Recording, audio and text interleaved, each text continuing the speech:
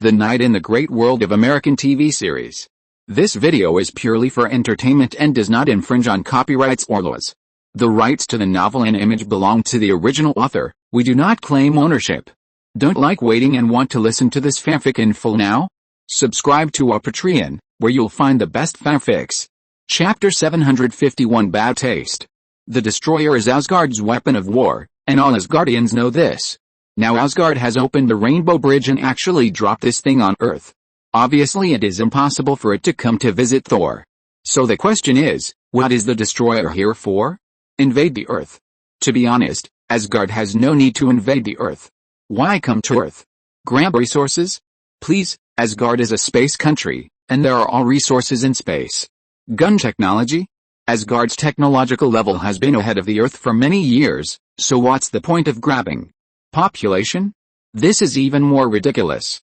Other people's technological level has reached that level. Why do they need slaves? To reduce production efficiency? This is like a famous alien paradox. Aliens who have the ability to invade the Earth have no desire for the Earth at all, because with their technology, there is nothing on the Earth that attracts them. Aliens without ability. They don't even know what the Earth is, so why invade? Asgard said that they were going to conquer the 9 realms, but in fact, as far as the Earth was concerned, they just casually went around the Earth, fought a battle with the frost giants on Earth, and then went back. As for conquest. Anyway, they never fought a war with the Earthlings. In short, the Asgardians had no reason and no interest in conquering the Earth. Of course, there are deeper reasons, which need not be elaborated. So why did the Destroyer come? Isn't it obvious? Its arrival can only be for Thor. Thor couldn't believe that his brother, Loki. He actually wanted to kill him. Although the 3 warriors of Asgard and Sif had told him about Loki's problem these days, Thor, anyway, he didn't resist the throne falling on his brother's head, but felt that it was right. During these days on Earth, Thor did not reflect on himself.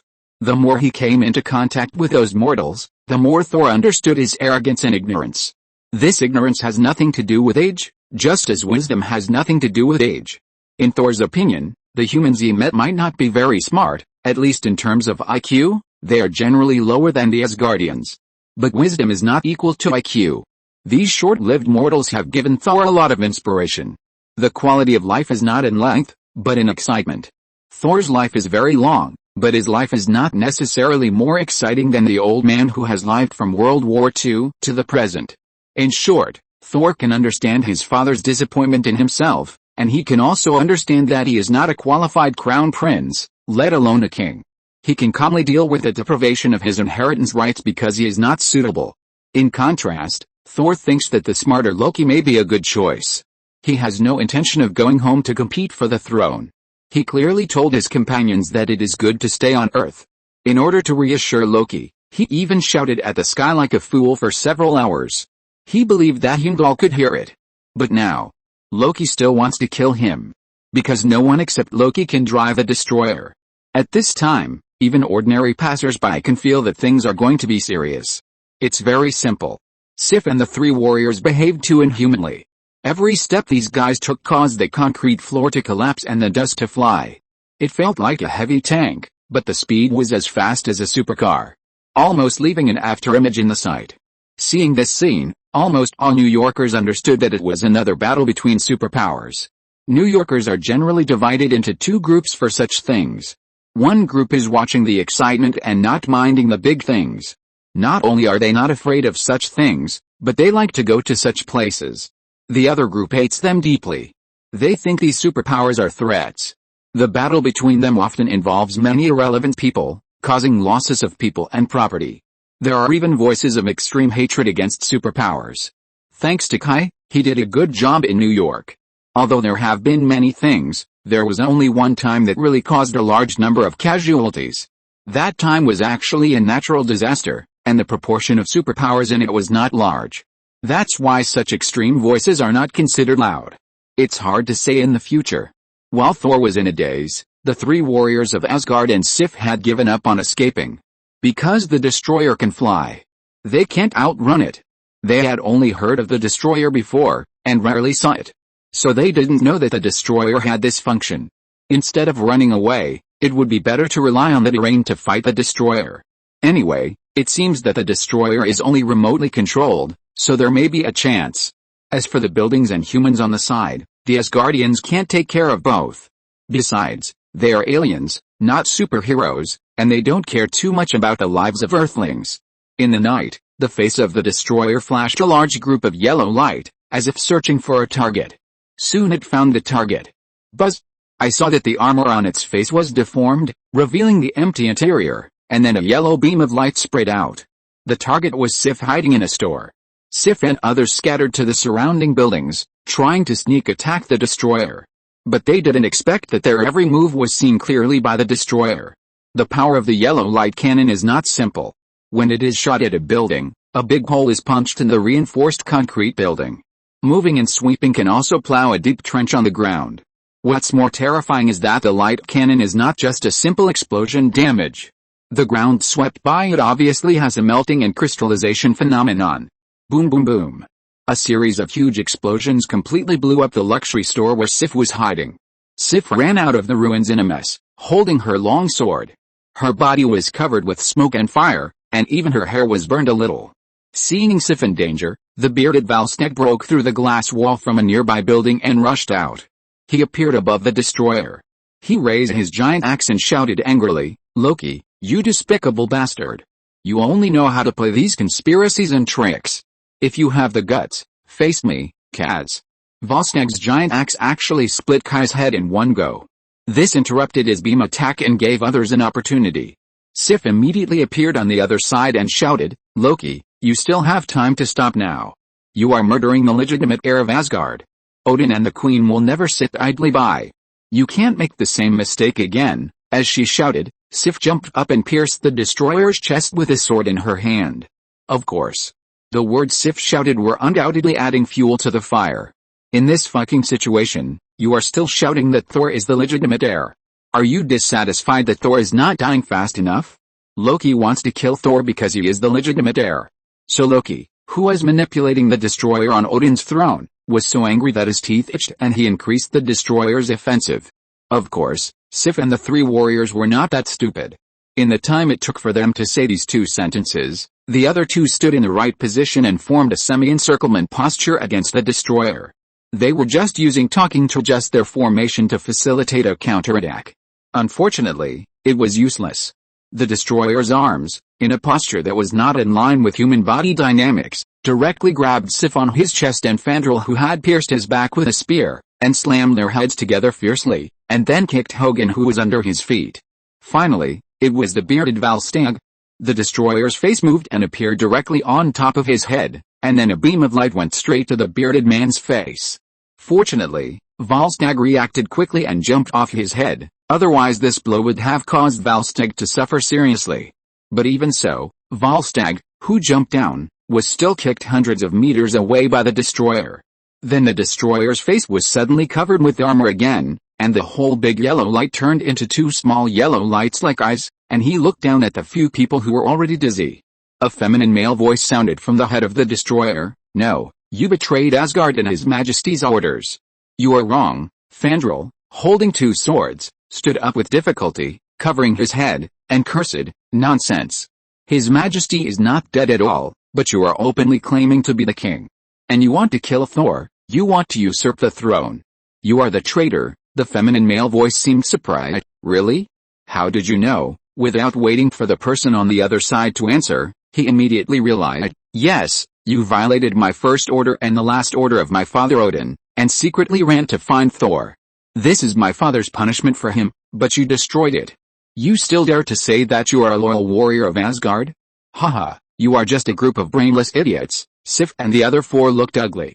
Even though they knew that what the other party said was wrong, they did seriously violate the procedures. Because Thor was exiled, Loki was the most reasonable and legal heir. No matter how much they disliked Loki, they could not deny this. This is also the reason why the Asgardians have not risen up to resist now. Procedural justice is sometimes really important. It is the foundation of order. They are used to lawlessness, so they dare to disobey orders like this. In the past, Thor, the great prince, was there to support them when the sky fell, so this level of violation was not a big problem. But now that Thor has been exiled, they have realized that this problem is really a bit big, Even if the destroyer kills all 4 of them in Midgard today, Odin can't say that Loki did something wrong after waking up, because what they did is indeed a way to die. In procedural justice, it does not depend on who is right or wrong, but who violates the order. Just like the law can never represent justice. The simplest example. Is it right for the poor to be exploited by the rich? Of course it is wrong. But the problem is that the law protects this production relationship. This is order. Moreover, in the power struggle, it doesn't matter who is right or wrong. In the end, it depends on who holds power, which can determine the fate of many people. They are Thor's diehards. Coming to Midgard against the rules, they were prepared, but they didn't expect to be accused by Loki, and they sensed a deeper crisis. They are Asgardians after all, and the laws of Asgard are deeply rooted in their hearts. There is no way to refute. Loki, do you really think so? At this time, Thor suddenly shook off Jane and Daisy's pulling, stood up from his hiding place, and shouted. Several friends were shocked, and Sif wanted to rush over and take Thor away. But Thor raised his hands, signaling them not to move, and continued, we grew up together, fought together, and faced so many things together. Are you really lying to me? How is father? Answer me. The destroyer was silent for a moment. Father is fine, he just fell into deep sleep, Loki suddenly said, but he doesn't want to see you either. He has been angered by your stupidity and has fallen into coma. The time of waking up is unknown. You know what this means. It's all your fault. You killed my father. Thor showed a bitter expression. It seems that his nonsense at the beginning was much more serious than he thought. So, you deserve it, Loki said coldly. With this sentence, the destroyer, who had been silent, suddenly opened his mask again, and a huge yellow ball of light appeared, which became bright in an instant, but he was about to attack Thor. Thanks to Valstag, who had just rushed back, regardless of his injuries, he swung the giant axe in his hand and smashed it on the face of the destroyer. Bang! The axe flew far away, and the light cannon also brushed past the stunned Thor. Loki, who was remotely controlling the destroyer, could no longer hold back his anger. Valstag, you betrayer! The bearded man was more direct, raising his hand and making a dirty gesture he learned on Earth. The destroyer's facial light cannon lit up again. I now declare you to be sentenced to death. In the short moment when Loki's attention was distracted by Valstag, a figure suddenly jumped up from the side and shot directly at the destroyer's head like a cannonball. The destroyer reacted very quickly and waved his hand almost subconsciously. The tall figure reacted even faster. She twisted in the air and brushed past the giant steel hand. The magic sword in her hand, blessed by Odin, suddenly grew to 5 meters and turned into a double-headed spear. Then she thrust it down towards the destroyer with all her strength. Crunch! With the unpleasant sound of metal twisting and cracking, the spear went straight through the back of the destroyer's head, piercing through its entire body, and then stabbed out from its crotch and sank into the ground. The bald head on the destroyer's face quickly dimmed, and its body stopped moving. Valstag cheered, and Thor was also surprised. He smiled at Sif, who was stepping on the destroyer's back and holding the spear in both hands. Well done. For a moment, several friends in the field seemed to have won. However, they were not so naive as to think that this was enough. The 3 warriors in the field did not hesitate at all, picked up their weapons and rushed forward.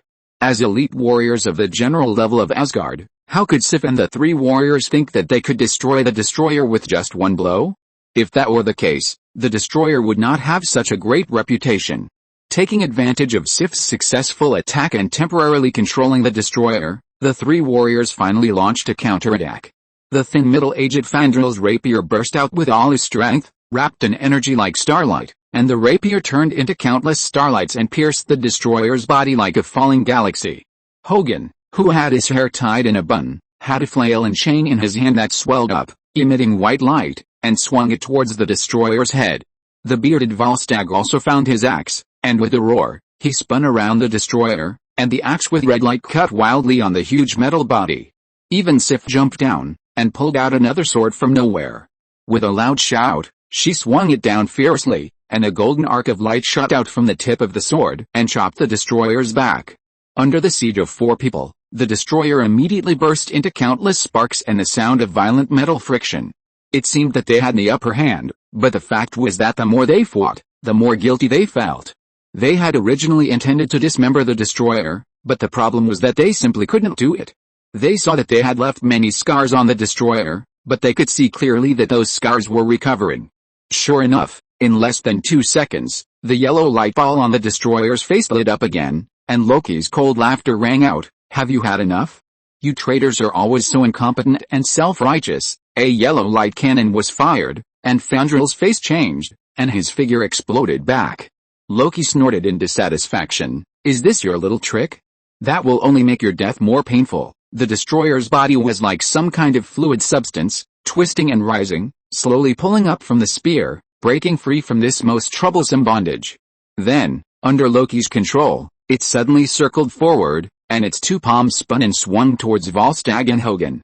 Volstagg was once again slapped away dozens of meters with his big axe by the destroyer.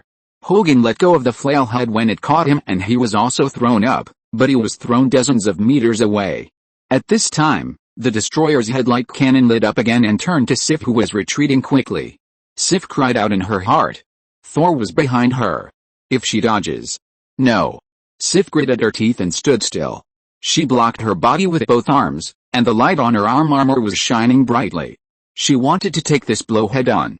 Boom.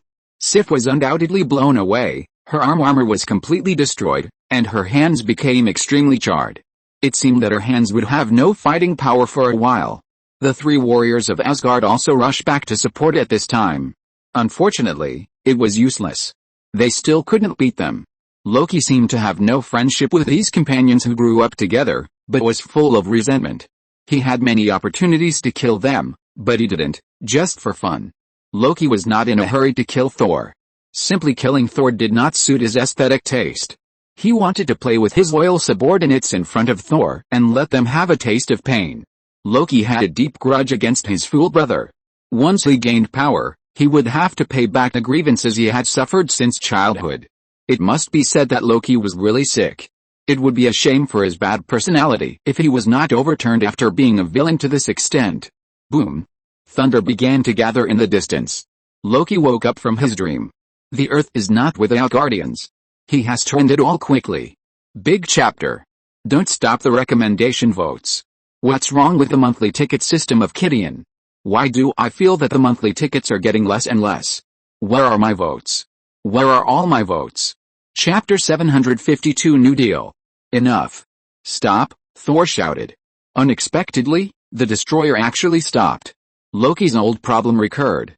He always had a mysterious obsession with this kind of drama that could give the enemy despair. He had a typical villain character and was always killed. Is this your confidence? Thor. You have fallen to the point where you can only survive by relying on the protection of your subordinates. How pitiful. My brother. Thor's face was gloomy, and he walked slowly towards the destroyer. Enough. Stop, they are innocent. Loki's voice full of evil taste sounded, but they will die later. In fact, logic was pinching the time. He planned to teach the person who stole the power of Thor a lesson. He wanted to kill Thor and these Asgard traitors in front of that guy. Let all humans understand that they cannot protect these people, and no one can disobey the will of the great king of Asgard. Thor, I know you have complaints against me. Loki's awkward personality broke out again. He refused to admit that he was jealous of Thor, because if that was the case, it would mean that he admitted that Thor was better than himself, which he would never admit, even though he knew that he did it out of jealousy.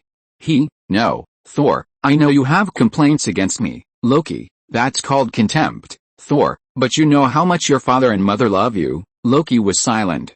Loki couldn't deny this point, especially after knowing his life experience. He understood more clearly how pure Odin and Frigga's feelings for him were, not the partiality he thought at the beginning. After all, he is just a bastard. Thor, if killing it can make you stop, then come on. Let's end this meaningless fight. As he spoke, he had already walked in front of the destroyer, spread his hands to indicate that he had no intention of resisting, and just looked up at the destroyer's lowered face. Looking at Thor's resolute face, Loki suddenly fell into memories. A long time ago, he did love his brother. As for now, he didn't know whether he hated him more or loved him more. As Loki's mind fluctuated, the destroyer's yellow light cannon flashed for a moment, and suddenly disappeared, and the destroyer's visor returned to its original state. Thor, Loki, you still love your father and mother, right? You also love me as your brother, right? Beside, the 3 warriors and Sif who were seriously injured and fell to the ground breathed a sigh of relief. It seems that Thor's words have worked. The fact is indeed like this. After a moment of silence, the destroyer turned around and seemed to want to leave. This time, even Thor smiled. He was not happy because he was able to survive, but because of Loki's attitude. His brother still loves him. But the destroyer paused, suddenly turned around and swung his arm, and a 270-degree backhand slap came over. Perhaps Thor's smile stimulated Loki. Duong. The big metal slap slapped to Prince's face, making a crisp and unusual sound. Thor's face twisted, his neck stretched, and then his whole body flew out dozens of meters like a cannonball, piercing a building and landing on another street, rolling more than 10 meters before falling face down on the street. 4 friends, then the destroyer floated up into the air and floated towards Thor, who was falling on the street. It descended above Thor and reached out to grab him from the big pit. "You idiot, who will love you?" Then the destroyer's face changed again into a light cannon form.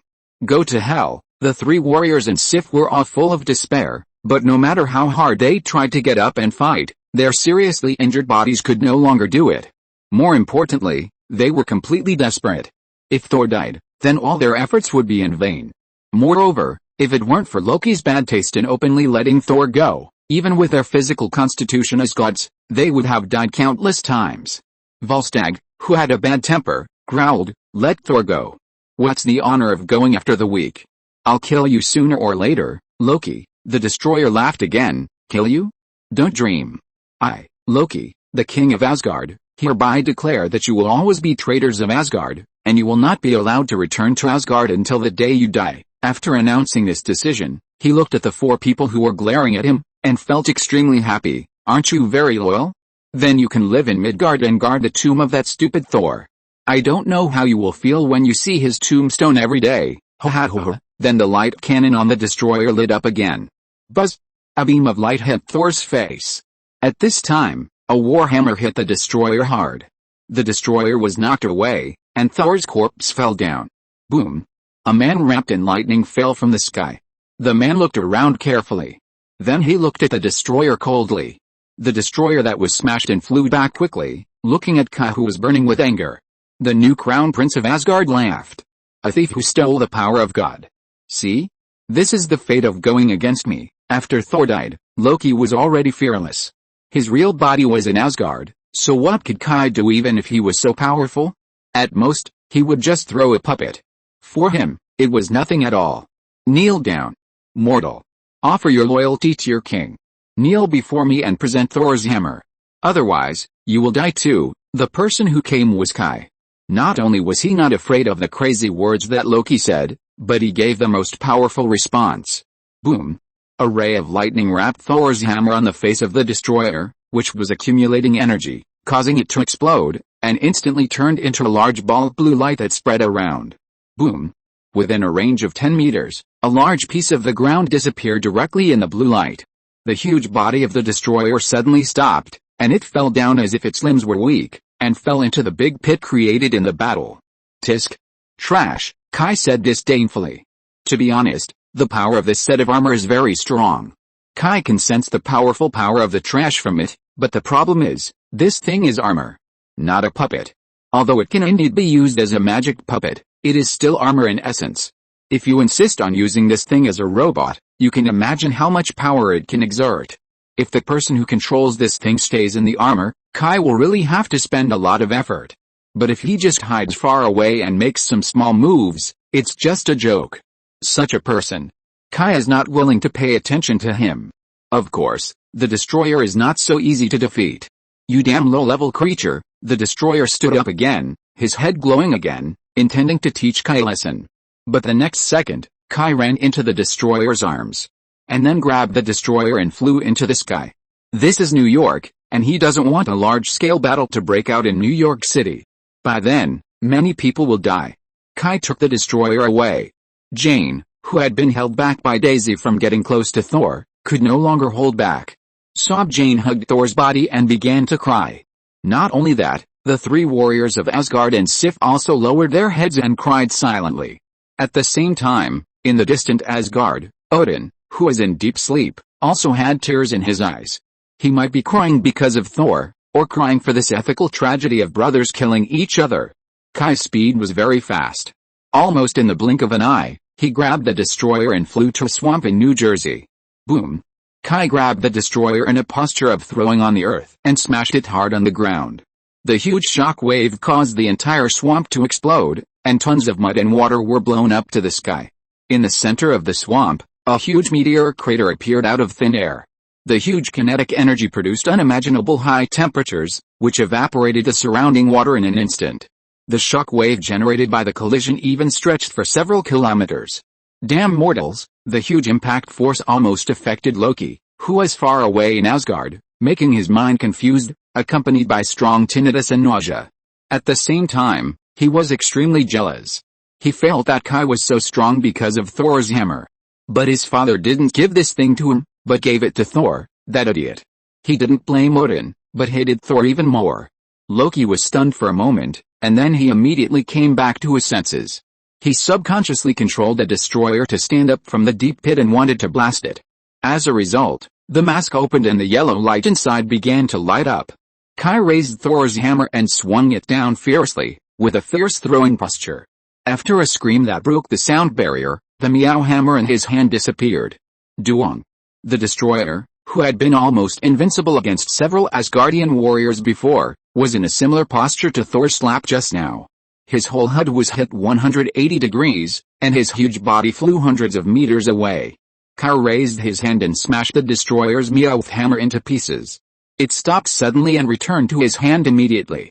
Although I don't know what's going on in Asgard, but I roughly understand why they don't want you to be the king.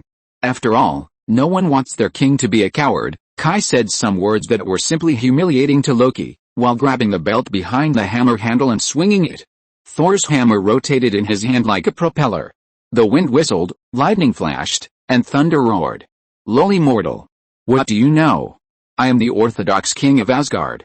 I am the greatest one, haha. Kai chuckled, and then in 10 seconds his body turned in the air, upside down, with a rotating Meowth hammer at the forefront, smashing towards the destroyer like a cannonball. Sitting on the throne, Loki subconsciously closed his eyes and turned his head, and then felt that his connection with the destroyer was cut off. Unforgivable. Unforgivable, Loki felt unprecedented humiliation. He was defeated by a mortal. He couldn't allow this to happen. So he had to change his plan.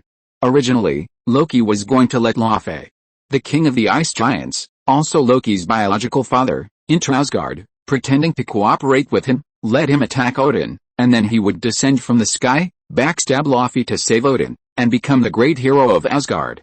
Then he would activate the Rainbow Bridge, guide the energy of the entire Asgard, and completely destroy Jotunheim, the hometown of the ice giants, to complete his revenge. In this way, he can become the king of Asgard with 2 great achievements. And doing so also has very important political significance. The fact that he is a descendant of the ice giants is known to the Asgard high-level officials. Only in this way can he show his attitude to those who doubt him. This is a bit like the fanaticism of converts, just like those second devils. In order to make their foreign masters believe in their position, they will be more radical than their foreign masters, and even have to be irreconcilable with their motherland, as if only in this way can they prove that they are a good dog. Loki is like this. But now, he doesn't care about Jotunheim. He wants that Earthling to pay the price. Of course, he knew very well that he couldn't destroy the Earth. The high-level officials of Asgard knew very well why the Asgardians conquered Midgard in name but never moved on Earth. You know, the Asgardians were very active in other places in the 9 realms. The reason was simple. The Earth had always had a powerful guardian. Even Odin could do nothing about this guardian, not to mention Loki. However, although those guardians protected the Earth, they cared about the entire Earth and humanity as a whole. If only a small part of humanity suffered a disaster, they would not intervene. So Loki planned to target Kai and the city where Kai was. He thought that as the king of Asgard, it shouldn't be a big trouble to do this.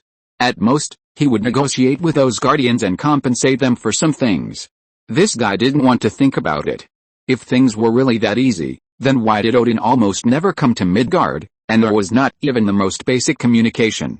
He even issued an order not to allow anyone to come to Earth. If it was just fear, there would be no need to treat it so harshly. Loki always thought that his brother was an arrogant fool, but wasn't he the same? After all, he was taught by the same father. He thought he was very important. But in fact, in the eyes of the real great being, he was not even as good as Thor. A little clever little character was still just a little character. Thor at least had an unparalleled talent, but what about him? He was useless except for his cleverness. Just when Loki started to act, Kai had already flown to the side of the motionless destroyer. This thing looked badly damaged, and its entire body was blooming like a chrysanthemum. Kai planned to put this thing away and give it to Kingsman for research. Apart from anything else, the material of this thing was great. Well, Tony also wanted some. But at this moment, Thor's hammer suddenly trembled. Hey, be honest, Kai didn't bother to pay attention to the information conveyed by Thor's hammer. This warhammer is mine. The person who contacted Kai through Thor's hammer was Odin, who was sleeping. That's right, Odin didn't fall into the so-called deep sleep at all. He is not an old man who will faint when he is angry with his stupid son. All this is just a trap set by Odin, a test for Thor and Loki. But unfortunately, his two sons don't seem to be very good. But in comparison, Loki is worse. This guy actually plans to attack the Earth directly. Odin doesn't know what to say. He just feels that his education is simply terrible. He has 3 children, one is rebellious and crazy, one is reckless and brainless, and the other is stupid and wise. There is no doubt that all 3 children have grown up crooked, and he has an unshirkable responsibility. Thor's trial is over, and Thor's hammer must return. Odin conveyed this message. It's none of my business. And, a Thor, actually relies on a hammer? Are you mistaken? He is not actually the Thor, but the hammer god. Right, Kai had reached a deal with Odin before. In that deal, Odin asked Kai to help train Thor so that he could master the true power of being the Thor, and in return, Kai had the Thor's hammer. Unfortunately, the trial was terrible. Thor did not master the power of Thor through training, and Loki also made Asgard complain. Mortal. Thor's hammer belongs to Asgard, you threw it away, I picked it up, so it's mine. What's the problem, you? Odin was so angry. This mortal actually added another seal to the seal he had placed on Thor's hammer, causing Odin to lose control of Thor's hammer. But fortunately, as a god king for thousands of years, Odin knew what to do and when to do it. Your conditions.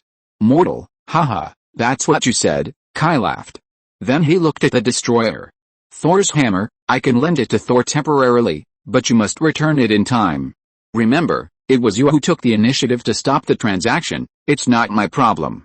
Thor's hammer is mine, this is agreed. Impossible. Odin was almost angry to death. If Kai said so, he would not only get nothing, but also lose Thor's hammer for nothing. Nothing is impossible. Thor's hammer was made by you anyway, so why not make another one? I can make you a new one. Asgard is naturally capable of remaking a divine weapon like Thor's hammer. But the problem is that this thing has a strong uncertainty. Even if it is made according to the same process, the final product cannot be exactly the same, at least in terms of power. This Thor's hammer is an extremely successful model. If it is new, who can be sure of the power of the new Thor's hammer? So Odin would rather trade with an uncertain new Thor's hammer than trade this artifact whose power has been confirmed after many tests. Whatever you want, Kai is not in a hurry anyway.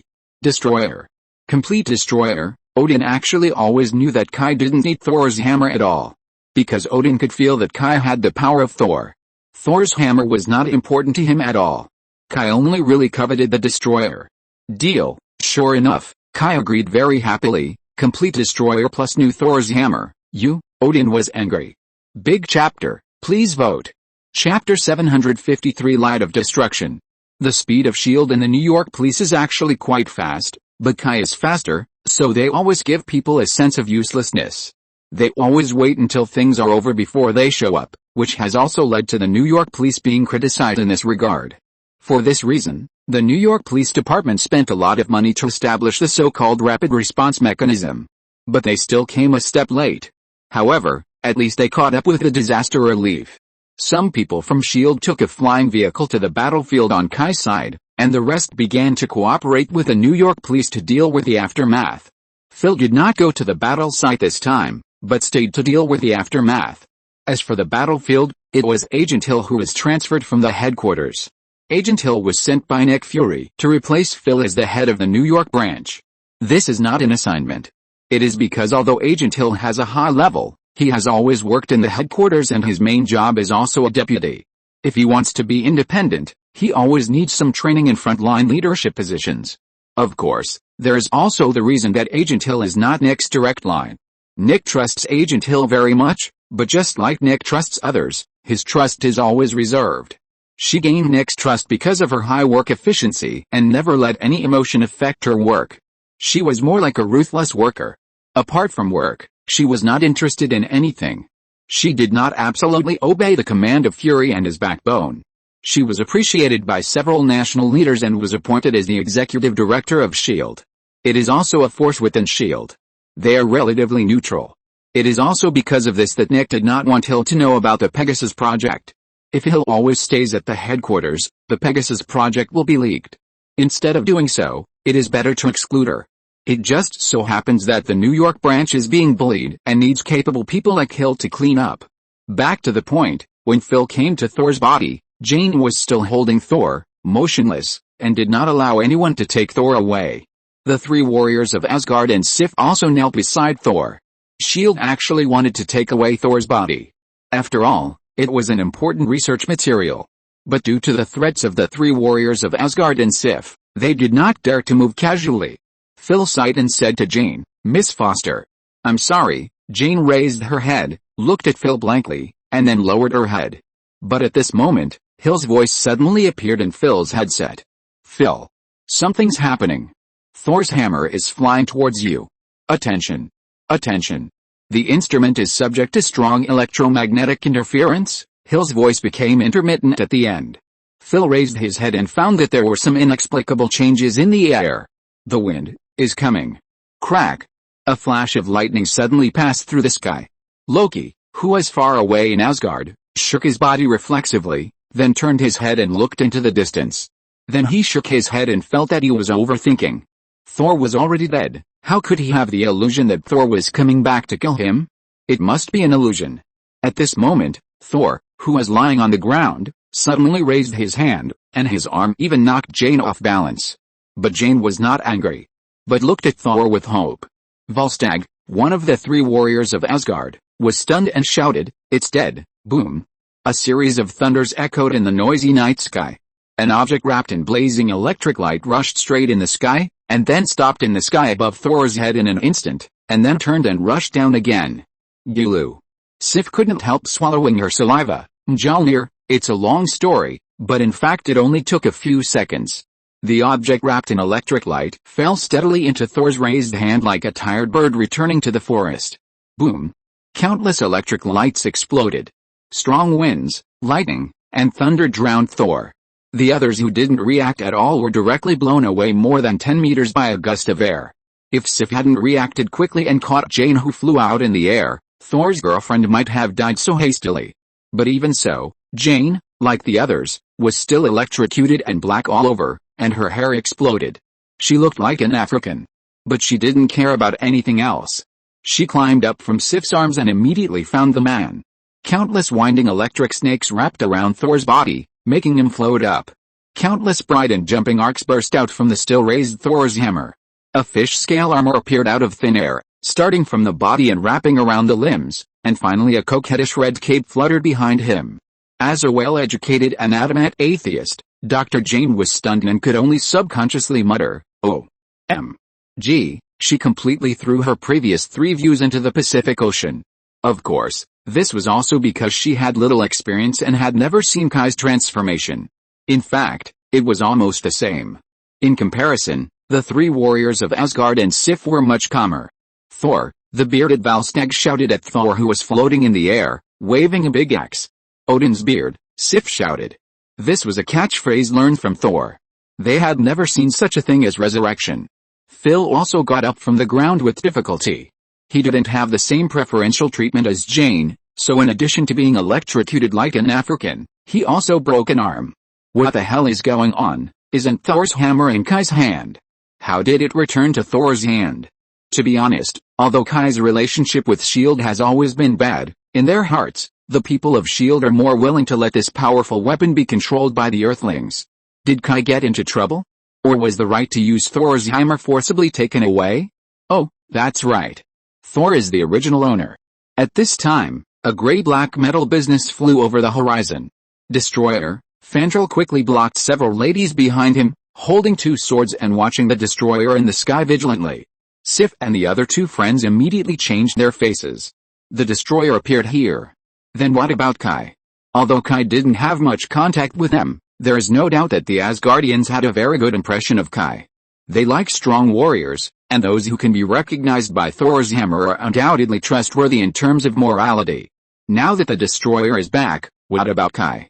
It seems to be self-evident. Thor's face also changed drastically. Loki. What did you do to my friend? Then this reckless man rushed towards the destroyer with a sonic boom without waiting for the destroyer to reply. However, he flew over very quickly, but he flew back even faster. Boom. The unfortunate Thor had just recovered his strength when he was beaten back hard. Thor, embedded in the ground, looked at the sky with lifeless eyes. He felt that his world was a scam, at least most of it was like this. He was often praised as invincible and invincible. But why couldn't he even beat a piece of armor? Those words he heard before were all lies, right? Of course, this thought disappeared quickly. Thor. Never give up. When did I become your friend? Kai's voice came from the destroyer. Thor just stood up and was about to charge again, but his action froze. You. Loki. You are so mean. You actually used Kai's voice. Kai inside the destroyer twitched his lips. Is this guy always like this? Thinking about these things, Kai opened the mask of the destroyer armor and revealed his own face. You actually pretended to be Kai. Loki, you are too much. Bang. Kai, who could no longer bear it, flew over and punched Thor away. Anyway, Thor, as the god of thunder, had thick skin and flesh, and could not be broken. Sif couldn't help but stare at Kai with wide eyes. She was not a magic idiot like Thor. She could tell what was real and what was a trick. You are okay. Kai looked at the Asgardian girl unhappily. It's okay. As he spoke, the destroyer armor on Kai's body seemed to come alive, and was retracted into Kai's body in a twist. The three warriors of Asgard also surrounded him. They knew that the destroyer was Odin's armor. But they had never seen Odin wear it. After Odin conquered the 9 realms, he rarely went out to fight. When Odin was fighting everywhere, they were still little kids and had no right to go to the battlefield.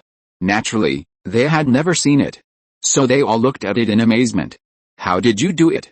You stole Loki's destroyer. Fandral had always been unhappy with Loki, because in their small group before, only he and Loki could play the role of military advisors, and there was competition between them for role positioning, so he and Loki were the least compatible.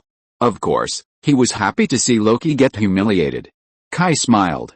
Odin gave it to me. Oh, so, it was Odin who gave it to Odin, the bearded Valstag shouted in amazement in a very funny manner. Although he was definitely not making a fuss on purpose, the effect was really perfect. At this time, Thor also came over rubbing his cheek, and was still mumbling something stupid like, we are all friends, there is no need to be so cruel, but when he heard Odin's name, he immediately pounced like a mad dog, knocking the bearded man in front of him away. See, this is the treatment of being his friend. Except for the Asgardians, no one would want such a friend. Odin. Have you met Odin? How is he? What did he say to you? Did he say me, this guy is like a child who has not grown up? When he heard his father, he forgot everything. He is very good. The only bad thing is that he feels that his education is too failed. Kai simply concluded Odin's current situation. Ah. What do you mean? Thor thought for a while. Is he talking about Loki? Hey. I don't think it's all Odin's fault. I am also responsible. Kai looked at this fool in confusion. He always felt that this guy was not as stupid as he imagined. Look, he is starting to take advantage of him. Do you think so, don't you? No, not about Loki. I mean, don't you think you are also a product of that kind of failed education? Otherwise, why are you here? Just as the two were talking nonsense, a strange phenomenon appeared in the sky again. A huge nebula vortex formed over New York, making loud rumbling noises from time to time. It's the Rainbow Bridge, Sif screamed. Since Odin is fine, it means that he knows everything Loki has done. In this case, it is natural for them to go home. Although the Earth is great, who doesn't like their own home? Thor looked at the Rainbow Bridge and murmured, why does this Rainbow Bridge feel wrong? Kai was planning to watch the fun at first. After all, it was none of his business to see other people's fathers pick up their son's home. He could just sit back and watch. But the next second, Kai's face changed drastically. Fuck. Odin. You bastard. Before he finished scolding, Kai's body was covered by the destroyer armor, and then Kai soared into the sky, aiming at the nebula vortex formed by the Rainbow Bridge. Thor was just about to protest Kai's scolding of his father. But the next second, Thor shut up. Because what fell from the nebula vortex was not the transmission light but a destruction light. Thor realized that it was not teleportation at all, but Asgard's ultimate weapon. From the very beginning of its invention, the Rainbow Bridge was a weapon, a planetary weapon that could destroy a planet at a time. Instead, teleportation was a secondary function. Loki was going to destroy the Earth. This was Thor's first reaction. And it was indeed the case. Buzz! The nebula vortex trembled, and a huge beam of destructive light fell from the sky. Under this beam of destructive light, Kai seemed so small, but he began to rush towards the beam of light without hesitation. Buzz! There was no explosion, only an extremely low sound. Kai blocked the beam of light. Kai tried his best to activate the divine fire in his body. The violent activity of the divine fire seemed to ignite the eternal fire. Boom! A huge ball of fire burst out from Kai's body, blocking the beam of destructive light of the Rainbow Bridge. Loki, who was far away in Asgard, was stunned. He really didn't expect that someone could block such an attack. So much so that he forgot what he was doing, causing the Rainbow Bridge to be interrupted. The Earth also reported this fact in real time. The light column was weak, and the nebula vortex stopped rotating, as if it would dissipate at any time. When the light column stopped, Kai fell from the air powerlessly. Thor finally played his role at this time, using the power of Thor's hammer to fly up and catch Kai. What's going on? Thor asked. Kai's weak voice came from the destroyer. Ask your father. Loki also reacted quickly and immediately grasped the Eternal Spear, and the Rainbow Bridge started again. The vortex nebula that was about to collapse took shape again. At this time, Tony fell from the sky. What the hell is this energy index? The energy detector in Tony's armor was about to explode, and this energy reaction had exceeded its detection range. Is someone going to drop a stack of atomic bombs on New York? It's worse than that, Thor said in an interfering voice. Tony saw Thor then, and asked in confusion, Who are you? I am Thor Odinson, the protector of the 9 realms, the god of thunder of Asgard. Okay, then can you tell me who is attacking us? Well, I was exiled from Asgard. Tony stared at Thor. My brother did that. Tony stared at him even more unkindly. He was adopted. We are not biological. Tony didn't have time to talk nonsense with him now. Tell me how to stop this. Well, the Rainbow Bridge is in Asgard, so they can't do anything. Kai seemed to have recovered at this time, and he struggled to stand up. No need. Someone will take care of this. Tony was stunned. Who? The moment he finished speaking, countless points of light flew into the sky from all over the city, and the light illuminated the entire New York City. Some people looked at the light spots flying around them, and dared to touch them. They felt the unusual warmth of the light, but no one could catch it. The light spots passed through various obstacles, including the human body, flew high into the sky, and condensed under the nebula vortex. Finally, a golden giant was condensed. God Kai, Tony said excitedly. Thor, on the other hand, didn't know who it was. The other Asgardians looked at the golden giant and fell into kind of shock that refreshed their worldview. Forget about Tony, the poor student. They could naturally recognize the legendary hero who appeared in the Asgard textbooks. Kai actor. Lion Knight, it's the end of the month, it would be a pity not to use the monthly ticket, so hurry up and vote. Chapter 754, Blooming in Despair. Asgard has a very detailed record of Kai's history. After all, Asgard only made 2 holy spears in history. One is the Eternal Spear, a symbol of royal power, which represents eternal royal power. The other is the Lance of the End, which represents the power of destruction. The story of the Lion Knight fighting with King Buri and other former kings has always been widely circulated in Asgard. Of course, since the Asgardians left the Earth and settled in the universe, some historical materials have also undergone some minor changes. For example, the story of Kayak has become more like a legend. Although many hymns have been circulated, many scholars have raised doubts. Because there is too little evidence of Kayak's existence. Of course, this does not mean that the Asgardians are unfamiliar with Kayak. It's like the legend is too deeply rooted in the hearts of the people, so that no one cares too much about the real historical materials. The most typical example is Gwan Eri. It is obvious that Tuoshong was killed by Sun Jian, but for hundreds of years, everyone knows that Guan-era killed Huoshong with warm wine, but not many people know that Sun Jian killed Huoshong. In short, it is precisely because of the uncertainty that the Asgardians have a very deep impression of Kai. Now they look at Kai actor in the same way as those mortals looked at Thor before. They are all confused and excited about the appearance of the mythical figure in front of them. The Asgardian's words immediately interested Phil. He covered his broken arm and asked curiously, "Do you know him?" S.H.I.E.L.D. really doesn't know much about the information of the god Kai, except for the mythological story. It's not that they didn't send people to check the information of the god Kai, but unfortunately, except for some scattered things during the First World War, there is nothing new. Of course, it's not that they didn't find any useful information. At least, S.H.I.E.L.D. found that the British royal family seemed to know a little about this mythical figure. But no matter how powerful S.H.I.E.L.D. is, it can't go to the British royal family to confirm the information. Don't forget, Britain is in the Security Council. Now that the Asgardians know the information of this god Kai, Phil must try his best to collect it. Sif turned around and looked at Phil with a look of mental retardation. The meaning was very clear: you don't know Kai actor? But Sif quickly realized that this is Earth, which is completely different from Asgard. So Sif, who was a little embarrassed, decided to popularize science to these Earth leopards. Kai actor is a hero of the Asgardians.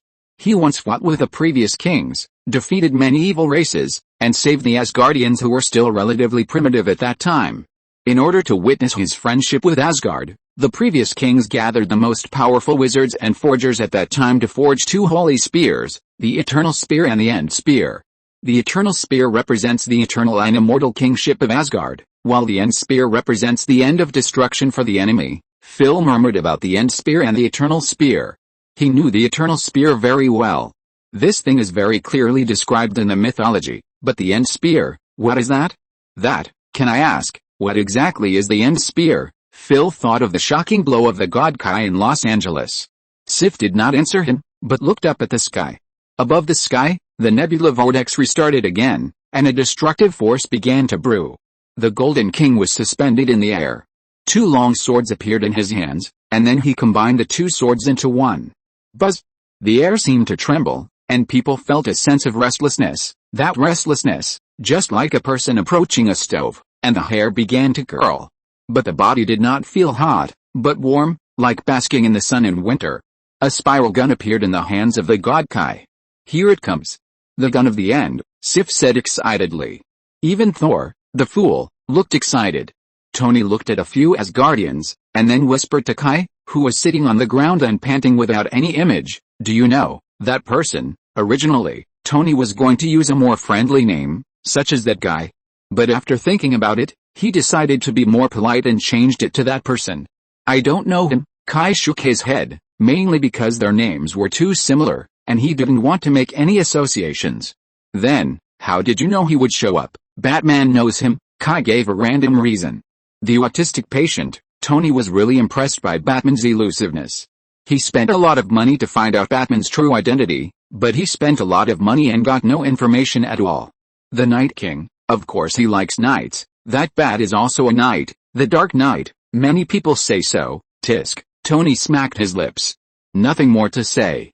While he was talking, a powerful golden magic suddenly burst out from the Golden King's body.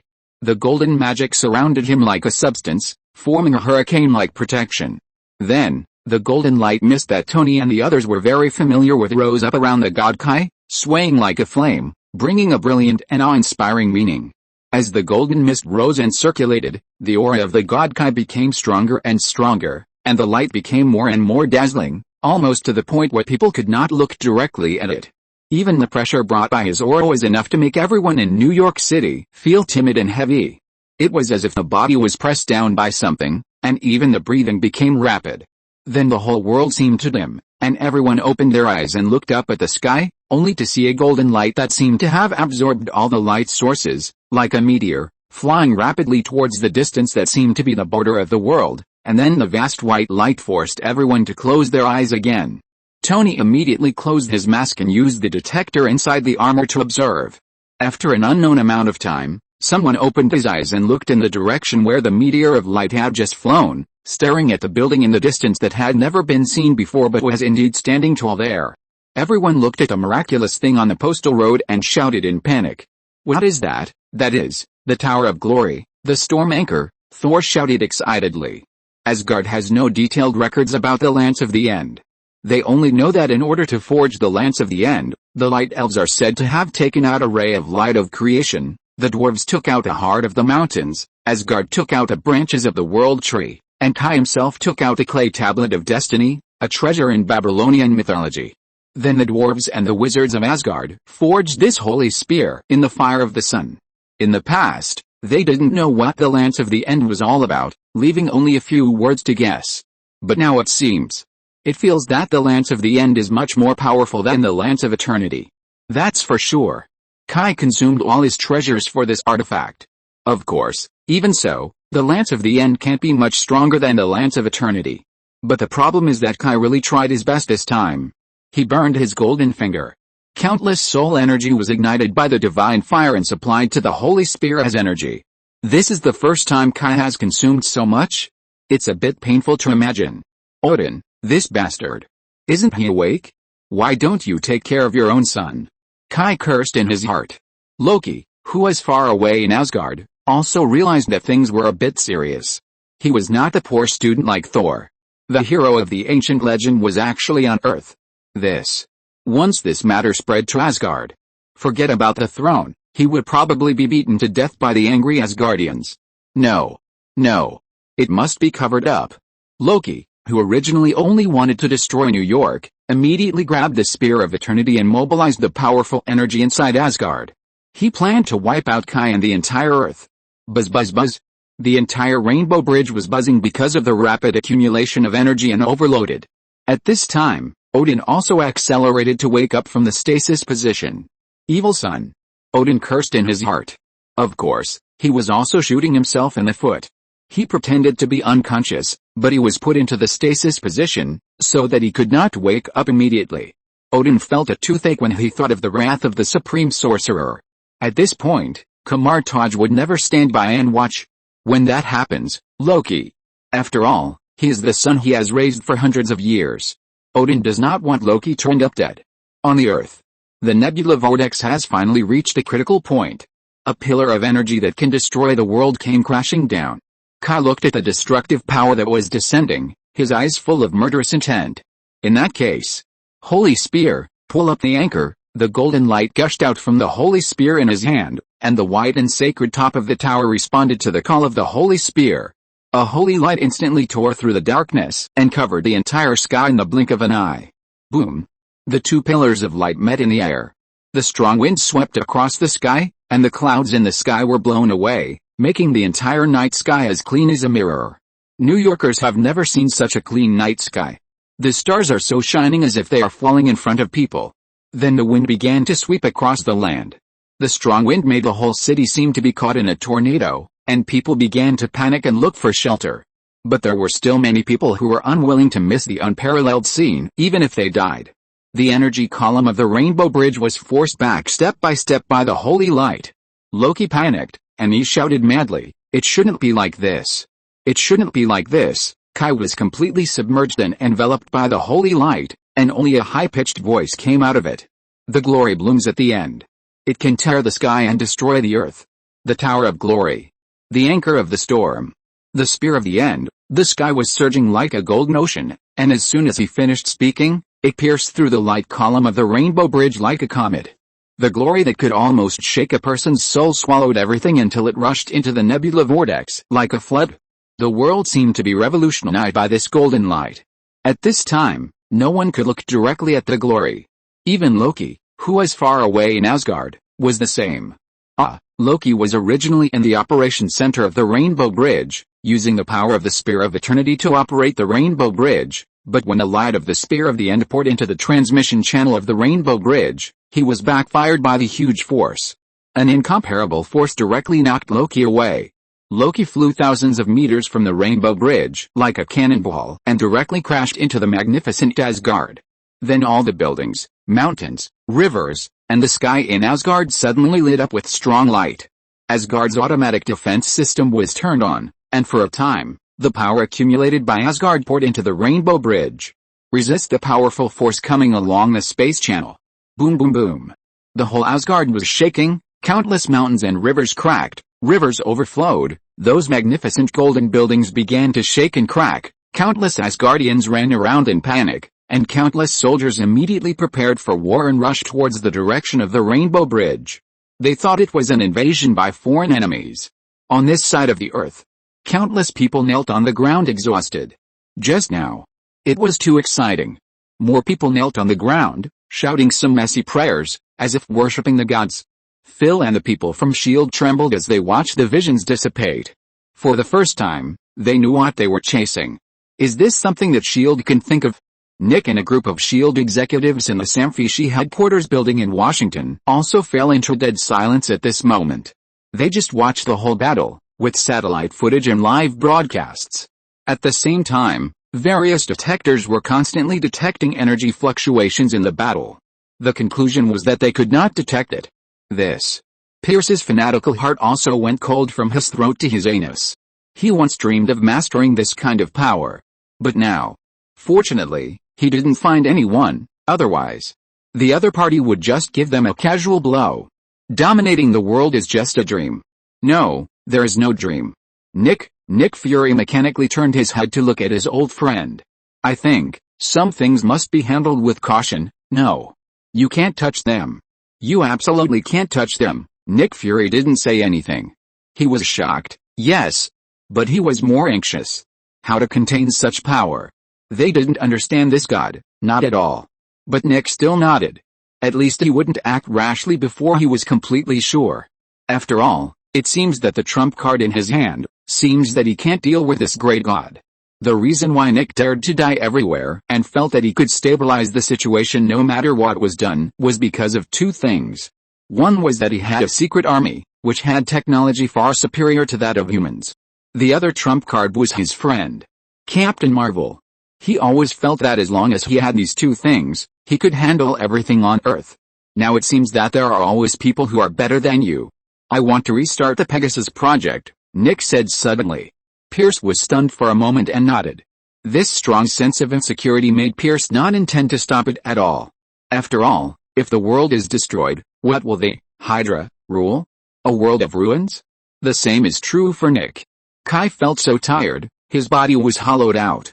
But he still forced himself to descend slowly from the air. Only then did people really see this golden god clearly. A gorgeous battle armor with obvious oriental style, but also with the characteristics of Western plate armor. Behind the golden lion head helmet, a large cluster of flowing cherry blossoms danced in the wind. On the top of the head was a suspended crown, and behind the back were 6 pairs of light feather wings formed by flames, shining brightly. Asgardians, take me to Asgard. Thor and a group of people nodded wildly immediately. At the same time, in the Rainbow Bridge Operations Center of Asgard, Heimdall, who was originally frozen, broke free from the ice because of the previous energy turbulence. Then he heard Thor's voice. Take us back. Heimdall, this chapter is really difficult to write, so it's a little less. I'm sleepy and tired. Please vote for the monthly ticket. If you're listening to this novel on a channel other than Fanfic World, it means they downloaded and uploaded it without effort. We cordially invite you to visit our channel, Mundo Fanfic Novelis. There you'll find the original version of this story and you can explore many other novels of various genres. We're waiting for you to immerse yourself in a world of incredible novels. Chapter 755, Determination. Loki woke up, and at the moment of waking up, Loki almost fainted again. Pain. His whole body hurt everywhere, and he felt that all his bones were broken. If he hadn't just held the Spear of Eternity tightly and relied on the power of Asgard, he would have saved his life. The Spear of Eternity, as the most important artifact of Asgard, may not be too strong in itself, but don't underestimate it. As a symbol of eternal kingship, holding the Spear of Eternity means that you can control all the power of Asgard.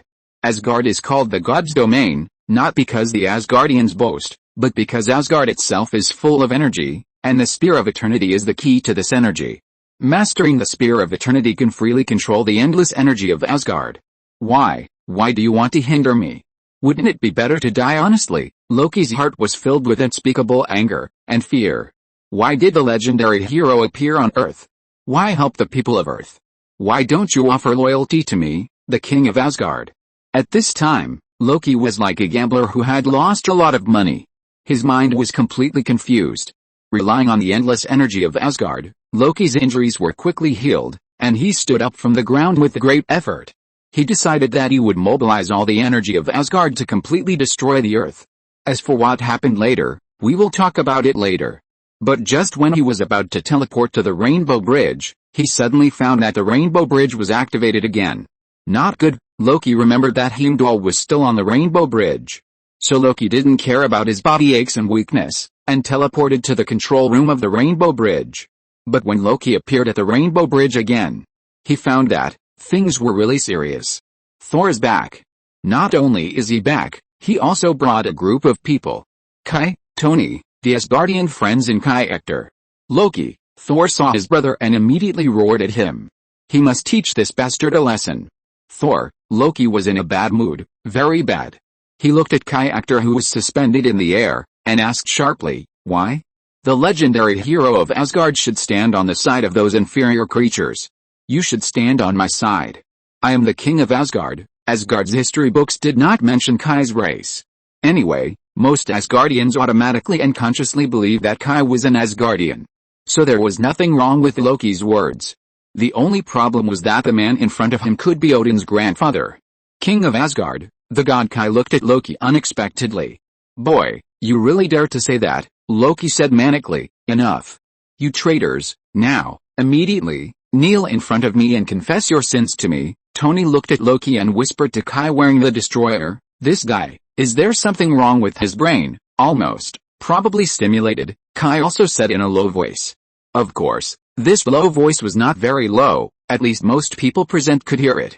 Lowly mortals, Loki was mocked by two earthlings, how could he bear it? He raised the spear of eternity and shot an energy wave at them. Thor just wanted to stop him, but Kai took a step forward and blocked in front of Tony. The golden energy wave hit the chest of the destroyer's armor. Then nothing happened. The energy seemed to charge the destroyer's energy, making the runes on the destroyer's body more shining. It feels good. Can you give me more? Kai himself didn't expect the destroyer to have this effect. But thinking about it, it seems normal. The destroyer and the spear of eternity were originally artifacts mastered by Odin, and they should be matched. Thinking about it again, Odin should use the spear of eternity to charge the destroyer. After all, it is simple and clear. The destroyer just blocked the destruction beam of the Rainbow Bridge, which consumed a lot of energy. Now that it is charged, Kai feels great. Loki was dumbfounded. His biggest reliance now is the spear of eternity. Enough, this farce. At this time, the god Kai spoke. Then he stretched out his hand and muttered something. Then Loki watched in horror as he lost control of the spear of eternity. Then the spear of eternity broke free from his grasp and flew into the hands of the spirit Kai. Buzz! Then the spirit Kai backhanded an energy wave to knock Loki away. Before Thor and the others could react, the spirit Kai's figure flashed and appeared on the path where Loki flew out. Puff! The spear of eternity pierced Loki's body and nailed him to the Rainbow Bridge. No, Thor instinctively rushed forward when he saw his brother being hurt, but surprisingly, at the moment Thor shouted to stop, two other voices also came out to stop the spirit Kai's actions. Thor's body was always faster than his brain. When he shouted, he had already rushed to the side of the spirit Kai. He wanted to use Thor's hammer to knock the spirit Kai away and make him leave his brother. But what terrified Thor was that the spirit Kai grabbed Thor's hammer with one hand. How could this be possible? Of course it was possible. Don't forget, Thor's hammer was in Kai's hand before. Strictly speaking, Kai is also its master. Kai didn't remove the seal on it, but only opened the permission to Odin and Thor. So even if Odin hit Kai with Thor's hammer, Kai could still catch it with one hand. The god Kai didn't care whether Thor was surprised or not. He grabbed Thor's hammer directly, and kicked Thor in the stomach, kicking him away. Then he turned around and chopped Loki, who was nailed to the ground, with one hand. The palm was wrapped with strong magic. If it was chopped, even a steel pillar as thick as Loki would be cut in half. No, a female voice screamed, and then a woman fell on Loki. Faced with such a situation, Kai had to stop. Loki's crimes were enough for him to die 100 times. But this woman. Kai didn't have the habit of killing innocent people. Please stop. Lord Kai. At the same time, a burly old man with white hair and beard appeared between Kai and Loki, blocking Kai's attack route. The god Kai put away his hand and stared at Odin. The last time Kai saw Odin, he was just born. So strictly speaking, they really didn't meet. Odin, son of Borg, yes, great Lord Kai Ektor, the king of Asgard, salute you here. Kai stared at Odin. Odin was a one-eyed god with a long white beard. He was a burly old man wearing an eagle helmet and golden armor. Even though he was already gray-haired, his whole body was filled with power that could shake the world. This was an extremely good warrior. You are stronger than Borg, and Borg, Kai told the truth. Borg and Borg could not bring such pressure to Kai. With Kai's current strength, he probably couldn't beat him. But it didn't matter. He didn't need to beat him because he was Odin's grandfather. But you don't have the fairness and wisdom of Borg and Borg. Odin looked down at his extremely weak son lying on the ground, with shame and regret in his eyes. The virtues of the late king are enough for us to learn for a lifetime. But great Ektor, please let my son go because I am already old. Everything he did was because of me. I failed to teach him well. At this time, Queen Frigga also reacted. With Kai's reputation and status in Asgard, he had the power to judge Loki. Odin and Frigga had no way to resist this. The queen knelt in front of Kai. This surprised all the Asgardians present. What kind of status does the Queen of Gods have? How could she bow down and kneel down to others? Loki struggled to stand up. He couldn't bear his mother to be so servile to others for her. I know Loki made a mistake. But please let him go for the credit of Asgard protecting the earth. Queen Frigga is a smart person. She knows why this powerful ancient hero appeared here, and she can only start from this aspect. But Kai shook his head indifferently. Odin, you should remember your responsibility. Remember Asgard's responsibility. Your responsibility is to protect Midgard. This is the oath of your ancestors.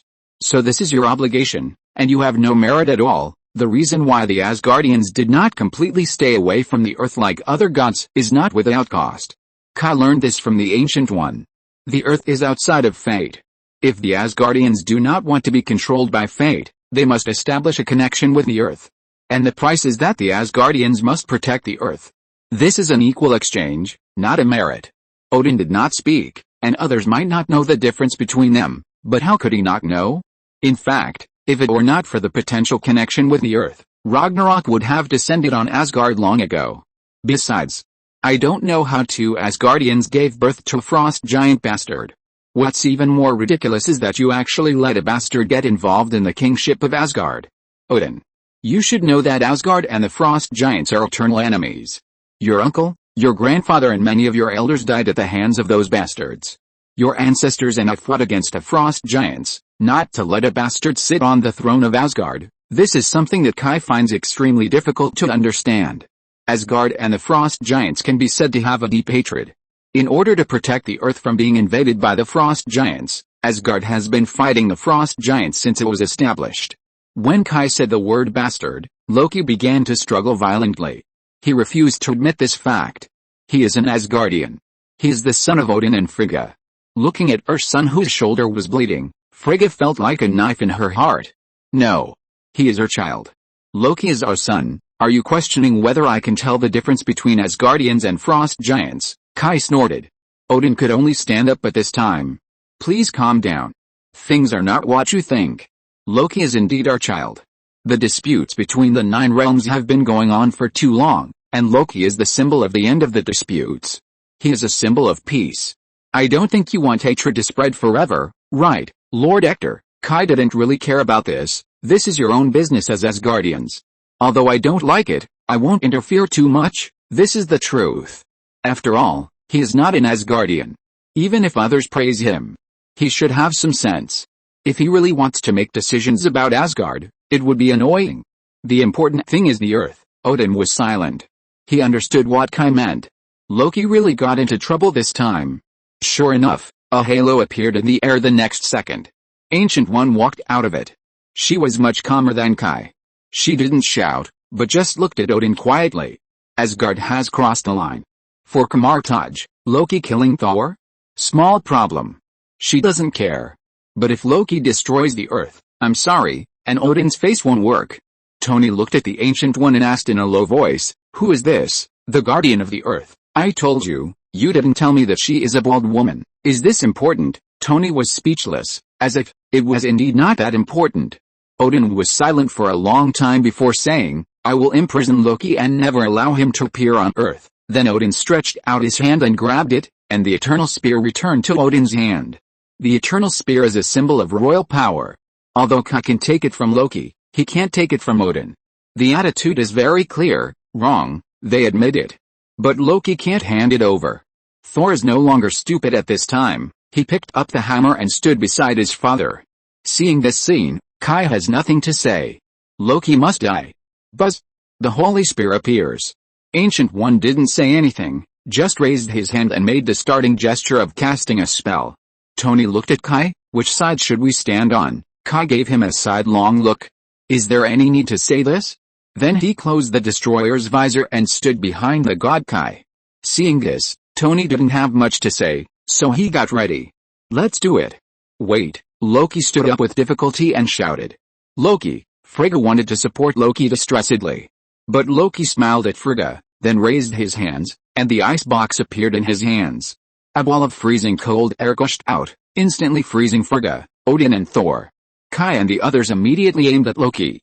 Unexpectedly, Loki dropped the ice box. He walked quickly to Frigga's front. Looking at his mother who was frozen by himself, Loki smiled. At this moment, he really felt the love of Odin and Frigga for him. This made him very happy. At least, they really loved him. He stroked the ice, but there was no Frigga's face. Frigga and the ice seemed to understand what Loki wanted to do. Loki did not hurt them, but just trap them. "Goodbye, Mom." Frigga stared at Loki with pleading eyes. Loki did not look at her, but glanced at Odin and Thor, then turned to face Kai and the others. "I am the king of Asgard. No one can judge me."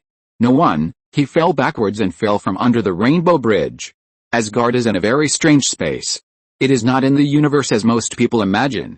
Around Asgard, it is all cosmic space-time turbulence. Once involved, no one knows what will happen. Maybe you will appear somewhere in the universe, or you may be annihilated by the space-time turbulence, or you may be thrown into a star. In short, the best outcome is to be exiled to the edge of the universe. Bang! Odin broke free from the ice and rushed to his son.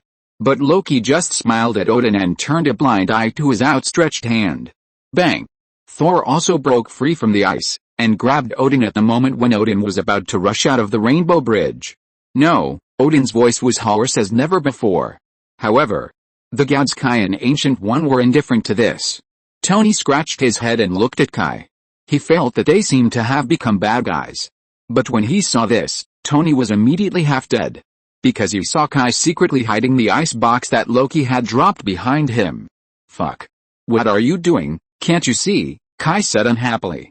"This belongs to someone else. That grandson made such a big scene on Earth and almost killed me. What's wrong with me taking some things?" Kai was righteous. "This thing is a good thing. The artifact of the frost giants. And you see, the people in Asgard are obviously unreasonable. What's the problem with my little thing enhancing the combat effectiveness of the Earth?" Tony thought about it and it was true. It was agreed that Asgard was the protector of the Earth, but it turned out that it was not the case at all. They were the ones who protected the culprit who destroyed the world. How could Tony trust them? It's the end of the month. Please vote. Don't hide it anymore, or it will expire. Chapter 756 The Ultimate Storm. The gods Kai and Ancient One left quickly. Although both of them had sufficient reasons to execute Loki, in fact, they were the ones who forced Loki to death. For justice, they didn't mind going against Odin, but now Loki was like this, justice was taken back, so they shouldn't stay there and be hated. Kai was also very open-minded about this. After all, Asgard was not the Asgard of 10,000 years ago. His friendship with Asgard was a matter of several lifetimes ago. If he wanted to rely on this friendship to act arrogantly and boss around in Asgard, it would be really annoying. As for whether Odin's family would hate him, he didn't care too much. If it was Buri or Bauer, Kai would really hesitate. After all, they had a friendship of life and death. When Kai made a choice, he would naturally hesitate. Even if the final result remained unchanged, Kai would still feel heartbroken and regretful. But he had no friendship with Odin. They were just strangers. He accepted the respect from others. After all, it was the friendship of the elders. If others ignored him, he would not be angry. Nothing was taken for granted, and Kai would not be arrogant enough to think that the whole universe should revolve around him. In fact, his previous preaching to Odin was out of anger. He didn't care whether Odin listened or not. When the gods Kai and Ancient One left, Odin and Frigga didn't try to keep them, and didn't even look at them. Ancient One and Kai didn't care about this. Kai and Tony stayed. The reason why Tony stayed was very simple, that is, to collect as much information as possible about Asgard.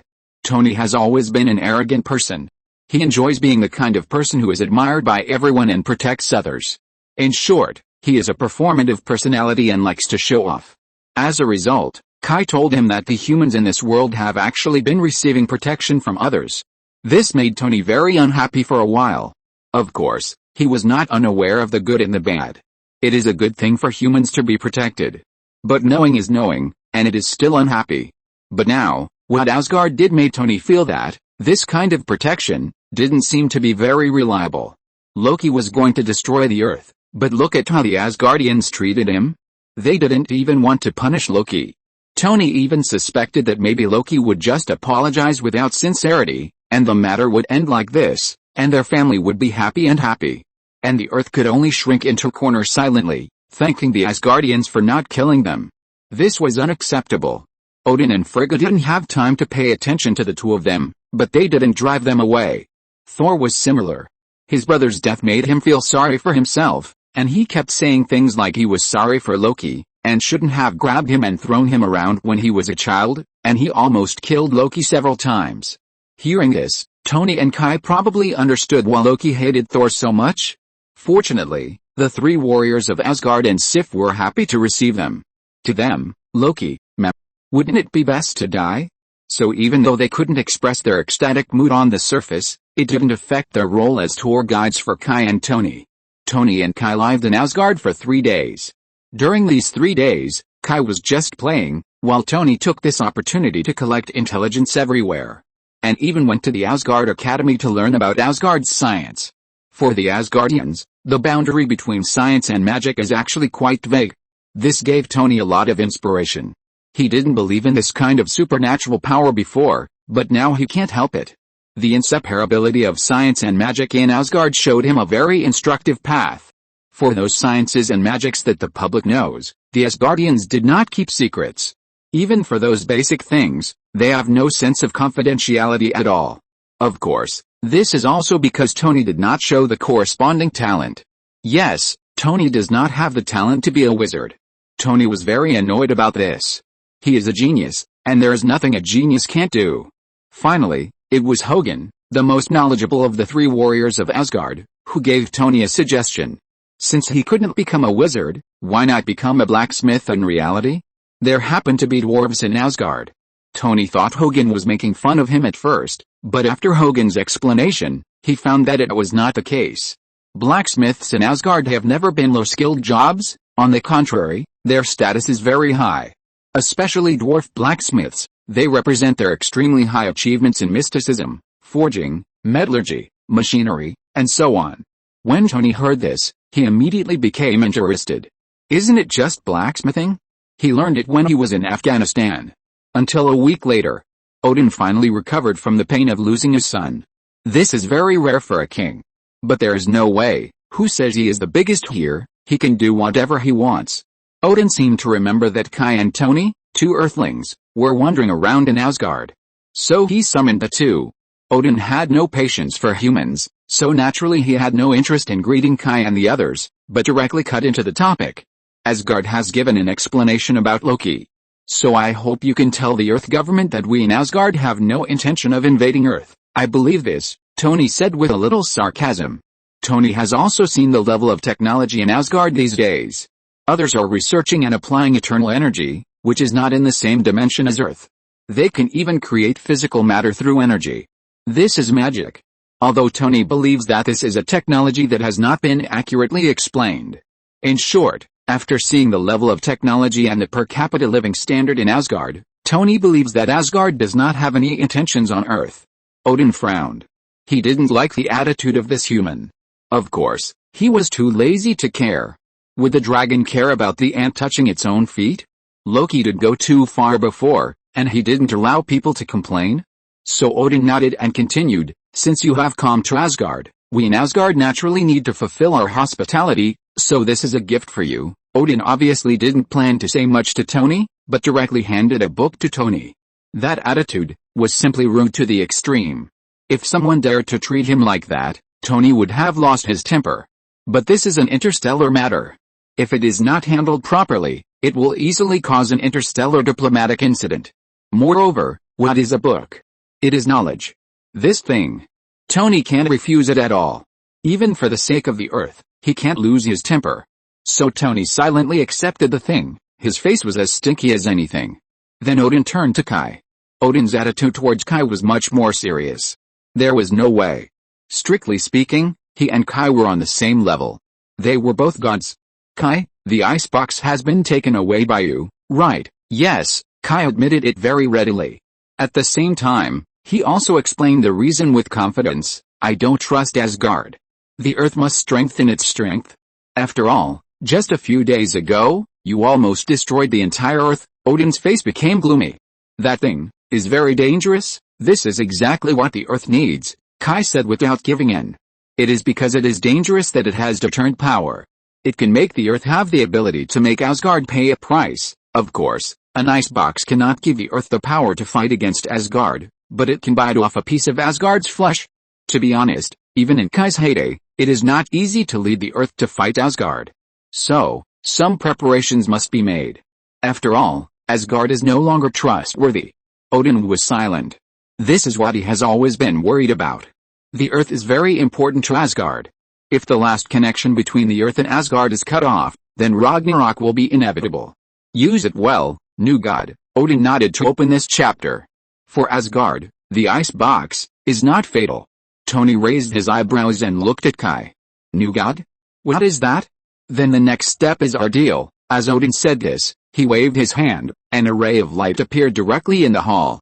It was a bright silver warhammer, more than 1 meter long, with an axe blade on one side and a round hammerhead on the other. The handle of the hammer had an armor-piercing cone, and spiral anti-slip patterns were entrenched on the handle.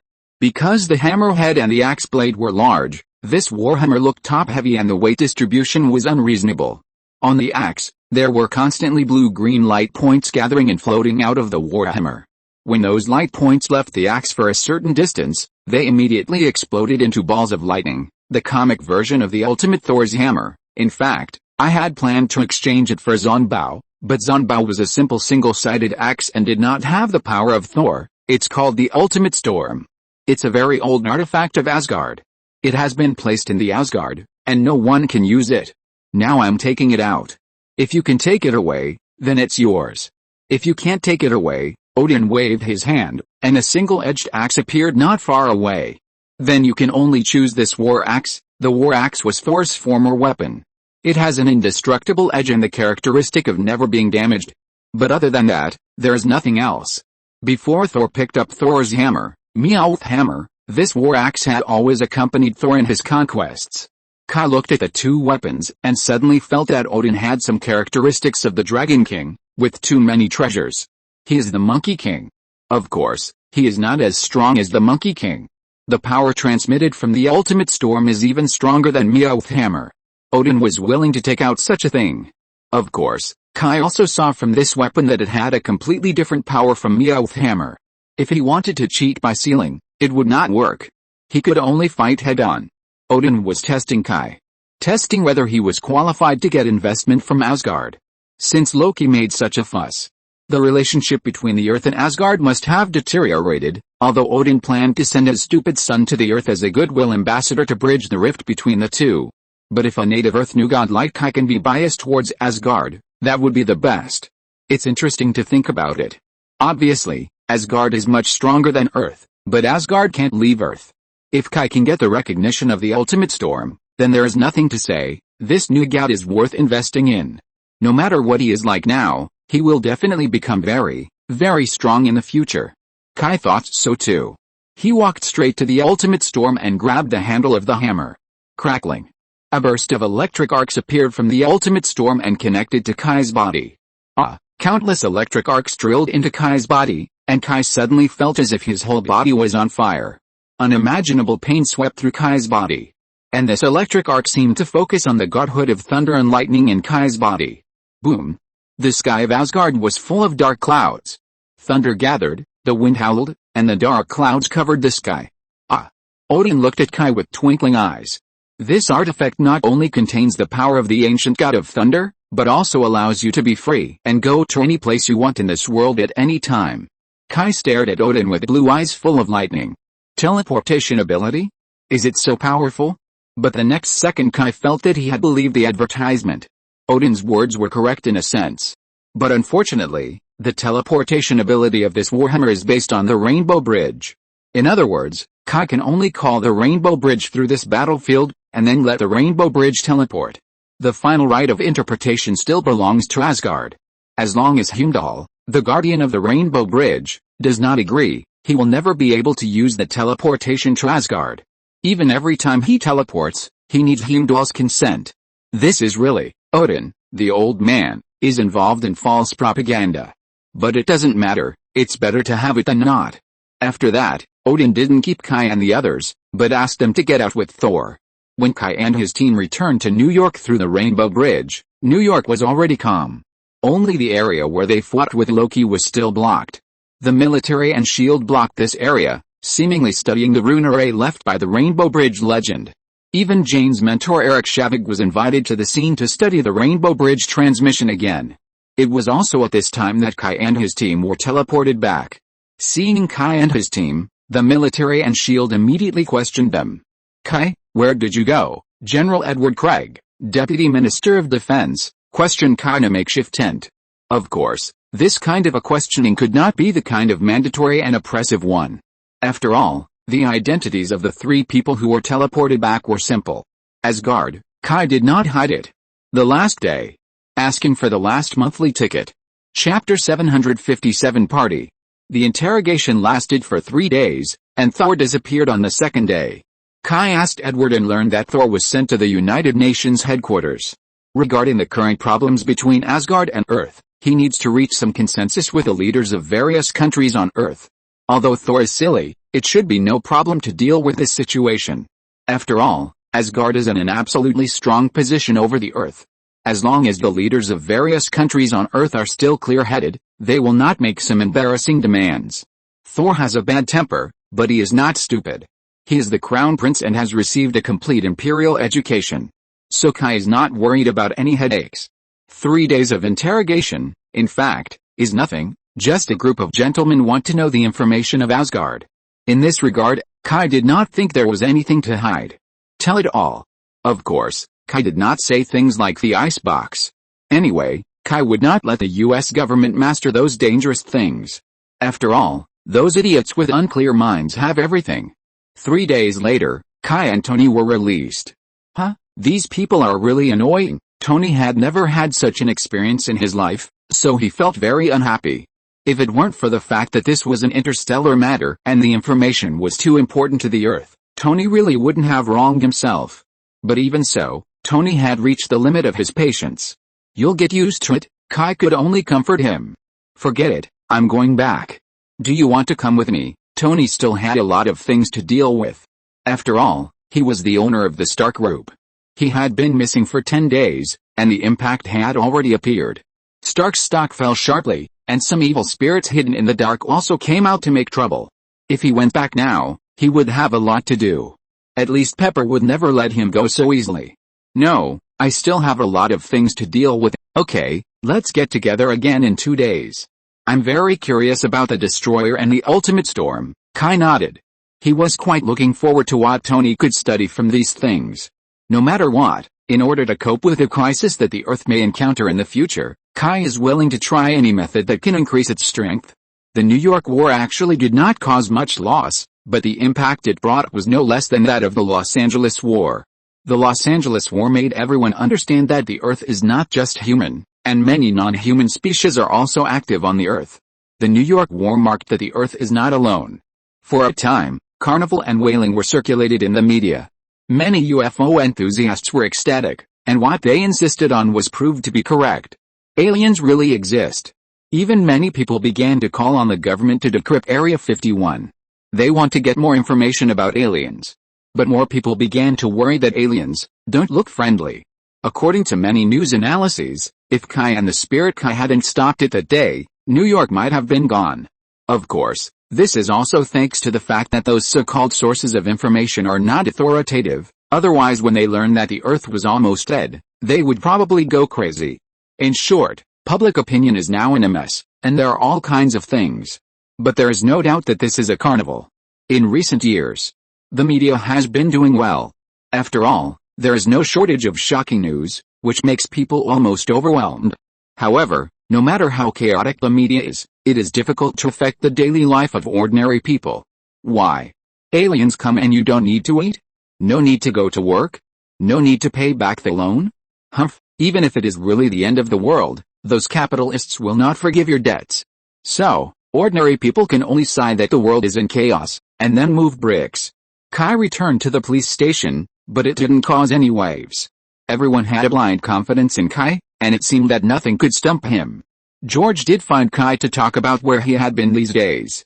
When he learned that Kai had gone to an alien planet, George stopped talking immediately. According to him, the less he knew about these things, the better. George didn't really come to Kai to talk nonsense.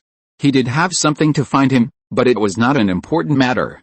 George was going to hold a party and wanted Kai to attend. This was not a private party, but an event equivalent to a social gathering. Recently, the 15th Precinct has entered a new stage in its fight against crime in Clinton. Although the public security in Clinton has improved a lot, it is difficult to go a step further. The real difficulty is not the gangs, but the residents of Clinton. Hell's Kitchen is not just about the gangs. What really makes Hell's Kitchen notorious is that no one can tell who is an ordinary resident and who is a gang member. Gangs have become a normal part of life in Hell's Kitchen. Even if a person does not join a gang, his family and friends will definitely join a gang. Although these people are unlikely to go out and do evil, they will assist those gang members, such as helping them hide weapons, keep sentries, tip off, and even help hide and transport drugs. These people instinctively distrust the police and are even on guard. These things may not seem big, but they have indeed affected the work of the 15th Precinct. George believes that if the 15th Precinct wants to advance the next security strategy, it must tell the residents of Clinton that they, the police, are not outsiders, they are also part of the community. But George's efforts have been ineffective. The long-standing distrust could not be eliminated so easily. It was not until the establishment of the homeless construction company, organized by Matt and Fergie, that George had an opportunity. The construction company organized by Matt and Fergie was not for profit, but hoped to enable more people to have a job that could support themselves. Later, Matt and Fergie found the Parkers of the Brooklyn shelter and let the homeless people participate. During this period of time, the business of the homeless construction company has developed very well. After all, Kay and George used their own connections to attract business for them. And with the efforts of Matt and Fergie, more Clinton residents have participated in this company. Matt and Fergie have a very good reputation in Hell's Kitchen. They like to sue the poor, and most of the time, they don't charge money. This makes many Clinton residents very grateful to them, even those gang members respect them very much. The two young lawyers did not waste their reputation. They visited everywhere and persuaded some parents to let their children who were causing trouble at home enter the company to move bricks. To be honest, how many parents are willing to let their children join the gang? If there's any way, they don't want their children to be idle. So for a while, the Wanderers Construction Company was doing well. Of course, they couldn't leave the management of Benjamin Parker and May Parker. These two people are the kind of real good people. They are patient, meticulous and thoughtful. Even those problem children will unconsciously become good when facing them. Sincerity for sincerity, no one is born a bad guy. The sincerity of the Parkers made many people willing to listen to them. Of course, the most important thing is that with the increase of the company's business, everyone lives a good life. Making money is the most important thing for the company's employees. Who wants to fight blood on the streets when there is hope for the future? George did not miss this opportunity and immediately deployed a lot of police forces around the construction company to ensure that there would be no disturbance from anyone. This made the area around the company gradually become the safest place in the entire Hell's Kitchen, and there was no one to collect protection fees. This back and forth, it did ease the relationship between the police and residents a lot. So George decided to make persistent efforts. So he discussed with the Parkers to hold a party. It happened that the company's business was too busy recently, and the employees needed to relax properly. Kai was very supportive of this move. In fact, in Kai's previous life, The police force often held some activities such as police-civilian friendship, so that the police and the people could communicate more and deepen their understanding. On the contrary, after coming to America, he found that the police here were very indifferent to such things. They seemed to be more willing to please the rich. Kai did not expect George to have such a high political awareness and be a good comrade. So Kai was very happy and directly allocated a sum of money from the Relief Foundation for the expenses of this party. Food, drinks, beer, decorations, tableware and kitchen utensils were all solved by him. The Parkers acted very quickly. The application and filing with the municipal government were completed the next day, and the preparations for the party were also carried out simultaneously. On the third day, everything was ready, and the party officially started in the evening. George also acted very quickly and soon finalized 20 police officers to serve as voluntary order maintainers. As for other police officers, George did not force them to attend the party, but they could go there if they were free. What makes people happy is that the participation of the police did not make the atmosphere of the party worse. After all, since the company was founded, this area has always been a key area of police attention. Police can be seen at any time. Once you get used to it, you will not panic. 2 years ago, residents of Clinton District would never gather under the eyes of patrolmen because there are too many guys with hot criminal records living here. Now these criminals have basically been tossed away by the 15th Precinct and a group of vigilantes, and the rest are basically native Clinton District people. Most of them work or help in construction companies, and they are good citizens. When night falls, the cold wind blows by the river, but the streets are very lively. Various hot foods are on the stove, emitting tempting heat. And the community rap band formed on the spot can also perform on their own. People will watch those who sing well, and those who sing poorly, well, they will watch more and laugh at them loudly. The atmosphere is great. All food, drinks, and entertainment are free, even the 2 claw machines that have been moved in are free, but you have to queue up and limit each person to 3 times each time. Other pinball machines and boxing machines can be played at will. This makes the party venue surrounded by ribbons like a small carnival. What is more enjoyable than free? Kai also came in the evening. When he came, he happened to see George and 2 black ladies chatting. His whole family came too. The 2 children were playing around the venue, and his wife Helen Stacy was busy with May in the venue. Helen is a housewife and the focus of her life has always been on her family, so she rarely participates in organizing such large parties, but judging from her state, she should enjoy this kind of thing. As for George's daughter Gwen Stacy, she volunteered with Peter Parker and was directed around by May and Helen. This is a good idea. I think we can organize more in the future. Seeing Kai coming over, George came over. Hearing Kai's praise, George smiled and said, "You are so generous in giving money, otherwise there wouldn't be so many people coming." At this point in the party, it was not just the company's employees and their families, but many people from the surrounding areas also came to join in the fun. May and Helen welcomed everyone, and anyone could attend the party as long as they followed the rules. So the scene was quite lively. Of course, if there were no police at such a large party, people would have been high and drunk. This is the norm for American parties, and even Kai can't do anything about it. Kai sometimes doesn't understand. The Americans are obviously the only superpower in the world, but their attitude towards drugs is very bad. Until now, many young people think that drugs are just a concoction and have no harm. Doesn't the US government promote the harm of drugs? From the public to the government, Kai thinks there is something wrong. To be honest, this kind of thing doesn't require much IQ to understand, but no one cares, and even many local governments are promoting drug legalization. It's simply ridiculous. George and Kai stood there chatting, and somehow they talked about the police. Recently, my colleagues have complained a lot. What complaints? Kai was a little surprised. The 15th precinct is definitely one of the best in all the precincts in New York. Whether it is equipment or treatment, it is nothing to complain about. After all, how many chiefs can pay for their own relief funds? Although the public security in Clinton District is okay now, we often need cross-district support recently. After a few times, many people are a little, not so reluctant, George said. Kai nodded. This is a problem. Under Kai's leadership, the 15th precinct is definitely strong and powerful. The headquarters naturally cannot leave such a strong force unused. Therefore, among all the precincts in New York, the 15th precinct has the most cross-district support. Once or twice is fine, After all, they are all police officers, and they should help each other. But after too many times, many people feel uncomfortable. We are the 15th precinct, not the police headquarters. Why do we have to do several times more work with one salary? This is human nature. After all, cross-district support is usually due to major incidents, and anything related to this kind of thing is more dangerous. It was clearly not the 15th precinct's business, but the police officers of the 15th precinct were made to bear unnecessary risks. Everyone is unhappy.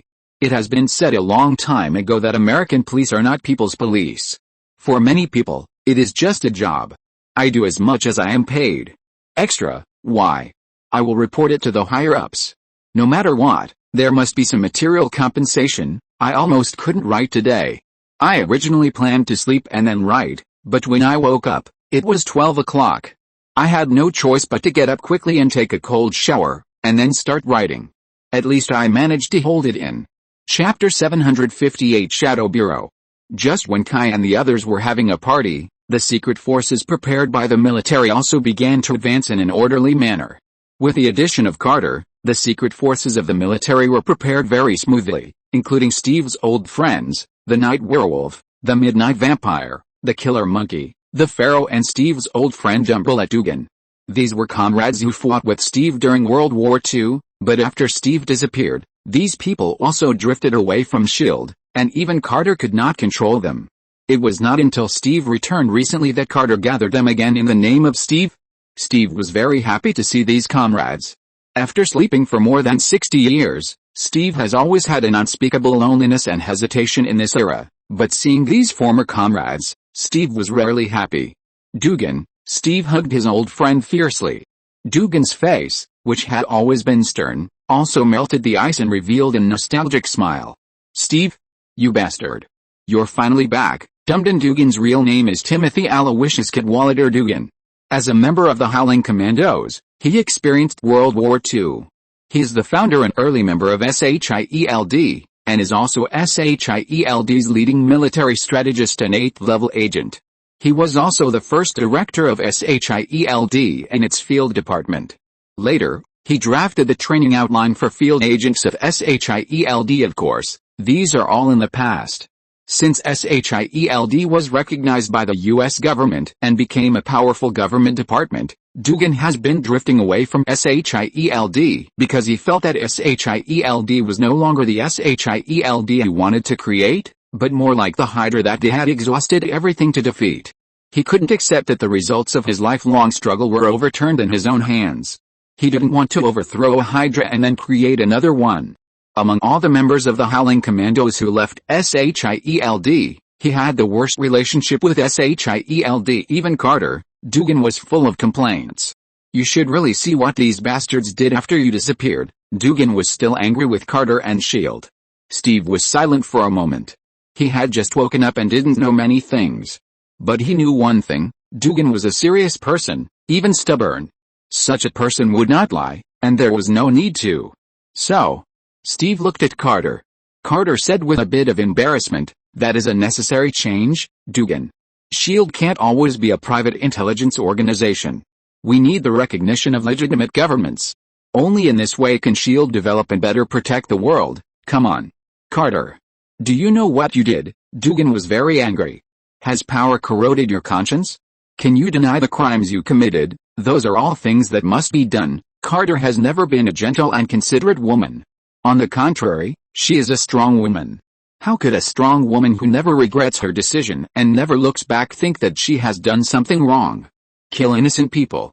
Kill the parents of the child, and then kill the child. Is this also something that must be done? Dugan's temper will only get hotter. Even though he is older than Carter, his temper has not diminished at all. Perhaps it is this stubbornness that makes the anti-aging potion, SSS potion, with an outrageously low success rate perfectly successful on him. The anti-aging potion, SSS, is a special potion developed based on the super soldier serum. Its purpose is self-evident, but so far, it has only worked on Dugan.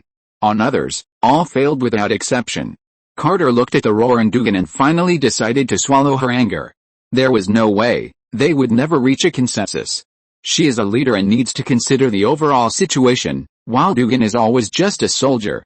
He will not consider the overall situation. In his world, right is right and wrong is wrong. Fortunately, the arrival of other members eased this embarrassing situation.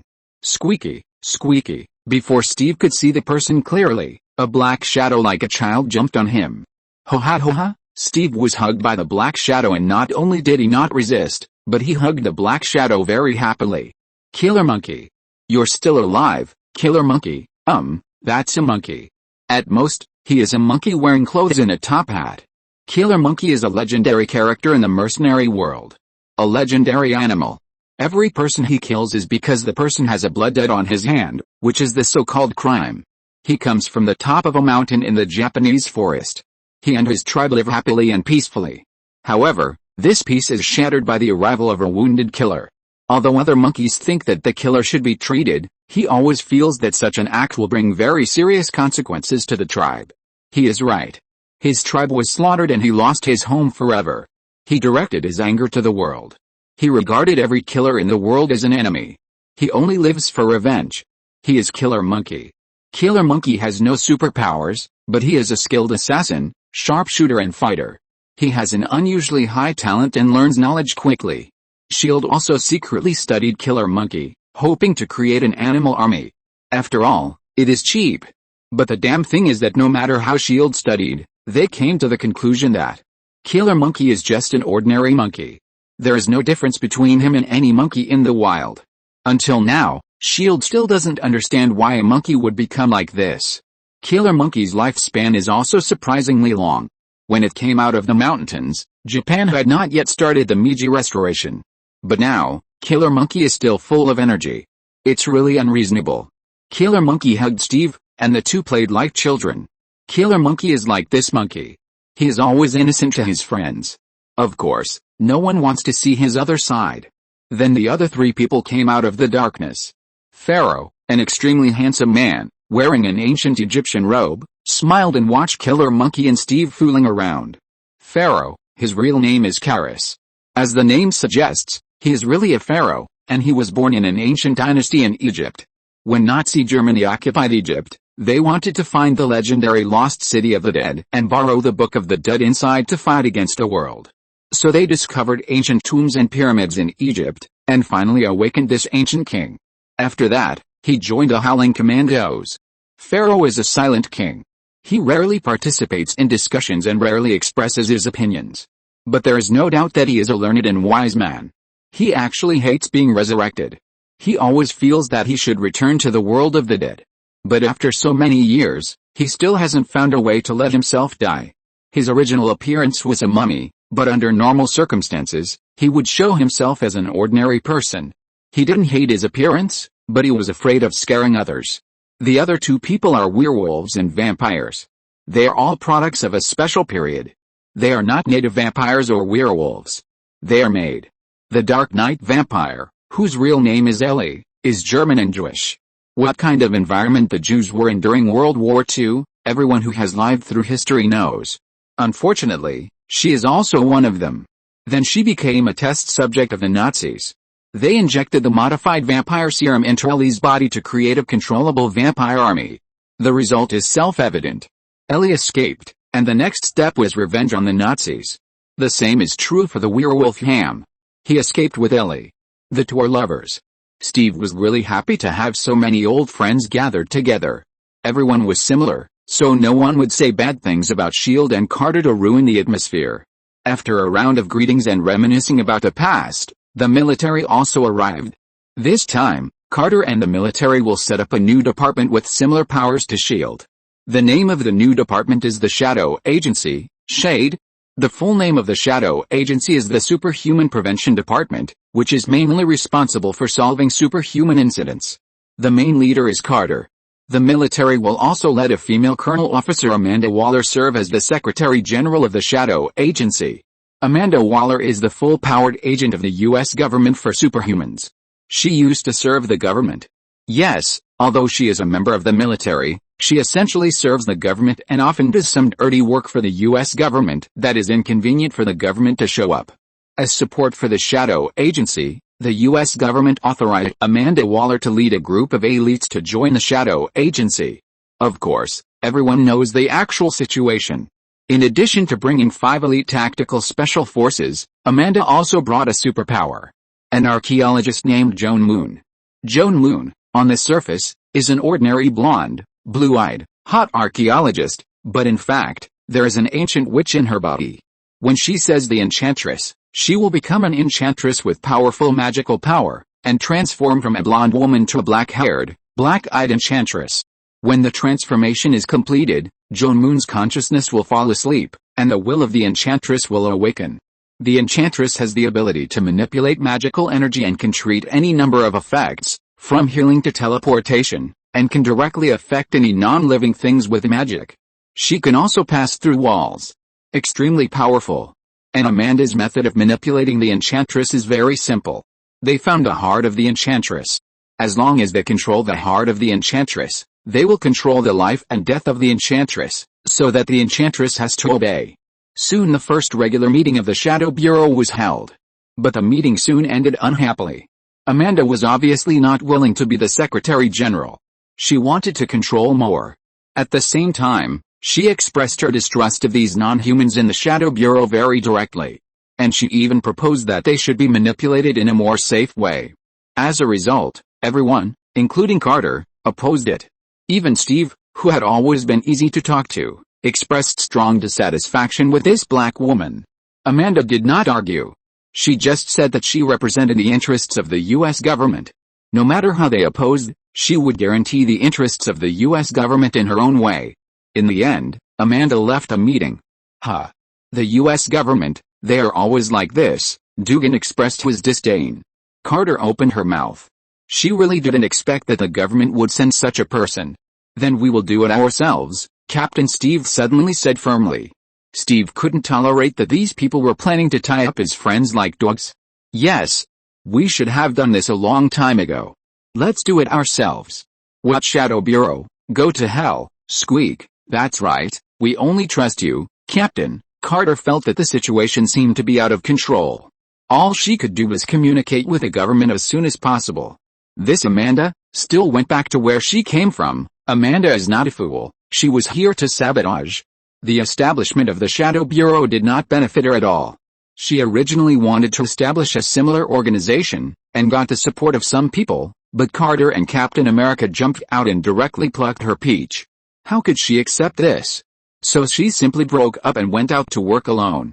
Of course, this also has skills. For example, she insisted on focusing on the interests of the Federation, which is a good excuse. It just so happens that she has a very important task to do now. As long as she completes the task, her bargaining chip will be heavier. Whether it is the Shadow Bureau or SHIELD, they are not determined to obey the orders of the federal government. What she has to do is to show that she is different from these two agencies. She is wholeheartedly for the Federation. She needs to show her value and let the Federation understand that these two agencies need checks and balances. The triangle is the most stable structure. After the party, Kai returned to his daily state again, still busy, of course. In the absence of major events, Kai is still quite relaxed. New York is a city with many disasters. It seems that any bad guy who is a little famous likes to go to New York to make a name for himself. Now there are many people complaining about New York. Is New York the center of the universe? Can't those bad aliens destroy another city? Everyone is very busy. Why do they always keep nitpicking New York? Kai has also thought about this problem. This matter is really weird. To be honest, if you want to destroy the world, it doesn't matter where you go. Why do you have to do it in New York? In the end, Kai came to the conclusion that New York's feng shui is not good, or it is too good. The terrain of New York is a white eagle pecking fish situation. The north of New York is the body of the eagle, Manhattan is the mouth and head of the eagle, and Long Island is like a big fish swimming in the Atlantic Ocean, which was swooped down by the white eagle and held in its mouth. Don't be unlucky. Of course this is a joke. In short, New York is really miserable. But just when Kai felt that New York had a bad fate, a phone call came. Kai? We need support. A supernatural riot has occurred in Tahiti. It was Kelly. Grand Rapids and Chicago are not far apart. Grand Rapids is in the east, and Chicago is in the west, facing each other across Lake Michigan. They are only 200 kilometers apart. Calm down, what happened? I don't know. At 4 o'clock this afternoon, we received news that a riot broke out in Tahiti. We originally thought it was an ordinary incident. Diana was not there at the time, and I was in class, so we asked Catherine to handle it. But in the end, Catherine has not replied to the message until now. Later we found out that things were not that simple. The attack in Tahiti actually started at 3 o'clock in the afternoon, but it was only treated as a separate violent incident at the time. After all, there are too many violent incidents in the United States every day. If every one of them needs to be paid attention to, then all the superheroes and vigilantes don't have to live their own lives, and they will be too busy to handle it. It was almost 3 hours later. After combining various revelations on the internet and other intelligence, Kelly and Diana realized that something was wrong.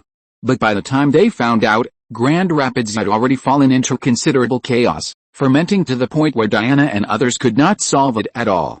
Is the situation bad? Diana, Kelly and Catherine's abilities are absolutely unquestionable. Kai couldn't figure out what happened that made Kelly panic and ask for help. Very bad. Also, please vote for recommendation. Oh, it will be more and more difficult for us, the failed authors, to survive in the future. Please help us. Chapter 759 Big Event. There are many monsters on the street, and these monsters are transformed from ordinary people. Not only that, but many ordinary people are also crazy and attacking everywhere, so Kelly shouted over there. Kai probably understood what it meant. Kelly and Diana wanted to rescue Catherine, but found that Tahiti was completely in chaos. Let's not talk about the monsters on the street. Those crazy ordinary people are a big trouble. They must not be killed. But she and Diana are both output units with very few control skills, especially Diana. She is an ACD. Except for the lasso of truth, she has no control skills at all. All of them are killing moves. Kelly is a little better, but she can control on a large scale. This caused the two to be timid from the beginning. They couldn't attack ordinary people. Moreover, who knows whether those monsters can turn back into humans. After all, they can see that those ordinary people become magic, which is completely caused by magic. As long as the magic is cracked, they can recover. In this way, Kelly and Diana really can't be beaten by anyone. I understand. Wait for me a moment, I'll be there soon. Kai hung up the phone immediately, then quickly picked up the phone. Barry, Mr. Wayne. You actually have time to call me. I know what happened in New York. You are really great. It is indeed my idol. Can you tell me? Stop. Barry, let's talk about these things later. Now is an emergency. Kai covered his head with a headache. Barry was still as talkative as ever, which was why Kai didn't like to call him. He could annoy you to death. A large-scale supernatural power riot has occurred in Tahiti. I need your support. Tahiti? Isn't that the territory of the three female heroes? Barry asked curiously. Why didn't I see any relevant reports? Kai then noticed that there was no report on this in the news media, and even on social networks, there was no information about it. There is only one possibility for this situation. The federal government blocked the news. Kai sneered in his heart. It seems that this time it is the federal government's fault. The federal government and SHIELD are simply two big troublemakers. In addition to dragging their feet, they don't seem to have any positive significance at all. Nowadays, superheroes generally have their own territories. It is more appropriate to say that they are activity areas than territories. Most of the time, other superheroes will not cross the line. For example, Barry the Flash only operates in Los Angeles and its surrounding areas, and the three Chicago women also only operate in Chicago. Unless a major incident occurs, they will consciously abide by the unspoken rules. So it is an emergency. It seems that something really serious has happened. Kai quickly explained the situation in Tahiti, and then told Barry, try to use non-lethal means, and wait for me to bring people to solve the source of the problem. Understood, Barry said with full energy. At Barry's speed, it won't take much time to get from Los Angeles to Tahiti. And Barry, he really has no criminal record of murder, so he can be trusted. Then Kai called Susie and asked her to leave and rush to the police station, followed by Tony. As for the others, Kai didn't call them. Either they were not capable enough, or Kai was afraid that they would not be able to stop. Although Kai is not that kind of pedantic person, in this incident, he tried to kill as few people as possible. Because the main person responsible behind all this is very likely the federal government. If a group of superheroes went over and started killing people, the federal government would wake up laughing in their dreams. Because the federal government has an excuse to divert attention. Believe it or not, there was no discussion on the reasons behind this incident in all the media afterwards. Instead, there was a lot of public opinion about superheroes killing people. What they said was that those who turned into monsters could be saved, but the superheroes chose to kill and so on. This is definitely not Kai's unfounded worry. On the contrary, this kind of thing is very likely to happen. After all, the American people, to put it nicely, they have a high degree of political participation. To put it bluntly, these people are the most blindly obedient and have no brains to think for themselves. Don't overestimate the integrity of those people in the federal government. In order to pass the blame, these people can really do anything. So there are too many people, it's useless. Calling Susie is because Kai trusts her. Calling Tony is not because of this, but because he has a strong backing. Even if the federal government wants to pass the blame, it has to consider whether Tony will overturn the table and make everyone miserable. As for Kai, he was even less afraid. Even if he killed someone, the federal government would not dare to blame him. After all, the label behind him was too scary. Tony came over quickly, but Susie was faster than him. Tony looked at the three of them and was a little confused. Can we just 3 people? Tony is not an ordinary person. With his ability, even if the Federation blocked the news, he can get the information he wants through other channels. So knowing how serious the situation in Tahiti is, with fewer people, it seems useless. Batman has already rushed to Tahiti. Kai didn't say much. Batman, Tony chewed it and nodded. To be honest, Batman is indeed trustworthy. Then let's go. Kai was covered with a destroyer and held the ultimate storm in his hand. How do we get there? Tony floated up and planned to fly over. But seeing that Susie and Kai didn't move, he asked. Kai raised the ultimate storm in his hand. Tony immediately understood. Kai raised the ultimate storm and shouted to the sky, Heimdall. Send us there, click. As thunderbolts from the blue sky, a nebula vortex formed in the air. Then a 7-color beam of light shot down and enveloped the 3 people. Then the beam of light disappeared, and the 3 people also disappeared. At the moment when the beam of light disappeared, Thor flew over from the horizon. Hey! Wait for me. Unfortunately, they didn't hear it. Thor landed on the ground, raised his hammer and shouted to the sky, Heimdall. A gust of wind blew, nothing. When they arrived in Tahiti, smoke and fire appeared in many places in Tahiti, but there was no fire brigade to put out the fire, and there were no police to maintain order. Many people in the suburbs were driving away from the city, but because of their impatience, they blocked many roads, and there was no police to take care of them. Kai didn't care about these people, and it wouldn't kill him to block the road. Compared with evacuating traffic, solving the root cause of chaos is the most important thing. It is much easier to solve the bad guys than to solve a bunch of ordinary people who are stuck in traffic and quarreling. Tony came prepared. He clicked on the mecha on his body, and then the armor on the thigh of the mecha opened, and a group of mosquito-sized flying vehicles flew out. There were hundreds of miniature spy planes. These miniature drones flew quickly to every corner of the city. These spy planes were specially used by Tony to collect intelligence. They could not only collect data and images in a timely manner, but also connect Tony monitoring equipment to better monitor a large enough space. A large amount of information began to pour in. After a quick analysis, Jarvis gave the corresponding intelligence. The attack was mainly in the center of Daxi City. A large number of unknown creatures are attacking citizens. Then Tony threw out a large number of weapons, which were packed in bags. These are the non-lethal weapons you requested. The weapons I developed before were looked down upon by the military, who thought they were too kind. That's right, this kind of weapon was despised by the military. The military pursued killing. This kind of weapon that made people faint was really useless in their eyes. Kai picked up a weapon, which looked not much different from ordinary firearms. But there was a big difference between the weapons and the launch system. The bullets fired by these weapons had very poor penetration, but they had the characteristics of stun grenades. Once fired, they exploded immediately, and a certain area would burst into a strong sound and light effect, which could immediately blind and comatose the enemy. Kai patted it and found that it was very heavy. Susie was a little hesitant.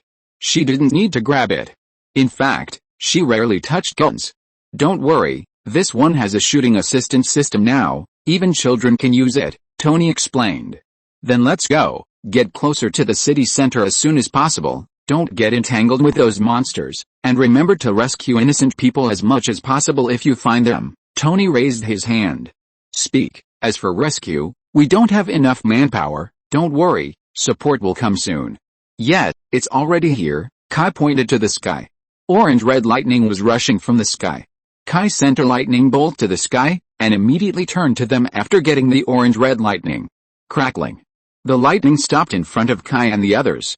It was the Flash. The Flash. Tony recognized him. This superhero known as Los Angeles' good neighbor is still very well known. When Barry saw Tony, he immediately touched his head and said shyly, "Mr. Stark, hello. I'm your fan, can you give me an autograph?" Tony was stunned for a moment, and immediately said cheerfully, "Of course." Kai ignored the two guys, but said, "After we find the target that needs rescue, we will directly send a signal, and Barry will go to evacuate immediately." "Understood." Barry stopped making jokes. Although Barry looks talkative and clumsy, in fact, this kid is more reliable than anyone else. Tony raised his hand. "One last question, where's Batman?" Kai looked at Tony unhappily. "How should I know?" "Go ask him yourself." Tony didn't care. This is in line with Batman's personality. This guy is always mysterious, and no one can guess where he is and when he will appear. "Let's go." Everyone's pre-war communication has been as brief and efficient as possible, because the situation in Daxi City is quite bad. There is a kind of black humanoid monster rampaging in the city center.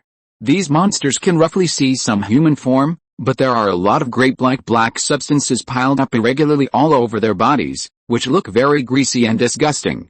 What is even more surprising is that these humanoid monsters are actually using weapons, including cold weapons and hot weapons. This makes their destructive power and killing efficiency extremely amazing. To kill a person simply with your body, you have to run and jump, but with a gun, you only need to pull the trigger. There are many places in Daxi City fighting, but more people are running away. But even if they are running away, only some people driving cars are speeding on the streets. This is not because they are brave, but if they want to escape quickly, they can't take into account concealment and can only gamble on luck. Other people riding bicycles and walking are panicked and careful, hiding and fleeing outside the city. Of course, if you're lucky, you will encounter a dark figure. This figure flashes around the city like a ghost. Every time it appears, it will scatter a handful of darts. These darts will explode immediately when they hit the monsters. This explosion is not very powerful, but it can make those monsters fall to the ground. There are also some darts that will not explode, but will immediately make those monsters stiffen. It's Batman. People quickly recognized who it was. Batman also has no habit of greeting others. As long as the crisis is resolved, Batman will leave immediately without any dragging his feet. Needless to say, many people fall for this. This is also why Kai and Tony have solved many incidents, but they are still not as popular as Batman. The style is too low, especially Kai. Because of his government background, his popularity has always been the lowest among the superhero fans. How much do these superhero fans dislike their government? Enough of small talk, let's get back to the book. After Batman's test, it was found that these monsters are not difficult to deal with. They are more like being controlled by the substances on the surface. Their physical strength is a little stronger than that of ordinary people. Those substances also give them some protection, but it is also difficult. Things that can deal with humans will not have much problem dealing with them, such as firearms. At most, you can fire more machine guns. They just don't have pain nerves, but their strength and toughness are higher than ordinary people. Other things like toxins, anesthetics, electric shocks, and sound waves are all useful to them. Batman soon transmitted the information to others, and only then did they know that Batman had actually arrived a long time ago, but he just didn't act with them. In Daxi City, as several people advanced, the police and the National Guard, who were originally struggling to survive, finally breathed a sigh of relief. At the beginning of the team's advance, Tony hacked into the wireless channels of the two parties and issued a unilateral action order in the name of Kai. When dealing with the military and police, other superheroes are not as effective as Kai's orders. After all, Kai's special background makes it easy for the military and police to accept it. Although no top police leader has expressed his opinion, most of the middle-level and grassroots commanders have obeyed the orders one after another. There weren't many military police in Tahiti City. Most of them were police officers, and even fewer were National Guards. After all, The procedures for the army to enter the city were too complicated. The National Guards acted in an emergency and quickly sent a battalion of troops to support them. It was a light infantry battalion with only more than 500 people. They didn't have any heavy equipment, only a few armored personnel carriers. The firepower was just so-so. At first they thought it was an ordinary suppression mission, but, in less than an hour, they had been beaten to pulp by those terrible black humanoid monsters. If they hadn't joined forces with the police who were familiar with the local environment, they could only hide in various sturdy buildings and barely resist the siege of the humanoid monsters. Otherwise, they would have been wiped out long ago. There were no reinforcements, no orders, no one knew what to do, and everyone felt that they would die here today. Kai brought superhero support and gave them a shot in the arm. Kai also joined the team of the 3 female warriors. Without much greeting, Kai immediately gave orders, asking Kelly and Diana to take the non-lethal weapons given by Tony and join the military police. These military police didn't need to do much, just rescue the trapped people in the city as soon as possible. As for whether the military police would kill people, well, what does it have to do with Kai? It was a necessary sacrifice. Anyway, they had killed a lot before. As long as it wasn't Kai's hand, Kai wouldn't feel guilty at all. Most teams were still hesitating and didn't act at the first time. However, several brave teams decisively obeyed the order, completed the reunion with other remaining teams, and received protection and support from the superhero team. Once there's a first, there will be a second. Seeing the friendly forces being rescued, the other teams also became bolder. If they didn't move now, when would they move? Even if the humanoid monsters counterattacked immediately, there was a superhero team in front of them. Among them, the performance of Flash Barry was the most popular, because he could rescue people in the blink of an eye, and the speed was incredible. The other superheroes quickly cleaned up the monsters. Meanwhile, Batman, who was hiding somewhere, suddenly appeared and led them to several containers. The containers were full of non-lethal weapons. No one knew how Batman did it. But no one cared about it now. The superhero team immediately explained to the others why they had to change their equipment. Although the military and police were a little hesitant, they had no reason to refuse when they saw that the superheroes did the same. Even if they didn't believe in those non-lethal weapons, they had to believe in stun grenades. There were plenty of stun grenades. Tony also asked Jarvis to calculate the best retreat route, so that the remaining troops could join forces nearby, take the people with them, and retreat steadily. As long as they didn't panic, the situation was not that serious. Those monsters were only slightly stronger than ordinary people. If they calmed down, the situation of the military and police would not be so bad at all. But the problem was exactly this. Whether it was the police or the National Guard, they had never thought that they would face such a thing, and naturally they had no corresponding training. Just as Kai and his men were retreating steadily and trying their best to collect the trapped people on the way, they actually met an acquaintance. Just as they passed a bank, a man with a star-spangled shield and wearing a fancy tights rushed out with a few soldiers and a group of people, wanting to join Kai and the others. "Captain, no one expected to meet Captain America here." Tony saw the captain and snorted proudly without saying anything. Kai shook his head, walked forward and opened the destroyer mask. "Captain, why are you here? Just call me Steve." Steve helped an old lady to quickly join the team and then said with a wry smile, "We..." Just as Steve was about to speak, gunshots and roars were heard from the other side. Then, Miss Carter was seen leading a group of strange monsters and protecting a group of people rushing over here. At that time, everyone pointed their weapons at the monsters. There was no way, those things didn't look like good people. There were werewolves, female vampires with pale and ferocious faces, and mummies wrapped in bandages, tall monsters with fangs and hard skin all over their bodies. And a few guys who don't look like good people, doing evil things. Oh, and there's a monkey. Kai swore that this was the most ferocious monkey he had ever seen, except for the Monkey King. It was so ferocious, holding a T-shaped dagger in one hand and a pistol with a silencer in the other. It flew up and down among the monsters, knocking down a monster every time it attacked. It was so ferocious. If it weren't for the fact that they were protecting a group of people, Kai would have gone up and hammered them all to death. "Are you guys going to celebrate Halloween?" "Halloween has already passed, it's only the end of January now, and Halloween is in October." "Ahem," Steve explained helplessly, "these are my teammates. They are the Howling Commandos. They are trustworthy, and that monkey too, he's the most trustworthy. The captain used he instead of it, which shows that the captain really treats the monkey as a partner. Okay, teaming up with werewolves and vampires feels weird. But to be honest, with their joining, the team has grown, but the pressure is actually much less. The captain looked at Kai's teammates and was very envious. Barry has been a little absent-minded since the captain appeared, and he would secretly look at the captain every time. Carter also tried to talk to Tony several times, but Tony avoided him intentionally or unintentionally. In short, it was a mess. Fortunately, Tony discovered a new situation. Kai? There's trouble. What's the matter? A bunch of thugs are coming. Thugs? Kai remembered that Kelly and the others had said it before, but he really hadn't seen any thugs since he came to Tahiti. Tony didn't explain, but just projected the screen received by the spy machine. He saw a group of ordinary people, all with red eyes, holding knives, guns, sticks and clubs and coming straight towards them. Those monsters not only didn't attack them, but let Kai pass. Kai could see that these people were not thugs at all, but were controlled by someone. Catherine, Kai whispered. At this time, a black shadow flew over from a distance. Batman. Lead these people away immediately. Batman ordered without any nonsense. What's going on? Catherine is controlled by the other party, Batman explained. This is actually Kai's guess. Because these people are completely charmed, combined with Catherine's disappearance, it is not difficult to guess. But Batman's words are more credible. What should we do? They are innocent and cannot be harmed.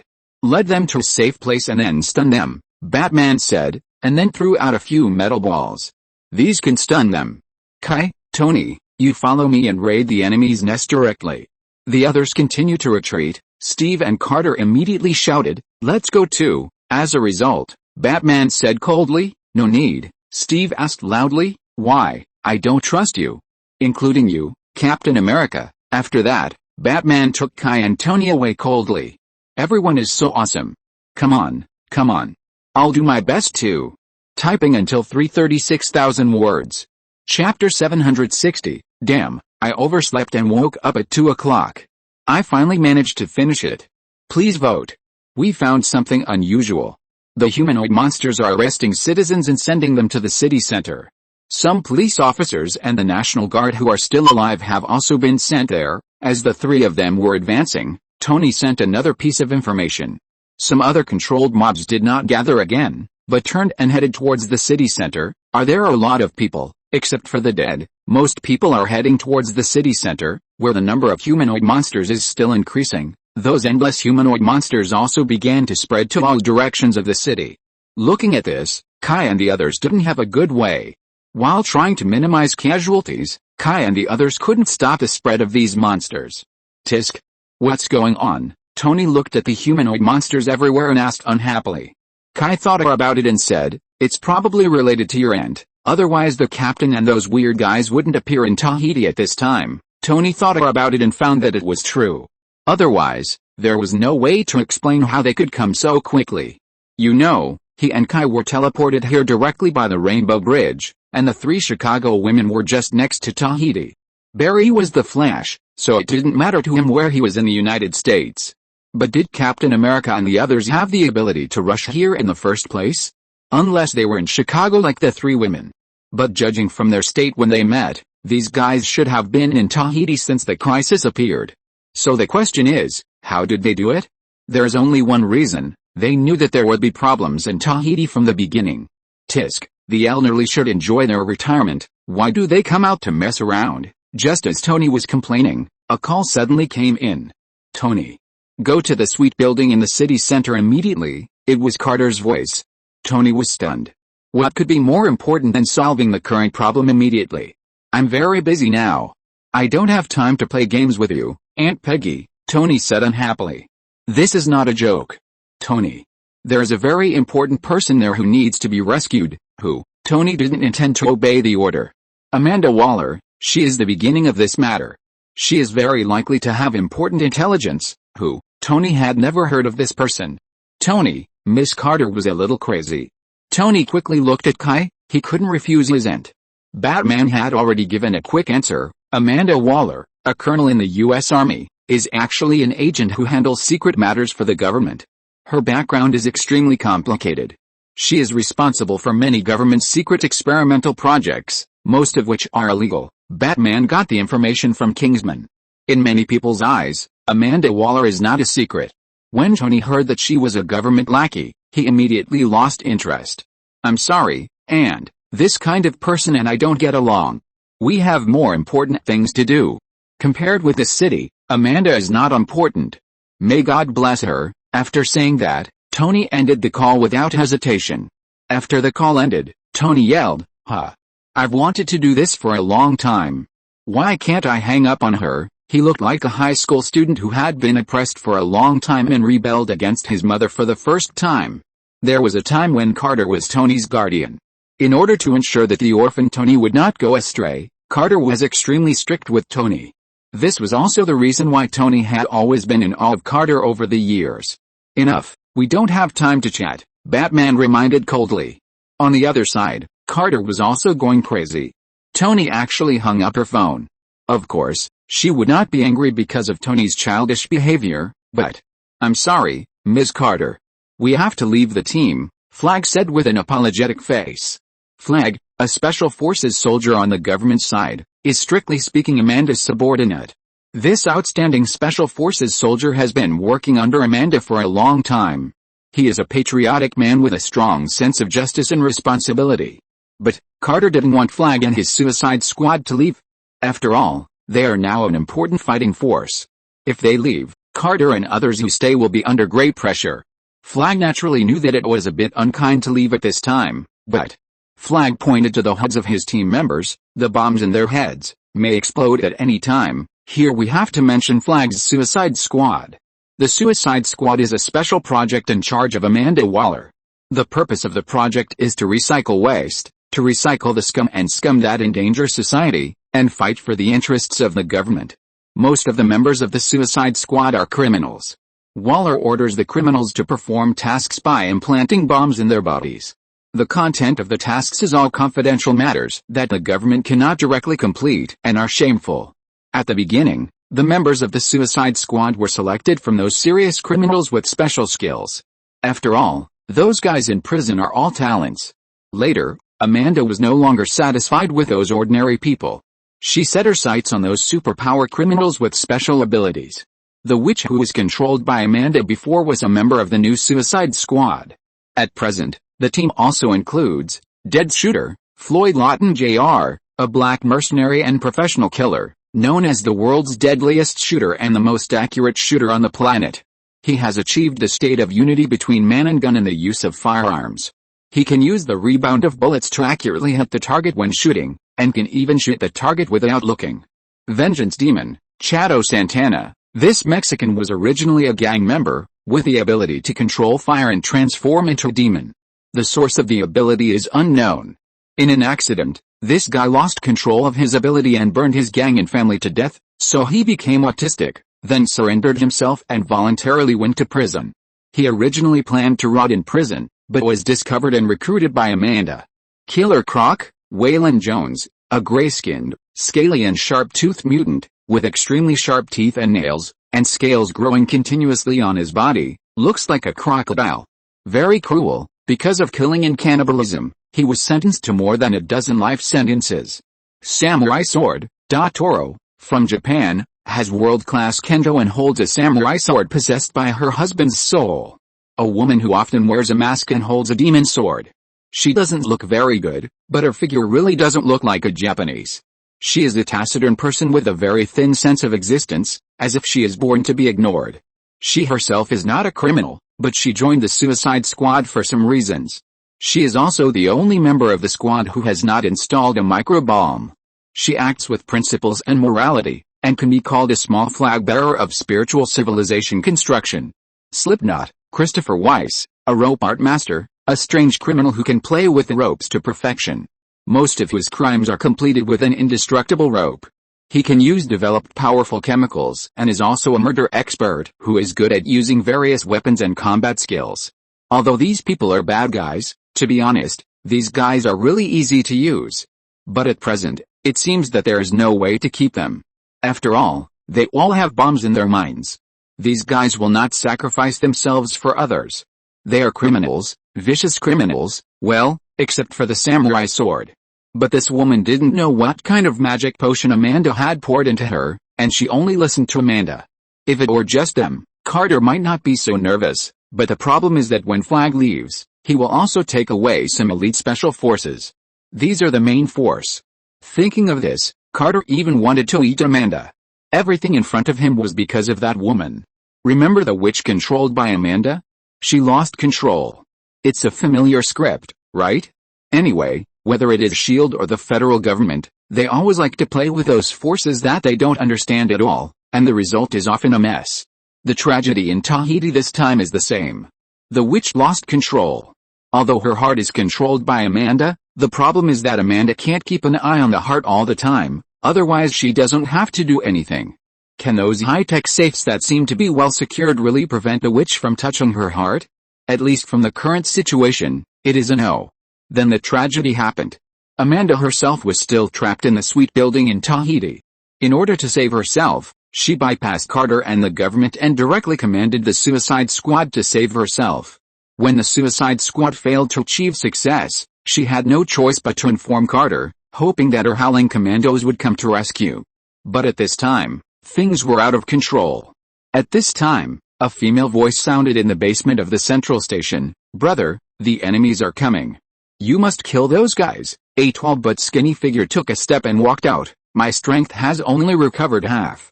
"When can your machine be fixed?" Female voice. "Ordinary puppets are useless to them. You can devour these people. It should be able to replenish some strength." The tall figure's eyes flashed red, and he looked at the nearly 1,000 people in the corner of the station hall and laughed. "It's time to let these humble slaves see my true power." As he said that, he stretched out his hands, and his two skinny arms turned into sharp tentacles, stabbing at the crowd in the corner. Suddenly, a huge sound of music came from the subway passage of the station. "Hi, baby. Your Iron Man is here?" The tall figure paused and turned his head to look at the subway passage on the side. Then he saw a golden and red Iron Man flying from the subway passage, knocking the tall voice away. "Iron Man!" the female voice screamed. But it was not the kind of scream of surprise or fear, but anger. The tall figure stood up from the collapsed rubble with a look of surprise on his face. "What is this thing?" It seemed a little unbelievable that such an iron shell could actually knock him away. "Kill him!" the female voice screamed. The tall figure did not hesitate, waved his hands, and stretched out several tentacles from his back. Those pointed tentacles turned in the air and twisted to pounce on the Iron Man in the subway passage. Bang bang bang bang. Tony quickly retreated in the air while using the miniature Vulcan cannon on his shoulder to shoot at those tentacles. Those tentacles were not afraid of bullets at all. Even if they were broken, they would regenerate quickly. Tony fought and retreated, and came to the exit of the subway station. With a whoosh, he accelerated and ran out. The tall figure was stunned. "Well, you want to run?" As he spoke, his body flashed and he also rushed into the exit passage. The female voice screamed, "Be careful, there is a trap," but it was too late. In the passage, a series of violent roars sounded, as if two giant beasts were fighting inside, and it became quiet again in less than a minute. The female voice obviously felt something was wrong. "Brother," so she quickly shouted to the humanoid monsters around and the nearly 1,000 ordinary people who had been standing there stupidly like wooden sticks, "Hurry up, you must save him." Iron Man walked out of the subway passage, holding a broken body in his hand, and looked in the direction of the female voice in confusion. "This is your brother? Are you half-brothers?" The female voice was silent for a while before screaming, "Kill him!" The eyes of the broken body suddenly lit up red, and then a tentacle entangled Iron Man at some point. Tony wanted to control the mecha to fly away, but the broken body returned to its original state in a burst of light, and then used the tentacles to grab Iron Man and smash him in the passage. Tony didn't have a good idea for a while. He asked Jarvis to control the weapon to attack this guy, but found that it was useless. As long as he was not prepared in advance and tricked him like just now, this guy didn't care about the damage at all. Tony was careless. Before he showed off, he had already designed it. He installed a lot of sensor bombs at the exit passage. He just waited for him to lead the monster to the place, and then he would immediately detonate the bombs and blow the guy to half of his body. But he wanted to show off, so he didn't finish off the guy and burned him to ashes, which gave others time to recover. Of course, strictly speaking, Tony can't be blamed. After all, Who would have thought that he would be so full of energy the next second after being blown up like that? Tony could only shout on the communication at this time, "Stinky bat. Kai? You two bastards, hurry up. I want to vomit. I feel dizzy, we are working hard," Kai shouted. Batman didn't say anything at all, because they all knew that Tony would not die so easily. This guy's new mecha used Asgard technology. It's hard to say about other things, but the hardness is definitely far beyond the current Earth technology. What are they doing? Of course, they are looking for Catherine. Catherine's ability is too troublesome. Now she is controlled by the enemy, which is too cautious. Besides, Catherine is Kai's lover. Who else can I save if not her? As usual, I went home to catch up on my sleep, but I overslept and woke up at 2 o'clock. Fortunately, I coded more yesterday, otherwise I would have been tired again. But it was already 4:30 when I finished coding. I quickly went to bed because I still had to go to work. For the sake of my hard work, please give me some votes. Recommendation votes and monthly votes are all fine. Chapter 761. It seems that I need to adjust my schedule. It's too late every day. There are about 1,000 people in the station hall, but there are still 2,000 or 3,000 people outside rushing here. And this is not the end. The conversation just now has shown that these humans have helped the monster recover its strength.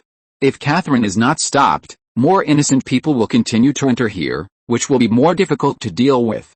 In the station, the tall figure who had just pierced more than a dozen people with his tentacles was enjoying the comfort of his body recovering.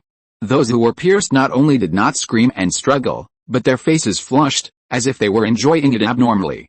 Catherine's ability, no matter how many times you see it, feels very sex. Kai and Batman, forget it, they are the same person. Kai quickly found Catherine's location based on Catherine's magic fluctuations. Boom. Kai used the ultimate storm to smash the ground into a huge deep pit. At the bottom of the deep pit, there was a subway passage, and around the passage were 2 derailed subway cars. In the middle of the 2 subway cars, there were masses of black matter, and in those masses were countless human bodies, which were abnormally shriveled, like dried mummies. In the middle of these substances, there was a huge cocoon, and that cocoon was constantly flashing. Every time it flashed, it would reflect a figure of a woman curled up with her knees hugged. It was Catherine. Kai immediately planned to destroy the cocoon and rescue Catherine. But in a second, a black beam of light opened up Kai and the bat. In the deep passage of the subway, a faint light flashed. At first, no one noticed it, and even Kai's perception did not notice that there was someone in it. Such important materials will not be given to you. Accompanied by a sharp and hoarse voice, a woman with a black aura all over her body came out. Of course, there was nothing surprising about this.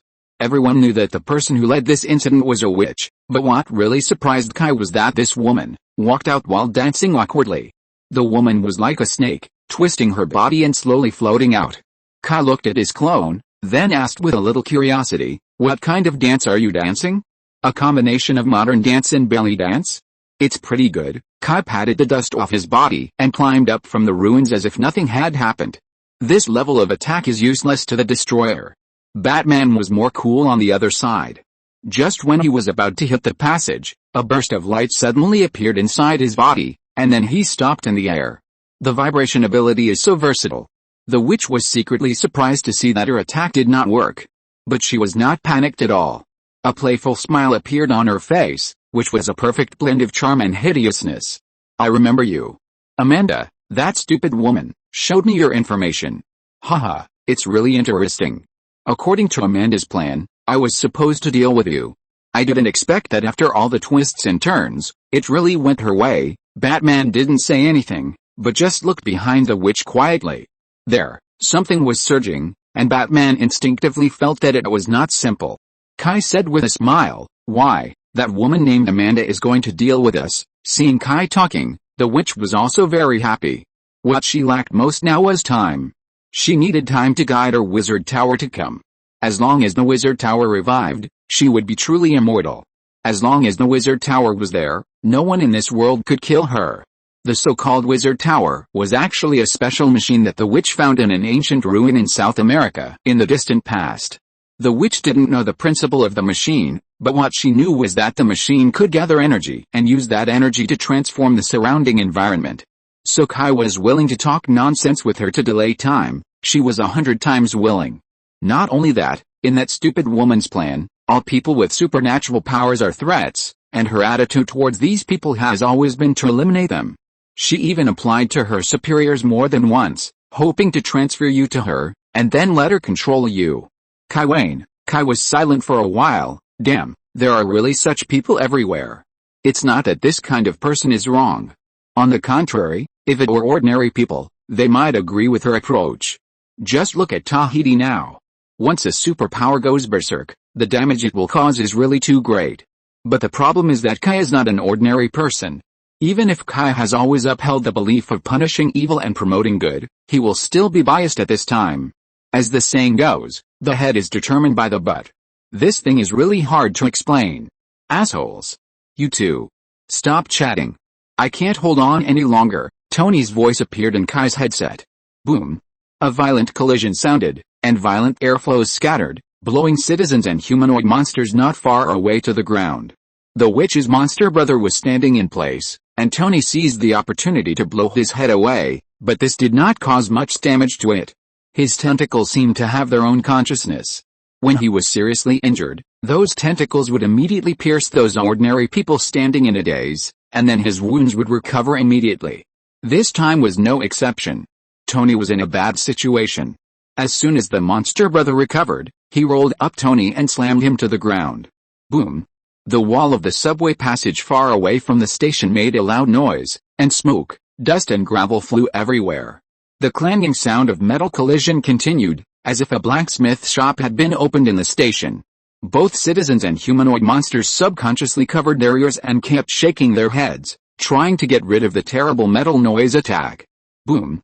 A golden and red metal figure was knocked out from the smoke and dust in the subway passage, crashed into a pile of humanoid monsters, and knocked more than a dozen monsters flying. Our Iron Man obviously didn't want to land on his face or buttocks, so he controlled the thrusters on his back in the air, twisted his body, and slammed his foot into the ground. Amid the crackling sound, Iron Man was driven back by the huge momentum, and the floor tiles along the way were plowed into a gully of more than 10 meters by the foot. Then he finally stopped. Fuck. This thing can't be killed at all, Iron Man complained while opening the armor on his back and throwing out 2 empty magazines. He had just used up all the ammunition for his weapon pendant. Now he can only rely on energy weapons and fists and feet. Fortunately, after Tony got a dragon bone, he practiced Kunlun's martial arts, and his body reaction was much stronger than before. Otherwise, he estimated that he would have to run away. Thinking of this, Tony felt that he must create some weapon replenishment systems in the future, otherwise it would be too passive. Hold on, Tony. We will support you soon, fuck. Hurry up. Tony had no choice but to do this. After all, those ordinary people restricted him too much. The monster was not stupid either. Tony tried to lead him away several times, but the guy just didn't move and moved around those ordinary people. This left Tony with no good solution, and he didn't dare to use long-range attacks. It was simply boom, boom, boom. Heavy footsteps sounded in the smoke and dust, and then the tall figure of the monster brother walked out. Unlike the witch who was wearing cool clothes and seemed to be doing something erotic, her brother, the wizard, was about 2 meters and 5 meters tall, and his thin figure was a bit like a skeleton without much flesh. However, this skeleton obviously had something like armor on it, and there was an orange-red fire-like light flowing all over it, with varying brightness, and it was easy to get dizzy if you stared at it for a long time. It also had a helmet that was close to a T-shaped helmet on its head, and an African-American face also had an orange-red light flowing, which didn't look like a human. For convenience, let's call him the wizard. The wizard's eyes flashed orange-red spots, like jumping flames, mortals, disgusting bugs. Then the wizard opened his hands, and the tentacles on his back became more, just like the roots of a big tree, everywhere. Seeing that he was about to be caught again, Tony really had the urge to die. The fall just now was too exciting for Tony. He wanted to vomit just thinking about it. If he wasn't afraid of dirtying his mecha, he would have vomited before. Fuck, just when Tony was about to continue to tangle with the wizard. Suddenly, the shadows around seemed to come alive, and countless sharp blades made of shadows chopped at the tentacles from all directions. Swish. Those tentacles that were originally harder than steel were cut off by the shadow blades that looked light and weightless like butter. Who The wizard was very surprised. He didn't notice anyone around him. At this time, a footstep came from behind the wizard, and the wizard turned his head and looked. He immediately widened his eyes in horror. Because right behind him, a large shadow appeared and swallowed all the mortals he regarded as sacrifices. It was like those people stepped on a swamp. "Good evening, this gentleman, and Mr. Stark, Hannibal," Tony shouted as soon as he saw Hannibal. He remembered that he had used Hannibal's name to extend his aunt's life. Although Kai said that Hannibal would not care much about such things. But such things. Who knows what Hannibal himself thinks? The wizard obviously didn't intend to listen to Tony and Hannibal's reminiscing. When he saw that his food was about to be stolen, the wizard rushed towards Hannibal in anger. But he didn't know that when he regarded those people as food, he was also regarded as food. Ow! Two loud dog barks. Two monsters appeared in the void and also pounced on the wizard. The three monsters quickly fought together. Both sides were the kind of existence with high attack and high blood, and they could not be killed no matter how they were beaten, so there was no such thing as defense.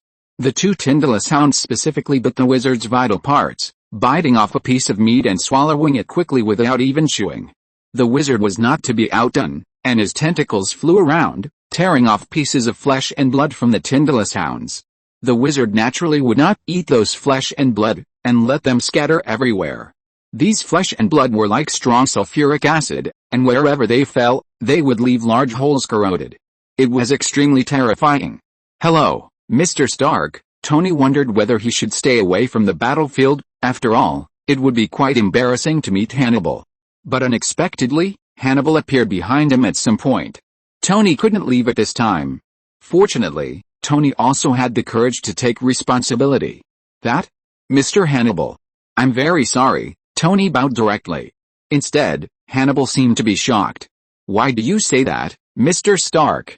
I don't remember anything between us that you need to apologize for." Tony suddenly realized that Kai didn't inform Hannibal. "If you didn't inform him, you should have said it earlier." "But what should I do now?" Tony thought about it. "You can't avoid it, you have to face it." So Tony told him what happened. "I'm very sorry, Mr. Hannibal. I bring you such trouble without your consent." Hannibal was very tolerant. "Haha, I thought it was something great, but it turned out to be like this," Hannibal said in a British operatic tone. "It's really romantic. Mr. Stark, you must love your aunt very much?" "Miss Carter, Captain America's widow. That's great. It seems that lovers finally get married." Tony breathed a sigh of relief. But the next second, Hannibal changed his tone. "Although I really don't care about this kind of thing, Mr. Stark, it's not a commendable behavior to infringe on other people's rights like this. So, have you thought about the price to pay?" "Price? That's right. There is nothing in this world that can be obtained without paying." Tony took a deep breath. "Breathe." "Then what should I pay?" Hannibal nodded his forehead and said distressedly, "Things are a bit rushed, and I don't have anything I want to get from you for the time being. So, I'll owe it to you first, Mr. Stark. Remember, you owe me." Tony nodded. "Stark, debts must be repaid." "That's good. Remember your words, Mr. Stark. No one can owe me something and not pay it back." After saying that, Hannibal turned his gaze towards the battle group over there. The witch quickly sensed the situation on her brother's side. Very bad. Kai also smiled. He knew that the witch wanted to delay time, and so did he. Otherwise, how could Hannibal get here? But now they don't need to delay time. Swish. Just as the witch sensed that her brother was in trouble, 3 bat darts flashing with blue light rushed towards the witch. The witch reacted quickly and immediately raised her arms. Several thick rock spikes quickly stretched out from the ground to protect the witch. But just when those bat darts were about to hit the rock, the bat darts suddenly turned, bypassed the witch, and shot straight into the darkness behind her. Buzz! The bat dart hit something and exploded directly. But there was no explosion, but 3 balls of white light spread directly. Only then did Kai see clearly what it was. I saw balls of extremely dark light holding up things that looked like gears, deforming and combining in the air. No. After the white light enveloped the gear-like mechanical structures, the gears began to vibrate rapidly, and then, bang! A gear flew out, and some gears shattered directly. Then a chain reaction occurred, and all the originally assembled structures collapsed. No, the witch screamed sharply. Then the witch twisted faster, and as the witch danced and the white light faded, the collapsing structures began to slowly recover, and the gears that flew out also slowly flew back again. intending to be reassembled. And those gears and parts that were still destroyed were slowly repaired in the black light. You deserve to die, crack. Countless lightning bolts burst out from the witch's body. Please vote. You guys are so awesome, we have already entered the top 100 in the category. Come on everyone. Try to stay in the top 100 for a while. If you're listening to this novel on a channel other than Fanfic World, it means they downloaded and uploaded it without effort. We cordially invite you to visit our channel, Mundo Fanfic Novelis. There you'll find the original version of this story and you can explore many other novels of various genres. We're waiting for you to immerse yourself in a world of incredible novels. Chapter 762-8. Kai's face immediately became very strange. Is there really someone in this world who would use lightning to deal with him? Then the witch saw that the lightning she released was absorbed by Kai directly, just like water encountering a dry sponge. This was not over yet. At the moment when the lightning was absorbed, Kai's destroyer Mecha immediately sprayed out a ray of destruction. Buzz! The witch ran away almost immediately. She could feel that if she was hit, it would definitely not be as simple as being injured. The ray of destruction immediately melted the ground, and at the same time, it also blew up the mechanical fortress that the witch was summoning. The assembly of the wizard tower was frustrated again, and many gears fell, and even many gears melted. Kai was also curious about this thing. Various detection instruments have scanned it several times and confirmed that it was a fortress made of pure metal, or a machine. It was hidden in a space deep in the station, and was not exposed to the outside world. But the strange texture of the metal, and the increasingly strong energy reaction, could no longer be hidden from others. At least Ms. Carter had already felt a very strong energy reaction. Catherine, the witch, found that her summoning from the wizard tower was interrupted again, and immediately screamed.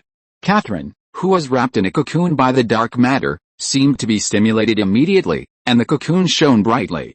An indescribable charm swept the whole scene. Kai seemed to hear Catherine's whisper in his ears, and then his eyelids unconsciously became heavy, and his limbs couldn't help but relax. Then he slowly immersed himself in the boundless and beautiful dream. Seeing Kai and Batman standing there, the witch was immediately overjoyed. Sure enough, Catherine was her biggest gain since she woke up. When she saw Catherine before, the witch immediately discovered the extremely rich witch blood in her body.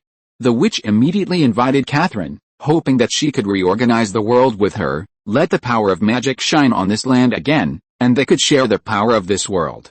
Unfortunately, Catherine is not a shallow-minded country leopard like the witch. She has only been in her own world all her life, and has no idea how complicated this world is. So she rejected her very straightforwardly. The witch was very angry about this, and the two of them started fighting. It's not that Catherine is really much weaker than the witch, and she was defeated in a few moves. It's just that Catherine lives in modern times, and the witch heritage has long been cut off. Even the so-called witches now are not orthodox witches. They are all some stitched monsters with mixed heritage. But the witch is a genuine ancient witch, and her research and application of witch bloodline are already several levels higher than Catherine. If it was Diana or Kelly who came to Tahiti, things would never be like this. Of course, there are not so many ifs in the world. The witch was surprised to see that the two superheroes were controlled, which means that she has two more extremely powerful subordinates. She is more confident in Catherine's charm ability than Catherine herself. To be honest, when she saw Catherine for the first time, the witch was almost scared. That kind of exaggerated blood concentration is definitely the only one that Enchantress has ever seen. If it were in their era, she would definitely be a powerful person who could sweep the world. But in the end, they found out that Catherine was just developing her blood, and she was really bad at using witchcraft. Blood is certainly very important for creatures like witches, but if they only rely on blood, they don't need to be called witches. So Catherine was tricked. Obviously, Catherine's ability is not bad, and it can even be said to be excessive. After all, she has so many contracted demons, and any one of them she releases is so powerful that it shakes the world. If they fight head-on, Enchantress has no confidence in defeating Catherine. Unfortunately, fighting is not about comparing combat power in the open. So Catherine was tricked. Enchantress regarded Catherine as a treasure, and now, there is a reward. Looking at Kai and Batman, Enchantress almost had to sing to express her feelings. Come here, let me see you. The witch immediately gave Kai an order. She was very interested in the armor full of magical power on Kai. If she could take this armor off, Whether she used it herself or gave it to her brother, it would be a very good thing. Kai walked towards the witch stiffly like a puppet. The witch looked at the approaching Kai eagerly, her eyes full of greed. But just when Kai approached the giant cocoon, Kai suddenly stood still. "Kai, come here," the witch frowned and gave another order. At this time, Kai, who had been lowering his head, suddenly raised his head, and the face of the destroyer was facing the witch. Buzz! A yellow beam of light gushed out. The witch had no time to get angry. She waved her hands and gathered the power of magic to protect herself. Boom!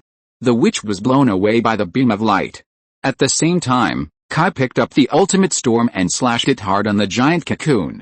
When the hard skin of the giant cocoon was broken, a smelly black liquid immediately gushed out, and then Catherine slid out from it, and Kai caught Catherine. That's right, Kai was just pretending to be enchanted. Are you kidding?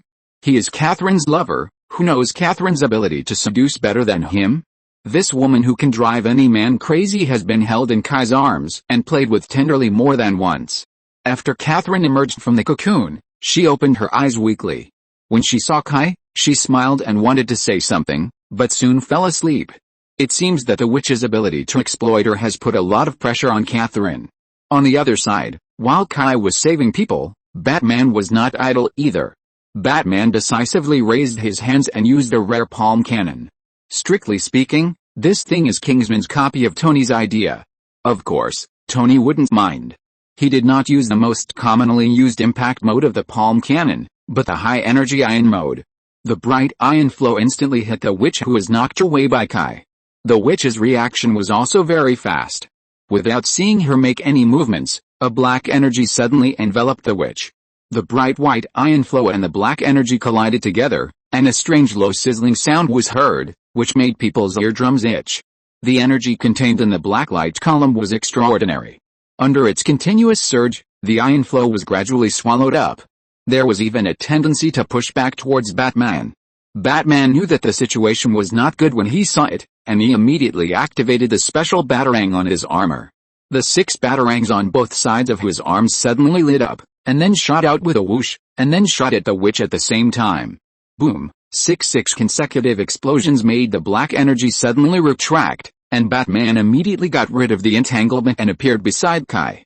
"You guys," in the black energy that rolled and gushed like smoke, the witch's gnashing voice came, like an evil ghost in the underworld. "You all will die." Then a shrill scream came, and the black energy that originally enveloped the witch suddenly dispersed, revealing the witch's somewhat desolate figure. Half of the witch's face had been burned to charcoal, and there were also traces of burns on the injured foot. Obviously, Kai's close-range shot just now made this woman suffer a great loss. The witch saw Catherine being taken away and she was also injured, and knew that her situation was not good. What was worse was that her brother could not come over for a while. The witch used magic to send a message to the wizard, asking it not to entangle with the other party and come back immediately. But the message it sent back indicated that this was more difficult. He even hoped that his sister would pull out a hand to help him, because the food that he originally used to restore his strength was all rolled away. He was not only physically weak now, but also had to face 4 powerful enemies, which was a bit unbearable. The witch could only ask the puppets around to rush back, and ordered other monsters far away from the station to stop capturing citizens and attack on the spot. She knew that in addition to these superheroes, there was also the Suicide Squad who were planning to kill her. She had to delay time so that those guys would not have time to trouble her. The witch knew that she had to fight to the death. Although this was different from her original plan. The witch pulled out a snake-shaped long sword from nowhere, and she obviously didn't have many pieces of cloth on her body. Then the witch looked at Kai and Batman viciously, and then raised the long sword viciously. Batman and Kai were ready to meet the witch's attack. As a result, the woman stabbed the long sword into her body in an extremely cruel way. It was obvious that this was not easy for her either. Look, her scream was so shrill. Along with the witch's screams, dark human-shaped phantoms gushed out of her body. That's because the witch has done a lot of evil under Amanda's hands over the years.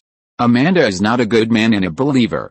The dirty things she has done over the years are countless, and many of them are against those supernatural humans. Those human-shaped phantoms are the high-quality souls that the witch has accumulated little by little under Amanda's hands. Humans are all over the world, but high-quality souls have always been a scarce resource. Every consumption is a huge consumption.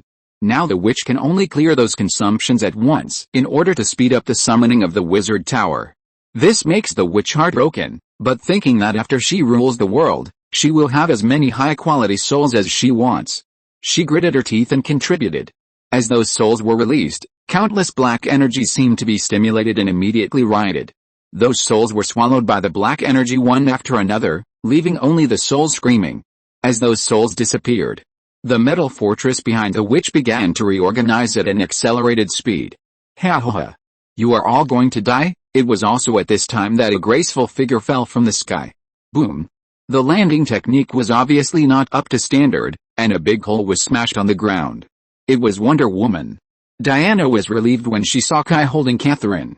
Then another person came out from the shadow behind Diana. It was Kelly. Kelly was still wearing her red and black Batwoman tights. To be honest, Kai had complained about Kelly's suit more than once. That thing had no defense at all. It was better to wear a bikini than to wear it. But Kelly was very stubborn and believed that this was the romance of superheroes. Wearing stupid, big, black and thick metal armor like Kai was simply a blasphemy to superheroes. Not professional at all. Perhaps because of Kelly's influence, the uniforms of the three female heroes were shorter than each other, just to show off their figures. In practical application, well, at least they were wearing clothes. It was definitely immoral, but those superhero fans liked it. Kelly, take Catherine and retreat first. Her current situation is not good. Kai put Catherine in Kelly's arms. While Kai was talking, the metal wizard tower summoned by the witch changed again. Perhaps it accelerated the assembly and allowed the summoning to enter the next stage. At this time, the wizard tower could no longer hide. The huge metal structure directly overturned the subway station above. The huge mechanical structure floated above the station, and countless lightnings gathered in the structure. From time to time, there would be lightnings overflowing from it. The power of those lightnings was surprisingly strong. Just sweeping the building casually could completely flatten the mobile skyscraper. Kelly saw this situation and knew that it was too dangerous for Catherine to stay here in her current situation, so he jumped into the shadows with Catherine in his arms. Compared with the powerful momentum of the witch, the wizard's side was much more miserable. The Tindalus hound swallowed at least half of this guy's head, hundreds of tentacles, half of a rib, a thigh, a keel and a heart, which was enough to start a wild barbecue. In addition, Hannibal and Tony were not idle on the side. It can be said that there was no tissue on this guy's body. That was the original one. They were all replaced. But he still failed to kill this guy. Instead, he found an opportunity to swallow more than 20 citizens and ran around alive. Hannibal knew that he couldn't waste time like this. This guy was obviously approaching his sister. The witch was a fragile mage. It might not be impossible to kill him with one blow if he found an opportunity. But after the round with the wizard, with this guy's reaction speed and difficulty, it would be more than 10 times more difficult to kill the witch. Hannibal was also secretly complaining. If he had known earlier, he should have exchanged with the original body.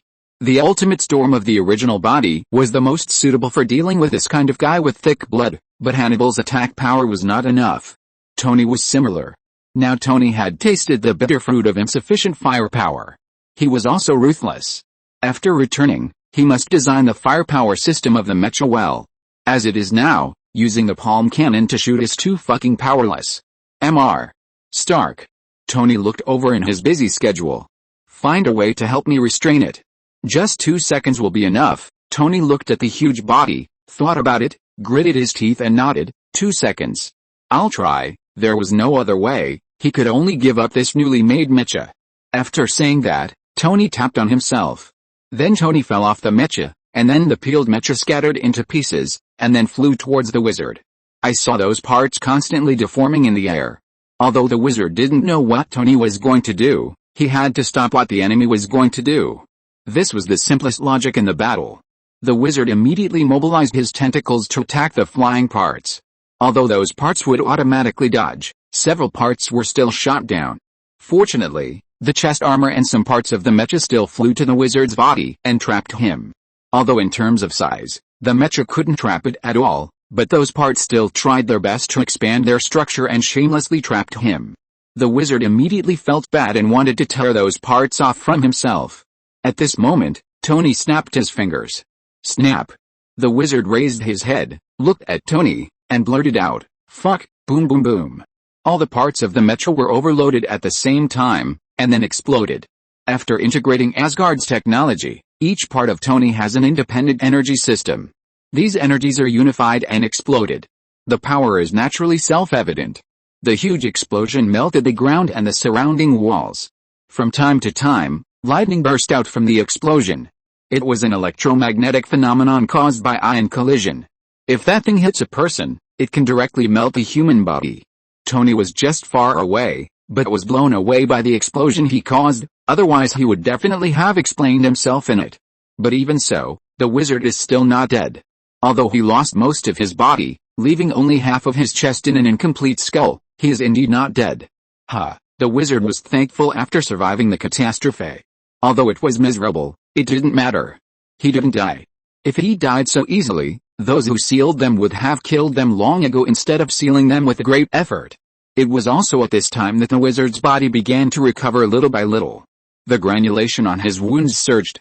It wouldn't be long before he was a brave man again. Mortal. Wait, I will tear you apart bit by bit, then extract your souls and burn them with magic for 10,000 years. At this moment, a monster with a bloody breath appeared in front of the wizard. The monster could vaguely see a little bit of human shape, with long blood-red hair draped on the ground, blood-red skin, and tie-jointed legs and dry and slender claws, all of which showed that this thing had already deviated from the human category. What was even more terrifying was this guy's face. His mouth turned into a long and sharp kiss. It was a bit like the kiss of a canine, but more pointed. A huge mouth full of sharp teeth continuously shed toxic and corrosive saliva, and above the mouth, there were dense pupils. The wizard looked at the monster in front of him with despair with his remaining eye. The breath of death was so close that he knew he was doomed. His lips moved and he let out a terrified cry, "No.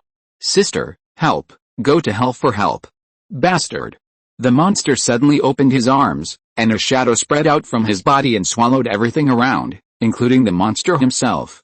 Tony was so scared when he saw this scene. He immediately ran away in a hurry. Fortunately, Tony's physical fitness is now top-notch, otherwise he might really be swallowed by the shadow. It was not until he ran 500 meters that the shadow stopped. Then there was a creepy chewing sound from the shadow. Snap, snap, like chewing bones. Gulp. It was swallowed.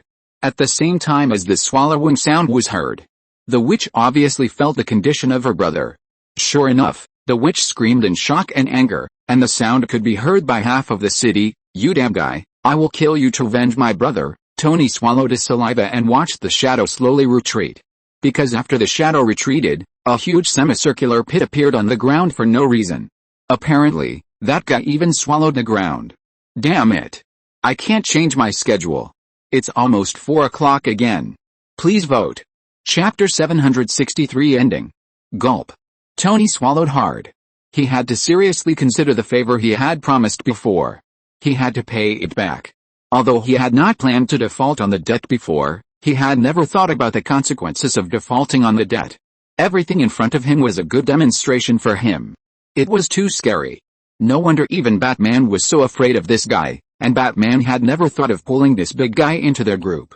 What was in front of him seemed to be the best reason. Soon the shadows faded, and Hannibal knelt on one knee with a little weakness. Then the two hounds of Tyndalis separated from Hannibal's body. They seemed a little sluggish. This trick was figured out by Kai when he was bored. He had no other abilities, but to show a special ability through the possession of the devil, the ability to devour everything. But unfortunately, Kai and the devil are actually quite incompatible, so every time they are possessed, it is a torture for the hound and Kai. In order not to expose the abilities and trump cards of other vests, Hannibal had to do this. This is also the disadvantage of clones. In order to prevent several vests from being too closely connected, there are strict ability distinctions between clones and clones, as well as between the main body and the clones. Hannibal had to use this move that was a bit like the Seven Wounds fist. "Hey, are you okay?" Tony really feels like a newbie now. In the past, he could still comfort himself that there was a weakling like Kai who was paired with him.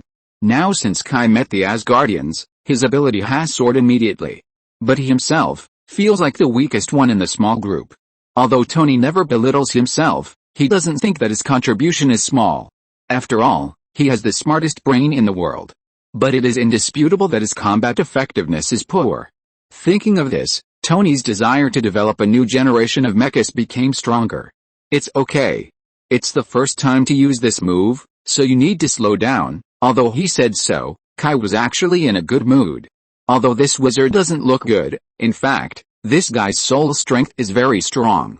This can greatly make up for the soul energy that Kai lost in the previous fight against the Rainbow Bridge. At the same time, Kai was secretly lucky. If it weren't for habit that made Kai instinctively rescue those innocent people first, the consequences would not be so beautiful. Although this wizard seems to have poor means of attack and is useless except for being able to resist, that is because he has just been unsealed and is already in a weak state. If he is allowed to eat those ordinary people to recover some of his strength, then Hannibal's state must be much worse than it is now. What should we do now? Tony has no mecha, and Hannibal is in this state. They seem to have lost the ability to support Kai. Tony does have some spare mechas, but his latest mecha with Asgard technology can't handle it, so it's useless for other mechas to come. Wait, the bat should be able to handle it. Hannibal changed his usual elegant posture and sat on the ground in a very unpresentable manner. Tony always felt that something was missing without a mecha, and he had a serious lack of security in this world. He nodded and sat next to Hannibal. He felt that before the next generation of mecha appeared, his fighting power. Anyway, he should just stay still. On the other side, the battle was also in full swing. You damned guy, I'm going to kill you to avenge my brother. With a sharp roar of the witch, two metal whips like spines suddenly flew out from the pair of metal constructs, with a diameter of more than half a meter, and whipped Batman and Kai fiercely. Batman immediately raised his hands and fired iron beams at those whips. Bang! Bang! Two impact cannons hit the metal bone whips, and the huge force did not block their way, but brushed past them from the side. The metal bone whips gained side force, and their accuracy was greatly lost, brushing past the two people. At the same time, the reactor on Batman's chest suddenly lit up, and a thick iron cannon shot fiercely at the construct. And Kai also took this opportunity to wield the ultimate storm fiercely and slashed at the construct behind the witch. The ultimate storm flew out of her hand and struck the construct with a force of thunder. The black light shield on the surface of the construct fluctuated violently at a speed visible to the naked eye. The anger in the witch's scream was extremely clear. Originally, her constructed wizard tower was activated too early. It was completely assembled in advance by her explosion, and the energy reaction was only 70% complete. Now it was attacked continuously by Batman and Kai, and the black light shield continued to lose. She had no choice but to use the energy of the wizard tower to replenish it, which slowed down the energy reaction again. Now it only has about 40% of the energy. This has greatly affected the function of the mechanical wizard tower, and most of the functions cannot be turned on. She didn't dare to use energy shock again, which would further reduce the progress of the energy reaction. If the wizard tower cannot be activated in time, it cannot move quickly. She can't run. She has been busy for so long and even sacrificed her brother. If she gives up now, wouldn't it be a loss to vomit blood? The witch's scream also made Kai realize that something was wrong. The witch hadn't shown up yet, which proved that there was something wrong with the metal construct. Their strategy was fine. Regardless of the witch herself, just attack the metal shell. Thinking of this, Kai immediately recalled the ultimate storm, regardless of the witch's magic, because she couldn't kill him anyway. He swung the ultimate storm, turned the thunder power in it to the maximum value, and then slashed at the iron shell fiercely. The same was true for Batman. Anyway, he was made of armor metal.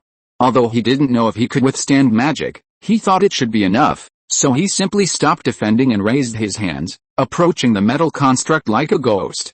The witch was so angry when she saw the actions of the two people that her teeth were about to break, especially when she saw Batman's actions. She almost laughed a little bit. This guy was obviously immortal, but he was even more reckless than Kai, who had mastered supernatural powers. So in a rage, the witch mobilized magic to give Batman a hard time. Just as Batman put his hands on the black energy shield, the witch shot a green light. It was a fatal curse. Once it hit the enemy, it would immediately make the enemy dry and corrupt, and watch itself turn into a mummy and rot. But Batman didn't care at all and used his chest to resist the magic. Then Batman put his hands on the shield while the witch was stunned. Two balls of white light appeared from Batman's hands, and then the white light balls became bigger and bigger. Finally, pop! There was a light sound of bubbles bursting. Crack! The air shattered like glass. Boom! The earthquake came. There was a long and harsh sound of friction and distortion.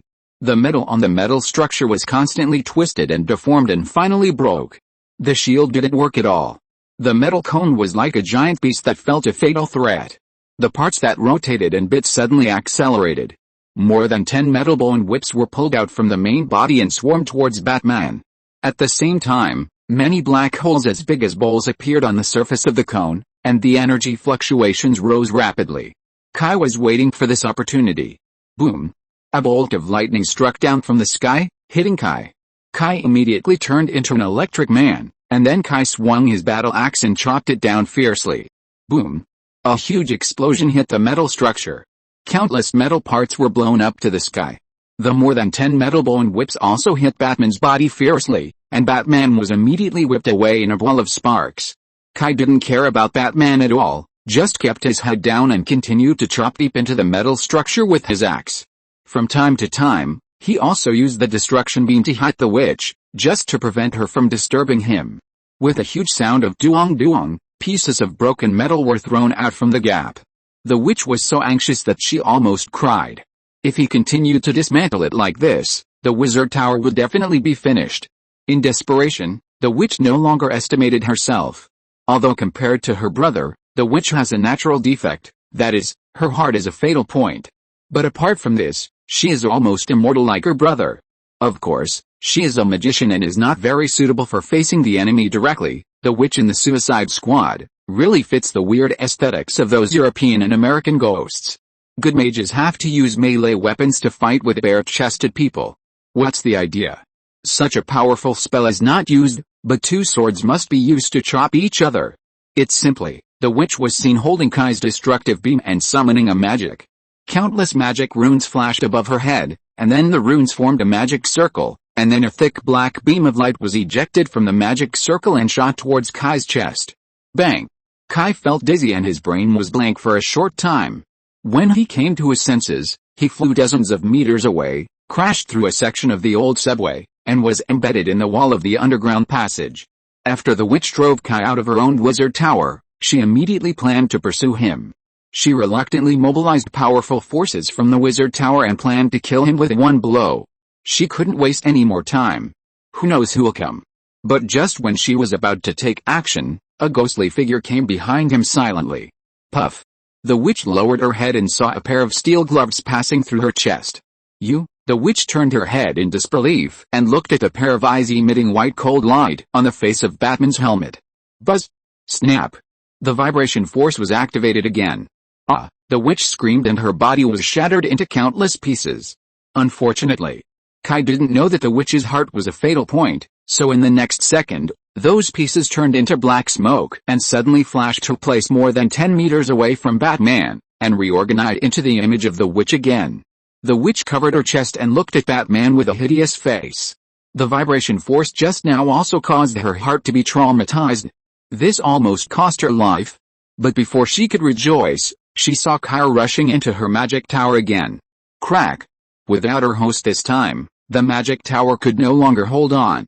A huge crack began to spread from the center of the magic tower. The witch understood, she could no longer change the collapse of her half-finished magic tower. After hesitating for a moment, she gritted her teeth and said, "Wait, I will come back to find you." After that, she activated the self-destruction program of the magic tower. With a thought, her body turned into a black mist, and she wanted to use magic to teleport away. But how could Batman let her go? The moment she disappeared, Batman raised one of his hands, and the white light covered his fist again. Then Batman punched hard in the direction where the witch disappeared. The next moment, the witch's body was forced to condense again, flew out with a bang, and hit the wall. The witch didn't care about the pain in her body, her face was full of disbelief. How is it possible? How can they restrict my spells? But the witch couldn't care about this now, because she had just activated the self-destruction program of the wizard tower. Now the wizard tower is a large time bomb. The kind that can blow her to death. So the witch cast a spell again, summoning waves of extremely thick smoke. With the help of the smoke, the witch ran away. But after running a few steps, she heard a sudden loud noise behind her. She turned her head in a dizzy manner, and was almost scared to fall down. I saw that her wizard tower actually collapsed from the middle. And the energy inside also spread out at the first time. It must be Kai who destroyed the core of the wizard tower. So fast? While she was stunned, Batman cheated. He opened Kai's king's treasure house and directly moved out 2 Vulcan cannons from it, holding one in each hand, and directly covered the smoke with full firepower. This time the witch screamed, looking very sad and desolate in the fog. Damn humans, damn technology. The witch cursed this terrible world in her heart, and her body kept fading and flashing, avoiding the fierce firepower coverage. She tried to leave by teleporting several times. But every time she was waiting for the teleportation, Batman would use his vibration ability to interrupt her teleportation. This made the witch feel very frustrated. As the saying goes, if you defend for a long time, you will lose. The speed of bullets is so fast. Although the witch's flash and fading are magical, it is impossible to release them continuously. There are still intervals, and this interval under the overwhelming rain of bullets, the probability of hitting is not low at all. So after it fading, she appeared again, and her calf was swept by a bullet, and immediately lost half of it, further delaying her escape speed. She couldn't bear it anymore, regardless of the fact that the attack would slow down her escape speed, and shot a black light at this sticky guy. Batman didn't hide at all, just exchanged with you. So although Batman was knocked away, Kay was hit by several bullets again. But at the moment when Batman's attack was interrupted, a battle axe with lightning suddenly slashed at the witch. The witch sensed the attack and became virtual again. The black mist floated a few meters away and condensed into human shape again. But she obviously forgot that Kai's ultimate storm was electrified. Although the axe did not hide her, the lightning on the axe covered the surroundings like a big net, and then the lightning hit the witch like whips. Although the virtual witch was immune to physical attacks, she could not avoid this kind of magical attack. It might even cause her more serious injuries. Of course, this was not a problem. She was not so easy to die. The only problem was whether Kai and the others would give her a chance to run away again. The witch endured the pain and wanted to run, but in a second, a long sword pierced her heart. The witch turned her head and looked at Kai, who suddenly appeared. She opened her mouth and wanted to say something, but she couldn't say anything. Then a bunch of ashes fell from her body, and when Kai pulled out his sword, she turned into a mud pupa of normal size and fell to the ground. Well, I can finally update early today. But if I don't catch up on my sleep after coming back, I feel like I can't open my eyes. I'll try my best to overcome it. Please vote. Especially the monthly vote. Chapter 764, Arrangement. As the witch died, the monsters covered with the black matter also fell to the ground at the same time, and then the black matter on their bodies gradually melted, like melted asphalt, slowly peeling off from the transformed ordinary people. Those ordinary people who turned into monsters recovered. Tony also ran over at this time. Without the help of the mecha, it was really difficult for him to flip through the terrain full of ruins. If it weren't for the dragon bone that changed his physical fitness, Tony probably wouldn't be able to get here at all. Huh? Tony took a breath and looked around. It seems that you have done it here. Batman ignored Tony and walked towards the mechanical constructs. Kai thought that taking something might have some research value. At this time, Hannibal suddenly jumped out of Tony's shadow. Tony was startled. When he came here before, he planned to come with Hannibal, but Hannibal shook his head at him. Tony originally thought that this meant rejection, but he didn't expect. This guy just wanted to take a ride. Tony felt. This ability is really great. I didn't expect you to come here. If you're acting, you have to act it out. Kai said sarcastically. Hannibal ignored Kai and walked towards Batman with interest. Kai shrugged. Tony asked curiously, aren't you two very familiar with each other? Kai curled his lips and said, don't talk nonsense. He's a wanted criminal and I'm a policeman. How can I be familiar with him? This was an official statement that could only fool ordinary people, so Kai added, this guy is a freak. Except for Batman, who can communicate with him for a few words, he doesn't think highly of anyone else, no matter how polite he is. Tony thought about Hannibal's attitude and found that it was true. Hannibal was always so calm and seemed very polite to everyone, but wasn't this also a kind of condescending look? Because you can never really feel his attitude towards you, as if everyone is the same. But thinking about the moment when Hannibal transformed, Tony felt that he should be more polite, especially when he still owed him a favor. What is that? Tony changed the subject and pointed at the scraps of copper and iron scattered all over the ground. I don't know what the things that the witch summoned are used for, but I think Batman and Hannibal should be interested in them." Tony didn't feel anything at first, but after hearing what Kai said, he immediately became interested. Just when he was about to walk over to see what was going on with the metal, the mud cocoon that the witch had turned into suddenly cracked. Crack. The sound was not loud, but in this environment, it was particularly clear.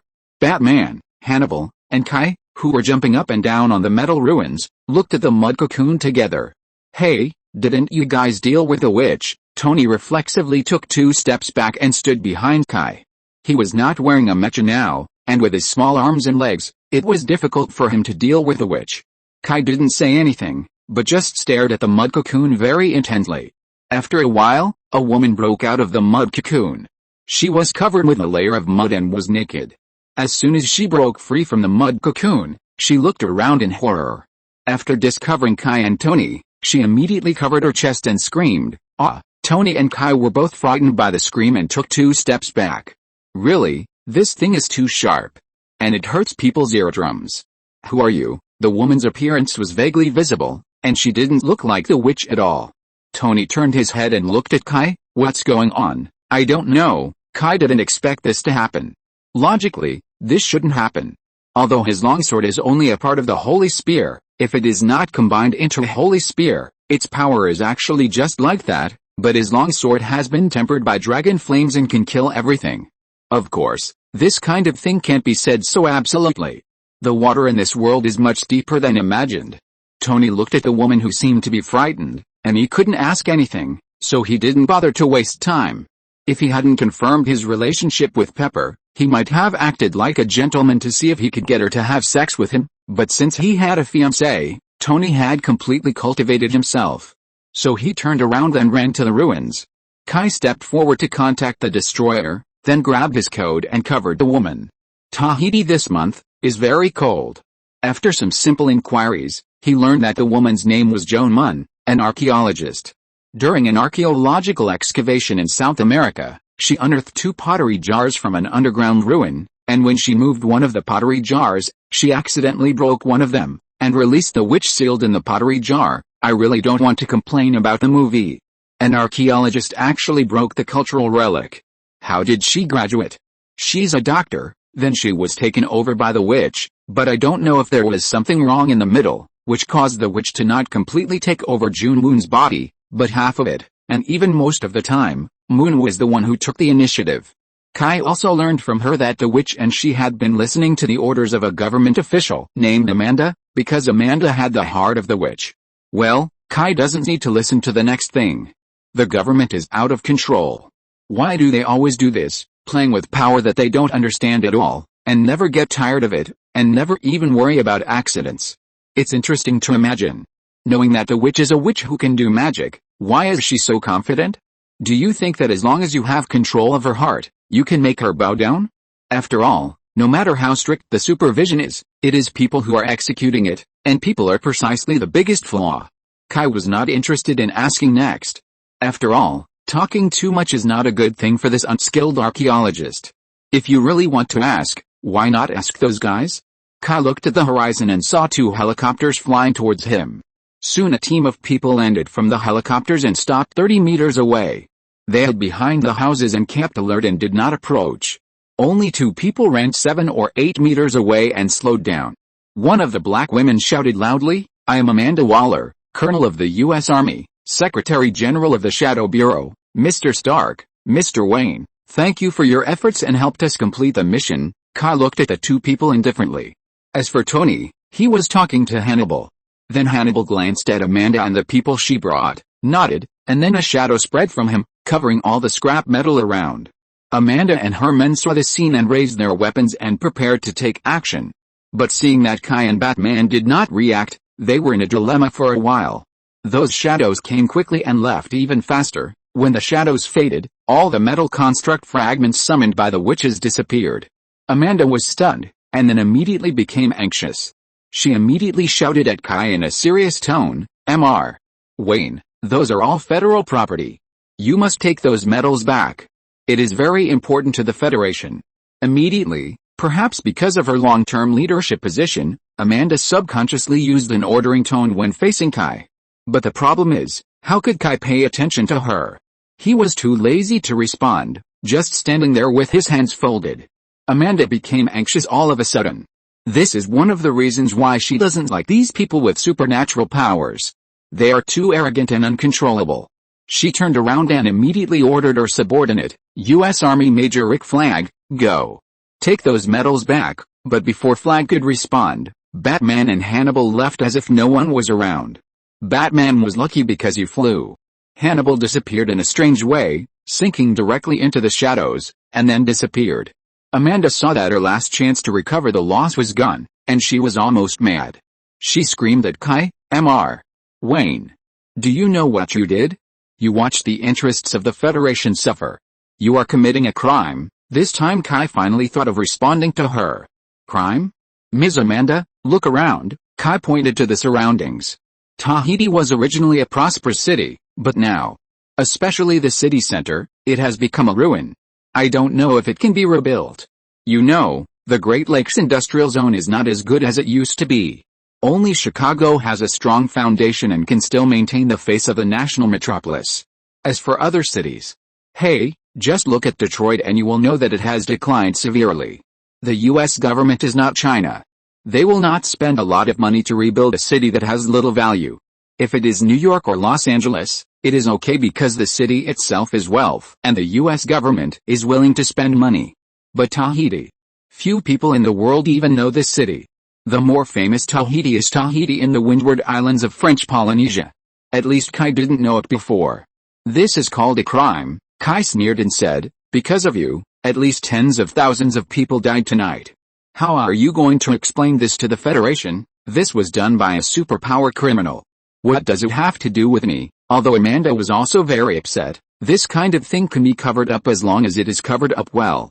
Anyway, not many people know the relationship between Enchantress and her. Haha, do you think I will believe it? Kai laughed. I don't need you to believe it. Amanda was really a little panicked now. You have to know that Kai is not an extra staff vigilante like Batman or Hannibal. This guy has a very strong influence in the upper class of the United States. If he really pokes it, the lid will be covered up. Tony came over from a distance, but didn't say anything. The guys behind these people were quite annoying.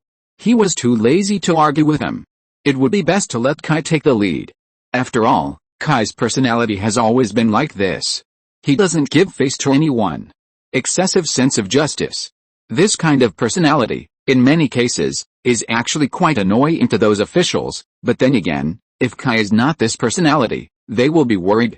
So, choose the lesser of two evils, and just pinch your nose and accept it. Many big men also know their own limitations. Those dirty things should not be brought to Kai. This is also because Kai's so famous, but Washington has never thought of transferring him to Washington. It's good for him to stay in New York. The big guys in New York can't do anything to Kai, but it's okay.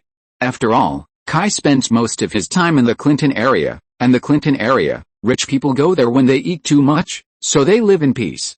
Kai didn't bother to say anything. Anyway, just wait and see. Here Susie, the three female heroes and a bunch of other people also rushed over. This also includes Carter and Captain America. Carter's face is very ugly now.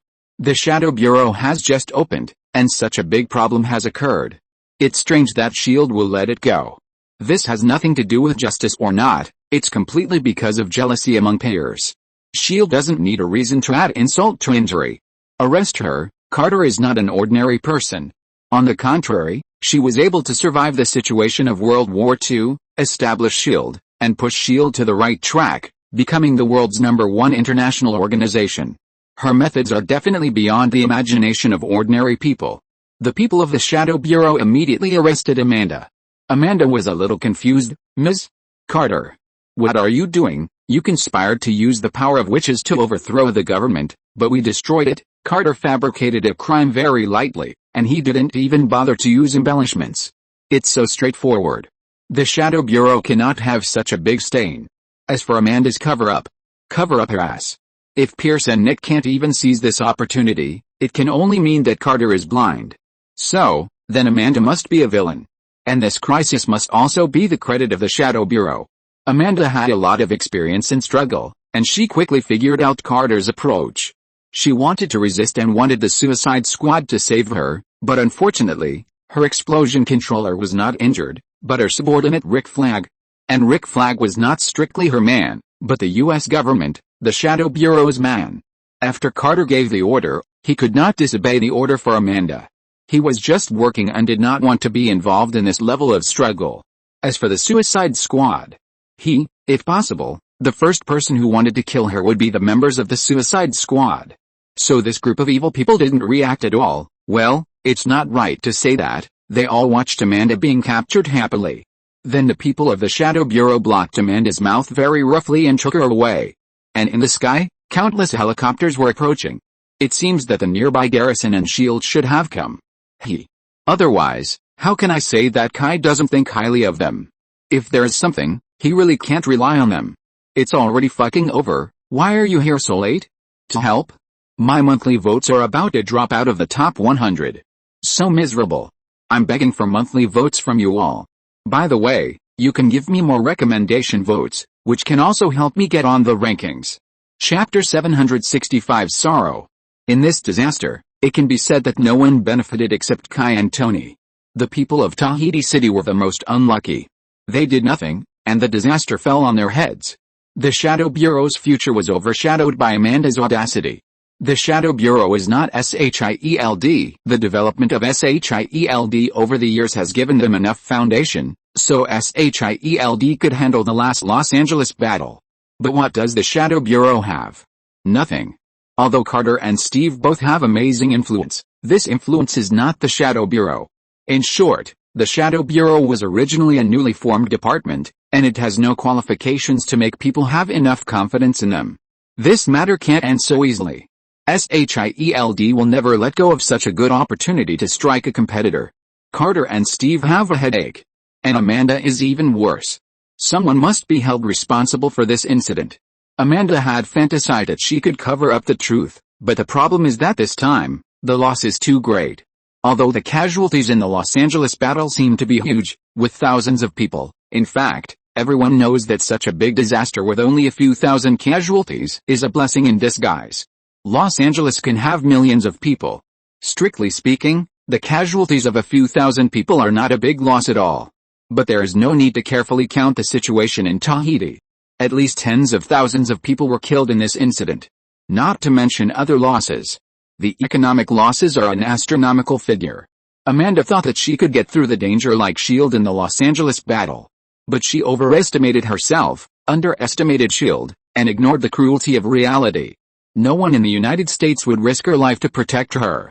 Not even her own father. She is just a white glove who does dirty work. There are many such people. No one will spend so much money to protect a white glove. Of course, the secrets in Amanda's hands will indeed make many people feel afraid and afraid that she will bite back. But, there are many ways to keep someone silent. The simplest way is to refer to Epstein, who pimped for the powerful. I suggest you search Baidu for this guy. This guy is a tough guy who single-handedly dragged down many federal dignitaries. Even though he was caught and arrested, he reached a plea deal with his power relationship in the law enforcement agency, and the prosecutor in Florida agreed not to prosecute him. After he pleaded guilty, he was not only exempted from all federal charges, but also exempted from other states. Not only him, but also his accomplices, both named and unnamed, were all exempted. They were all protected by the non-prosecution agreement. Do you think this is outrageous? There is something even more outrageous. Even after pleading guilty, this guy will eventually face less than 2 years in prison, and he will have a nearly free work parole during this period. As soon as he entered prison, he obtained the qualification for out-of-prison employment, and he was out of prison 6 days a week, 12 hours a day. During these 12 hours, he can go to the office, attend parties, and of course go home for massages 3 times a day. After serving 13 months in prison, Epstein was released from prison 5 months early. Although in the end, Epstein's exemption was deemed unconstitutional and invalid. But it was not because of justice, but because of power struggle. I won't go into details about it, just look it up online.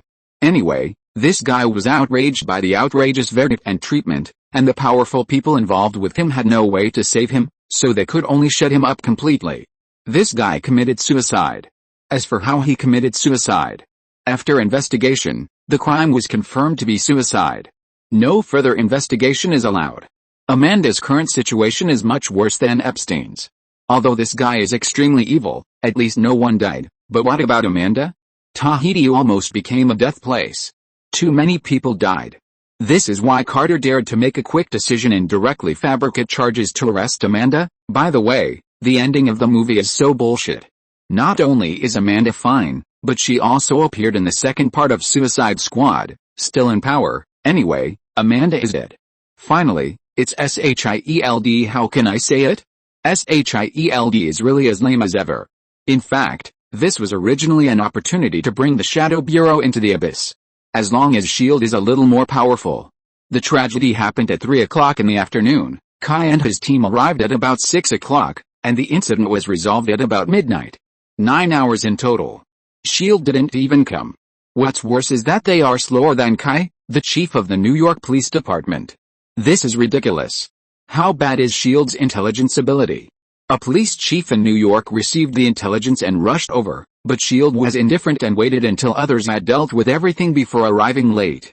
To be honest, S.H.I.E.L.D. was also frustrated. They got the news a long time ago. But the problem is that they also need time. Such a large scene cannot be solved by 1 or 2 special agent teams. They need to mobilize manpower, verify various intelligence, come up with response strategies, including response measures for various emergencies. These are not things that can be done casually. 9 hours, in terms of American speed, is simply unbelievably fast. Otherwise, you can go and see the rescue work of the collapse department in Miami. The rescue team from this state took 16 hours to arrive. They were very happy, right? But the higher-ups don't see it that way. They only know that they spend so much money every year to support S.H.I.E.L.D., but what happened? The free vigilantes from others solved the problem and took away all the valuable things, but S.H.I.E.L.D. was late. To put it in an impolite way, it's like eating shit and not catching up with the heat. S.H.I.E.L.D. is also desperate. They really tried hard, brought so many people and so much equipment, and many people were ready to sacrifice. But after they arrived, it turned out to be disaster relief. They were also caught off guard. So when the people from S.H.I.E.L.D. saw Kai and Tony, their eyes were full of complexity. Who doesn't want to live well? Of course it's a good thing to not fight hard. But I always feel weird. The regular army can't beat the grassroots team. It's quite embarrassing. This time, Agent Hill led the team. Phil didn't come because he hadn't healed his broken hand last time. It's a bit pitiful to think about it. It seems that the same few people come and go in S.H.I.E.L.D. They are short of talents.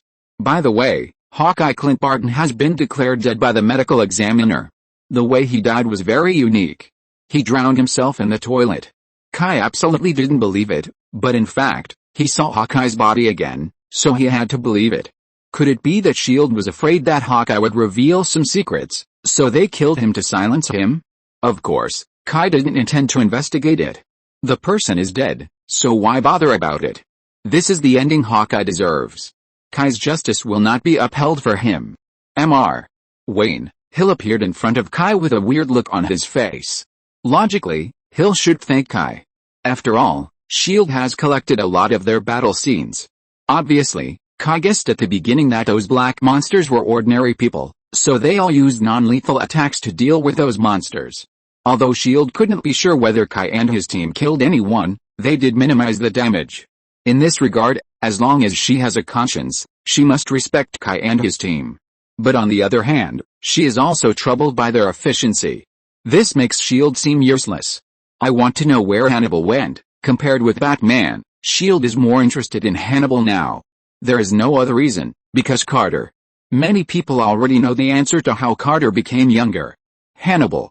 In the past, S.H.I.E.L.D. also paid attention to Hannibal, but the attention was not higher than other superheroes. But since it was learned that Hannibal could make people rejuvenate, the attention paid by all parties to Hannibal has been infinitely raised. The same is true for S.H.I.E.L.D. No one can resist this temptation. Especially since there's Hydra inside S.H.I.E.L.D., these people are very crazy about this aspect. I don't know, Kai knew that Hannibal would become Tang Seng's meat, and everyone would want to take a bite. But you solved this incident together. Hill did not let go. Then what? Kai said indifferently. Then, Hill choked. But he still said, "We need to find him. Hannibal is very important to our shield." "None of my business," Kai said rudely. "Does it matter to me that he is very important to you?" Hill frowned. He didn't believe that Kai didn't know how Carter became younger. But Kai didn't want to cooperate. What can they do? If they knew what to do, they wouldn't always be defeated in front of Kai. So Hill turned to Tony. She hoped that Tony could tell him. As a result, Tony waved his hand. "Don't look at me. I'll make it clear in advance that I don't know where he is. It would be great if I could find him, but Hill didn't give up. Tony quickly said, "He found me. I just made a deal with him. I have nothing to do with him." "What deal?" Hill persisted. If it were in the past, Tony would definitely ignore her, but some things still had to be made clear. Otherwise, Tony would be annoyed to death. If people knew that he deliberately concealed the secret of rejuvenation, that would be terrible. Although he did do so. But someone else took the blame. Why should he admit it himself? "He's going to take my arc reactor design, new elements, and several mechas." Tony tried to make the price sound more serious when he was talking nonsense. It was also a rationalization of the deal, otherwise others would have complained. Hannibal didn't look like a living saint. So she believed what Tony said. Then she became more entangled. Hannibal wanted these things. What was he going to do? How could you give these things to others? Do you know how heavy they are? Hill was very angry at what Tony did. He handed such dangerous things to someone who was not under his control at all, and the future was out of his control. Perhaps Tony's cooperation just now made Hill a little forgetful of who Tony was. So Tony's face changed. "Humph. Those are my things. I can trade with whoever I want. Do you shield have any say in that? Who do you think you are? Know your identity. Woman." After that, Tony stopped ignoring her and turned to walk towards the private plane sent by the Stark group. Kai smiled, the kind of smile that was meant to make fun of him. He turned around and planned to leave. He planned to take Tony's private plane. At this time, Steve came over.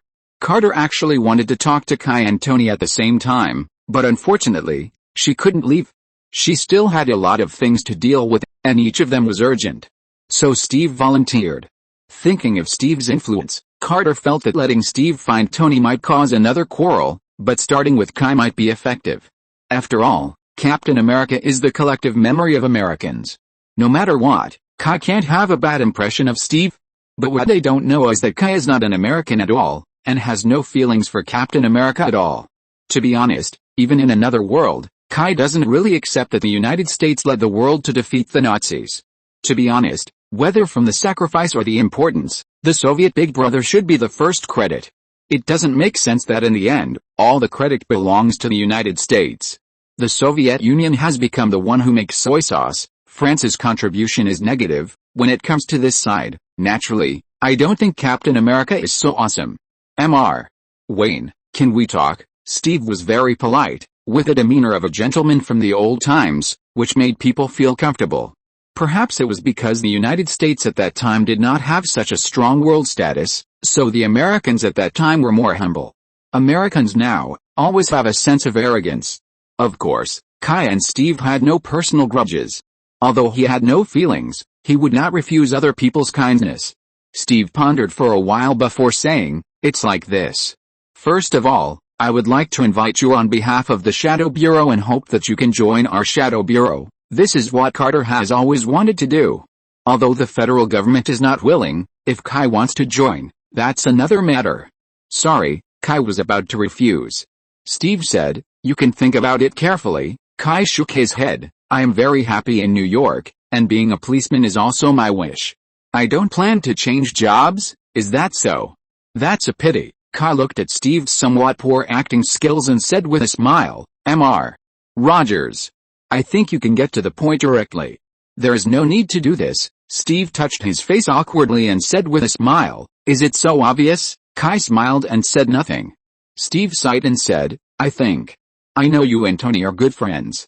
So I hope you can help persuade Tony. Bucky is innocent in the Howard incident.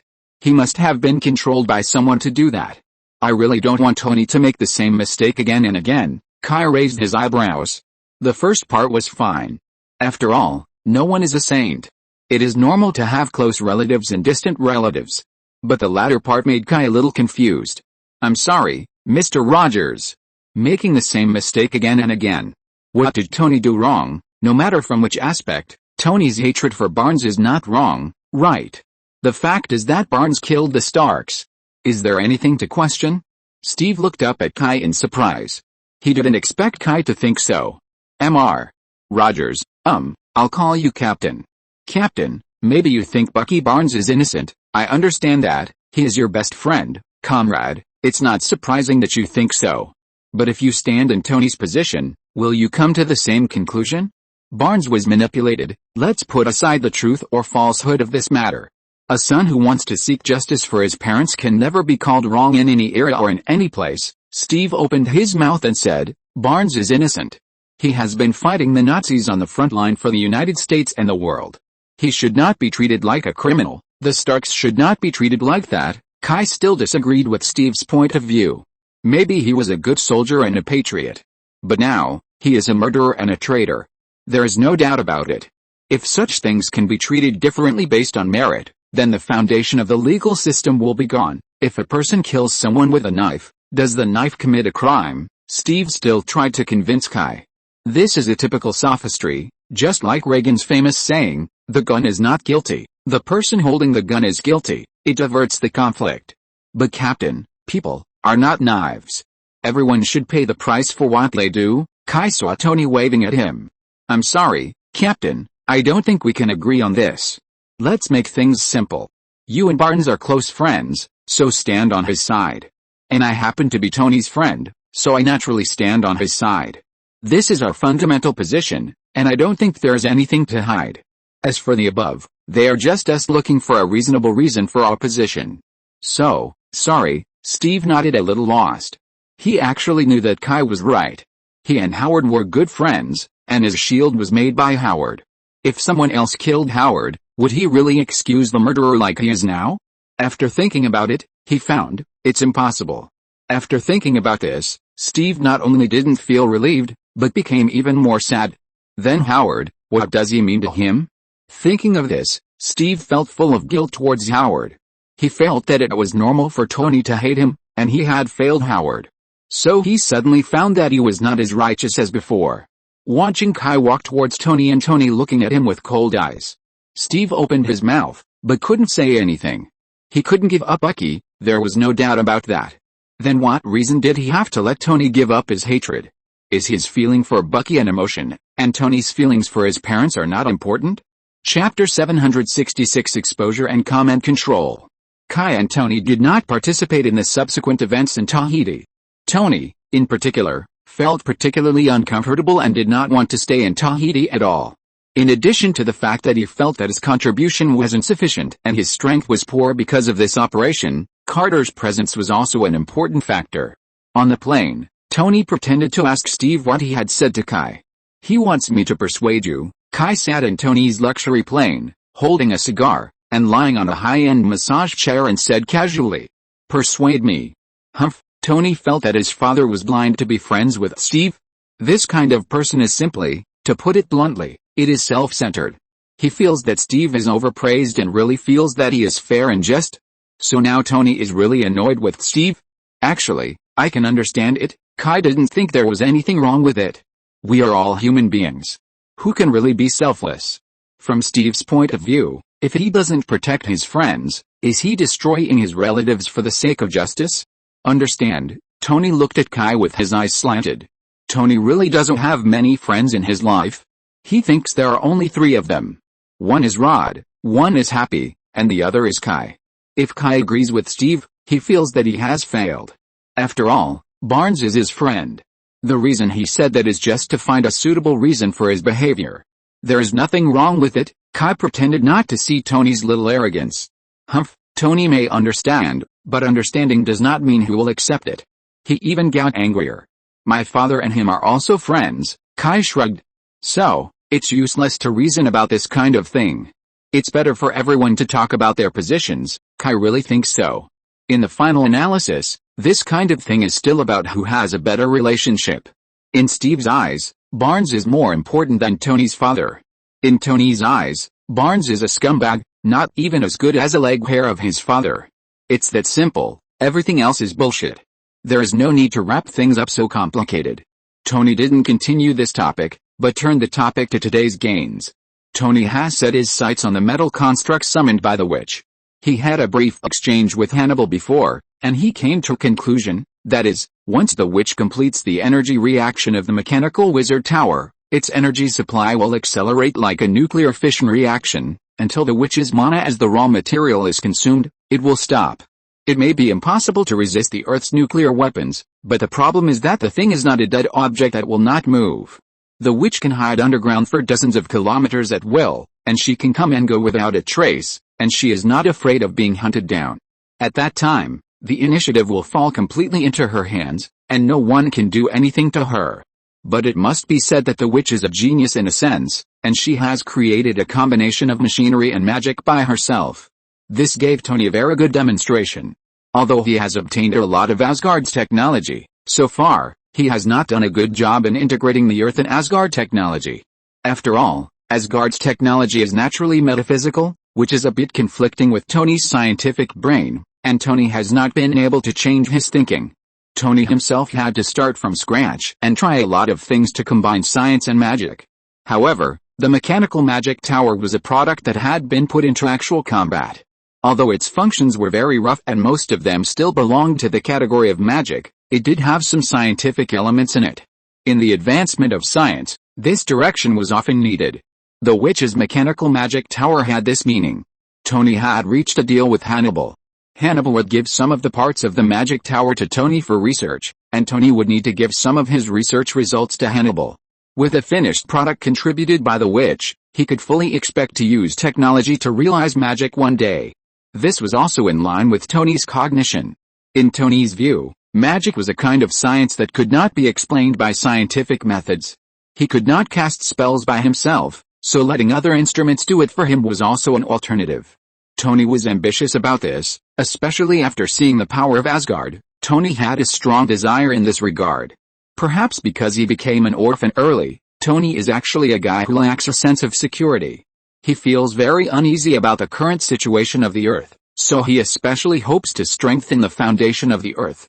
Even if he learned from Tony that the Earth still has a guardian like Camelot, it can't make Tony feel at ease. In the final analysis, he still believes in himself more.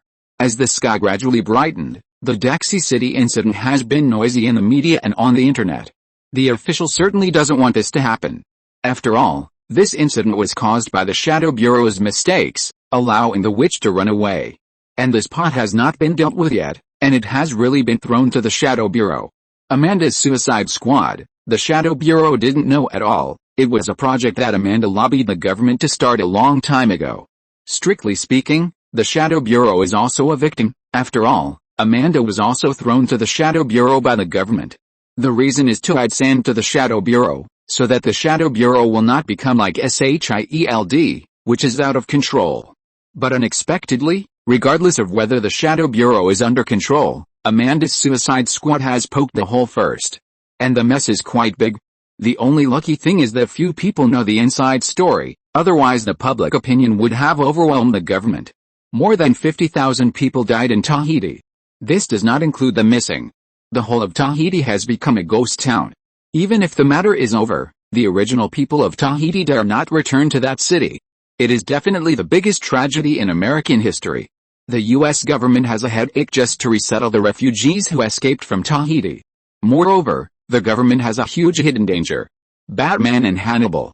Other superheroes such as The Flash and the Three Chicago Women have always been under Carter's nose, focusing on rescuing refugees and not directly participating in the suppression of witches. But Batman and Hannibal are the main force.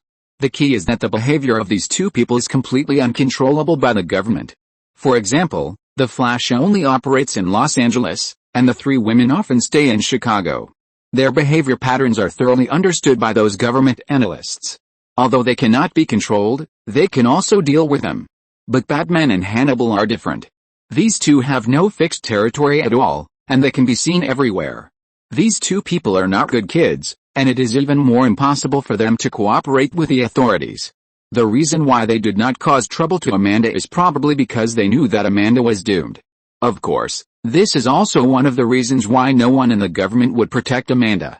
If Amanda really escaped punishment, the two people would be unhappy and explode directly.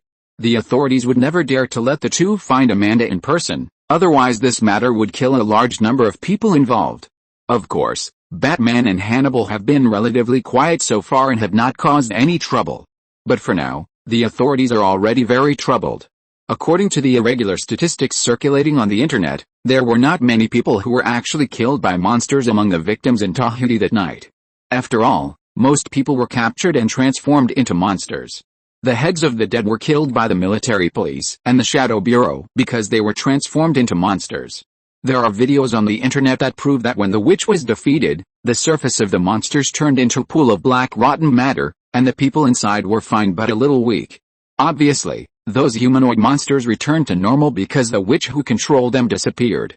Batman and his team had previously used non-lethal attacks on those monsters, which was also witnessed by many people. Naturally, it cannot be said that they massacred citizens, so the government was in trouble. After all, the military and police were not as rigorous as Batman and his team. Now it was a lot of fun. Those people who lost their families, friends, and homes would not be so calm to consider the difficulties of the military and police at that time. They only saw their relatives and friends being killed by the military and police. They were obviously saved.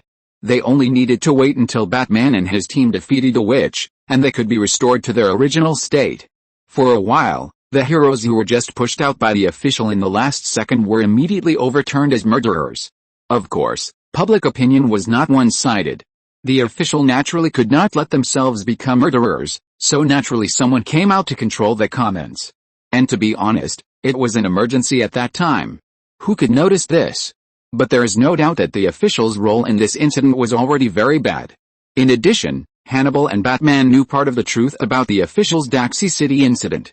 This really buried this supermine, and it was more likely to explode on the official's own head in the end.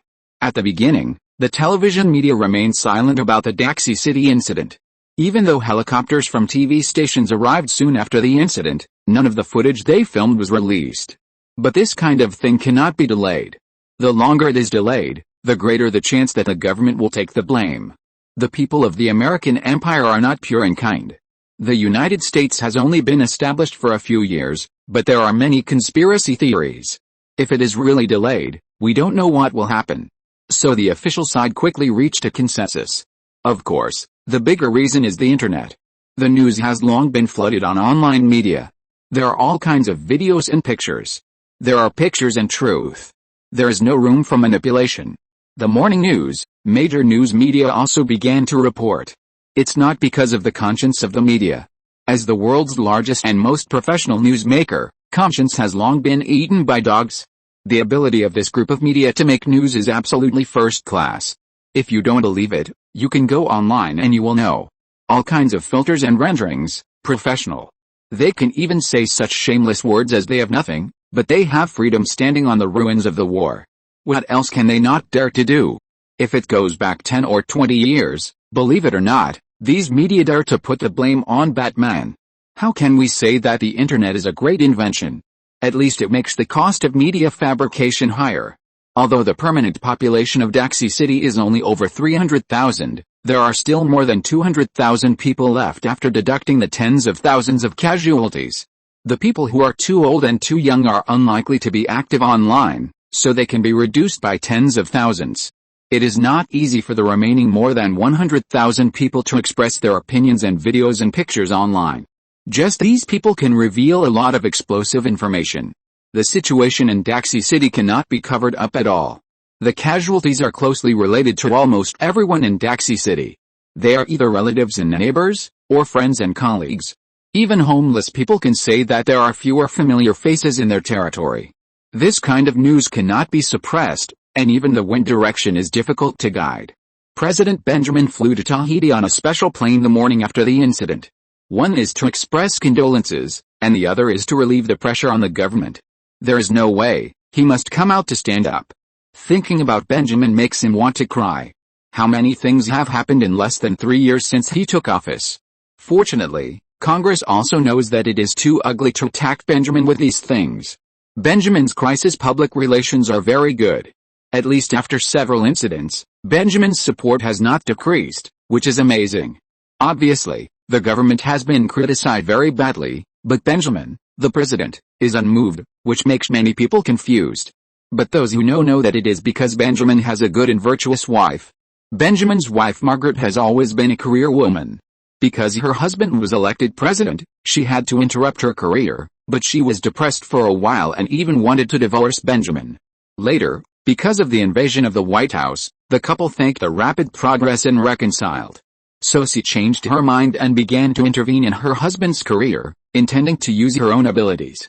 Now many people in the political arena are saying that the First Lady is actually the First Minister of the White House, not the Secretary of State of the Secretary of State. Margaret was originally a media person. She has a lot of connections in the media industry. With her own abilities, she can always help her husband get out of danger. I've gone off topic. Anyway. Because the president has a good image and the situation on Earth is changing with each passing day, after several major events, everyone knows that on Earth today, danger is not far from everyone. Therefore, President Benjamin has a good support rate in both parties in Congress, and everyone is willing to see a popular president stabilize the situation. The president's condolences did not make the sad atmosphere in Tahiti better. After all, no one knows what the future will be like. The only thing the authorities can do in this situation is to let things pass as soon as possible. The information explosion brought by the internet has advantages, but also disadvantages. That is, people's forgetfulness has become greater.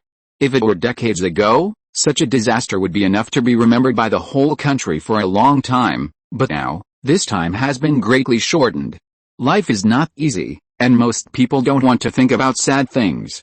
This is also the reason why many people don't like to watch art films, but only like to watch football games and soap operas. Simple, joyful, and can participate in it without thinking. The authorities are obviously very proficient in this, and soon an entertainment activity appeared on the internet, surfing the internet with mobile phones to cheer for their favorite superheroes. Whether it is the nickname, appearance, armor, or combat power and performance, they can always be brought up and debated with fans of other heroes. I have to say that this is really easy to get involved. After all, compared with those tragedies, such debates are more attractive. So for a while, the internet was full of verbal battles. Fans of various superheroes cheered for their idols, but this thing always has to be compared to be interesting. Naturally, a situation of praising one and stepping on the other is formed, and debates come. Once debates come, there will be onlookers, and onlookers represent attention. With attention, some media will naturally get involved and fan the flames. Being sarcastic is their way of making a living. So the debate became more intense. On the contrary, the attention to Tahiti continued to decline. I have to say, this thing is more magical than magic. Chapter 767 Newcomer. The Tahiti tragedy lasted for more than a month, and then, nothing happened. It has been said that people in modern society are very forgetful. People receive too much information, but people only have so much attention. Therefore, no matter how tragic things are, they will be constantly refreshed under the massive amount of information, and finally nothing will be done. There is a poem that says, in the past, the carriages were slow and the letters were far away, and there was only enough time to love one person in a lifetime. The opposite of this sentence is that in modern society, with the rapid changes, people's focus will be refreshed quickly. So naturally, they become forgetful. In March, the weather in New York is still very cold, with an average maximum temperature of only 9 degrees. But this does not affect the prosperity of New York at all. Similarly, this does not affect the activity of criminals. The New York police led by Kai have risen strongly in the past 2 years, but this does not affect the criminals longing for New York. There is no way. There is gold everywhere here. Young people yearn for New York, and so do criminals. There are many opportunities. The positions of those gangs that have been weakened by the blows are soon replaced by new gangs. Sometimes the job of a policeman is really helpless, because you will find that this city is always in a cycle. If you strike hard, the gang crime will stop for a while, but it won't be long before new criminals, like leaks after rain, keep jumping out. You can't stop them. So the police have no time to rest. Kai is the same.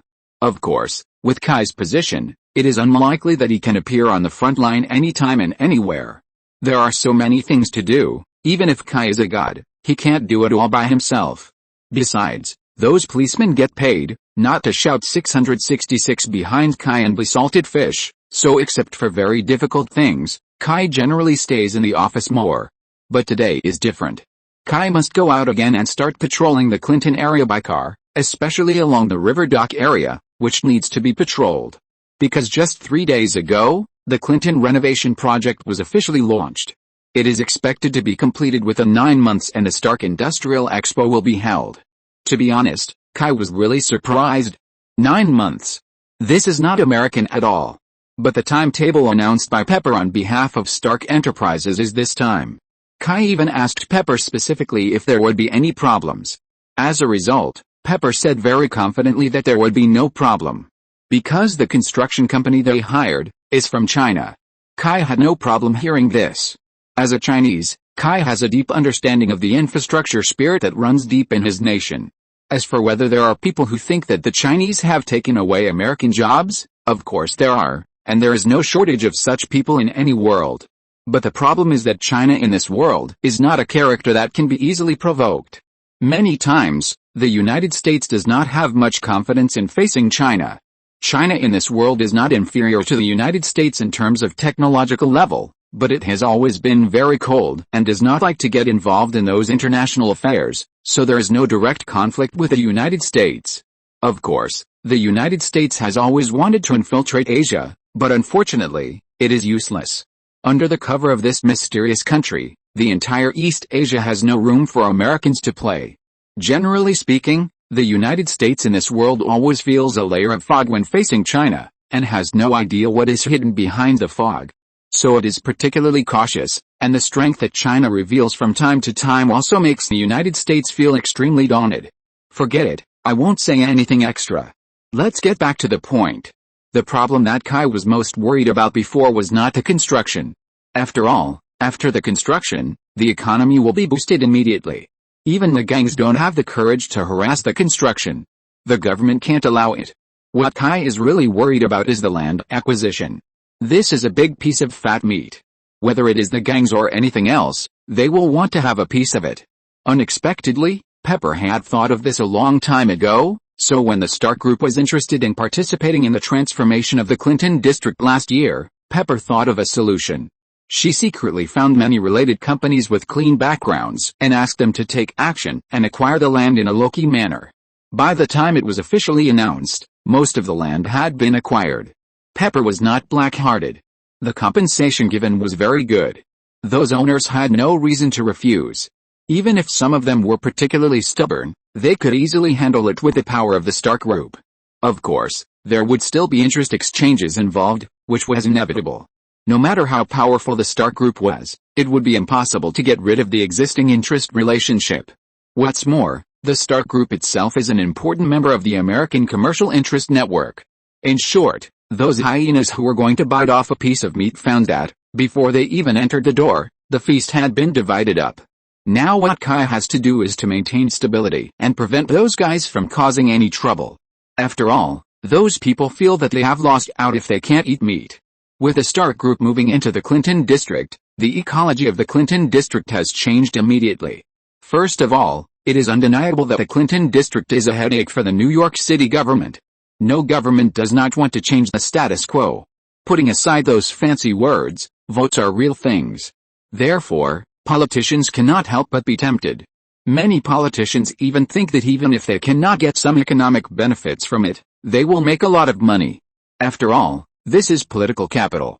This kind of political achievement is enough for a lifetime.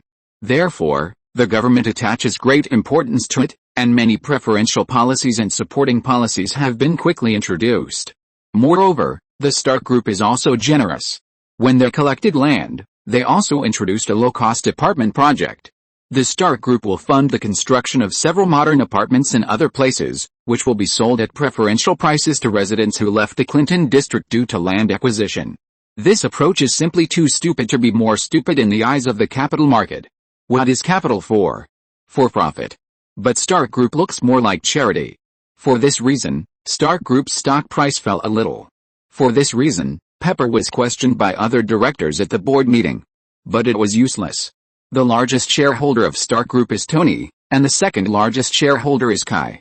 The combined shares of the two are more than 69%, which means that they can initiate a takeover at any time and then delist Stark Group to become a completely private enterprise. With the support of these two major shareholders, others can't do anything. With these policies, many people in Clinton District naturally moved out. At the same time, with the arrival of Stark Group and the news that the expo is about to open, the housing prices in Clinton District began to rise rapidly. Rising housing prices mean that rents will also rise. Why do so many poor people gather in Clinton District? It's because the rent is low. As the rent rises, many people have to move with it. This is an objective law of the economy, and no one can say anything. In addition, there is the Wanderer Construction Company. Large-scale demolition and construction are about to begin, and the business of the Wanderers Construction Company will naturally increase. Therefore, more manpower is needed. Not only that, in the foreseeable future, such business will increase, so the company's demand for manpower is very large. Since the Wanderers Construction Company is essentially a non-profit organization, they specialize in accepting the poor, the homeless and the unemployed, and help them return to normal society. And it is not for profit, so it is essentially a charitable act. Therefore, hiring a Wanderers company is tax-free. Simply doing charity may not be of much interest to many companies and individuals, but it would be different if it could be tax-free. This is also thanks to the Parkers, Matt and Fergie, who managed the company very well. Word of mouth spread out, which brought business growth. Therefore, the company can bring jobs to more people. Many idle young people, under the shameless and earnest persuasion of Matt and Fergie, entered the construction site to move bricks, which reduced the number of the main group of people in Clinton District who did nothing all day and only caused trouble. In short, overnight, Clinton District seemed to have changed. Kai also ensured on the eve of the change that this trend would not be disturbed in any way. Perhaps this change is not perfect, but it is 10,000 times better than the Clinton area being called Hell's Kitchen before. At least those young people have more choices, instead of dying on the streets or dying in a moldy, dilapidated house due to drug overdose as before. Kai drove around and didn't find anything wrong. But this is normal. Kai's name is still quite useful in New York. Those criminals are not stupid. They have to find excitement to make trouble in front of him. That is nakedly seeking death. Kai's patrol is more of an attitude, to make some people sober and honest. After the patrol, Kai came to the downstairs of the homeless company. This is Kai's property. Kai rented it to the homeless company for $1. It has been very busy here recently. Benjamin Parker has quit his previous job and concentrated on managing the company. However, this good old man doesn't like to stay in the office, so he is basically at the construction site. Similarly, Matt and Fergie also spend most of their time in the company. Even Matt's vigilante activities have become less frequent. Matt feels that it is more important to make people better than to fight crime. In fact, he fights crime for the same purpose. So now Matt feels full of energy. After all, vigilante activities will only make him see the ugliness of the world, while here he can face beauty all day long. Although Matt has a strong tendency to self-destruct, it does not mean that he rejects the beauty of the world. Fergie went to court today. Although the company is very busy, Fergie has not forgotten his job. When Kai came, Matt was popularizing the law to new employees. Many people at the bottom actually lack legal knowledge. Matt feels that he must let them know what rights they have and how to resist and fight for their rights when their rights are violated. Kai did not interrupt, just took a disposable paper cup and poured a cup of instant coffee, and listened to Matt's lecture outside the door. Not long after, the time was up. It seems that you have been doing well recently. Kai was quite happy to see Matt like this.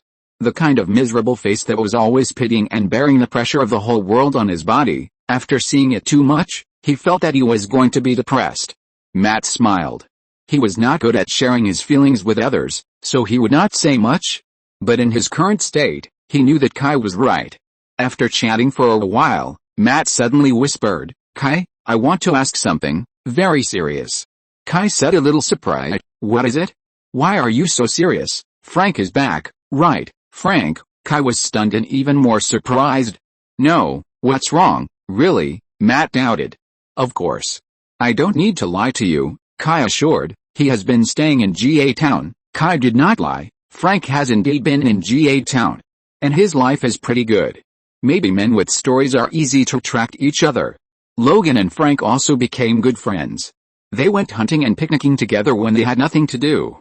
They lived quite comfortably.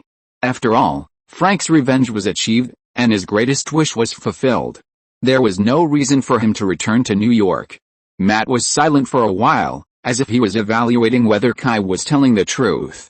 After a long while, he said, "That's good, that's good." Matt was also reluctant to let Frank become the Punisher again. "What's going on?" Matt shook his head and said, "It seems there's a new guy in New York." Then Matt told what he knew. It turned out that in the past 2 weeks or so, a vigilante suddenly appeared in New York, and he was very cruel. Basically, he didn't leave anyone alive. This is why Matt's first reaction after knowing it was that Frank had returned to the underworld. "A lot of people died?" Kai asked. "Not a few. It is said that there are more than 20 people," Matt said. "Then why didn't I know?" Kai was even more surprised. "It doesn't make sense. With so many casualties, he, a star policeman, didn't receive any news. They are all gang members, and they are not in your jurisdiction. Who would tell you if nothing happened?" And the police over there also determined that it was a gang feud. The police's attitude towards gang feuds has always been clear. As long as there is no noise, they will pretend not to see it. Anyway, they are all scum, so if they die, they die. If it doesn't affect social order, just turn a blind eye. And it didn't happen in Kai's jurisdiction. Who would tell Kai about it? Does that mean it's not a gang killing? Since Matt thinks it was the new vigilante who did it, it means he must know something. "I received news. The traces left at the scene look like the murderer is very professional." This is also the reason why Matt suspected that Frank was back. After all, vigilantes are all born in the grassroots, and few of them have received professional training. Also, have you heard the news a few days ago? The bodies of 3 gang members were hung on the Ferris wheel in the East District Amusement Park. I heard about it. I heard it was a big deal, but it's not in my jurisdiction. It's not my responsibility. Kai nodded. Kai paid attention to it. However, since the jurisdiction is very clear, Kai only paid attention to it. "Isn't this also related to that new guy?" "It's very likely. I heard from Fergie that something happened today, and now the district attorney and the judge are going crazy." "Why?" "This morning, the police department heard that from yesterday to today, a lawyer, a district attorney, and a newly retired criminal court judge have all died." Tisk. This combination, you can tell it's not simple at first glance. The lawyer was found drowned in his own swimming pool, and the district attorney's entire house was on fire, including himself. The retired judge's house was blown up to the sky, and his body was found at the scene, not enough to fill an evidence bag. This method is too cruel. Especially the method used to kill the judge in the last case. It must be a deep hatred. Burning the house is just a common method used by gangs to destroy the scene, and it is not uncommon. Generally, gang members will not use bombs to blow up other people's houses and people. I think you are right to suspect Frank. Today, the boss is not here, which is rare, so I have been typing secretly in the office until now. Now, I'm going to eat, and I have to go to work again soon. I feel much better now. Otherwise I always feel like I owe something. Chapter 768 Under the Bridge. Tell your friends to find the new guy and don't let him make things worse, Kai sighed. In fact, when he learned that a lawyer, a district prosecutor, and a recently retired criminal court judge were killed, Kai could roughly think that there must be injustice behind this matter, because even if gangsters or criminals want revenge, they will retaliate against the police. Even if they are a little cruel, they may target prosecutors, but killing judges, no one is so stubborn. Judges have always had a high status in Western society, and in most serious cases, judges also listen to the jury. Judges are just arbitrators. Even if the gangs want to hate, they can't blame the judges. But now the judge died the most miserably. Obviously, the murderer hates the judge the most. Thinking about it this way, it's not difficult to guess. Lawyer, district prosecutor, judge, this combination cannot escape the unjust, false and wrong cases of corruption and abuse of power. This kind of thing is inevitable everywhere, unless one day, when human beings truly abandon morality and evolve into a state of not knowing what desire is, true fairness may come. What's wrong with this world? Either the vigilante helps beat up the gangsters, or the victims take revenge on some corrupt guys. It's as if we illegal workers are all villains. Although Kai is a superhero, he personally identifies more with the identity of a policeman. Matt moved his lips and found himself speechless. He is also a legal worker, and there are really too many scumbags among lawyers. It can even be said that there are only a few lawyers who are not scumbags.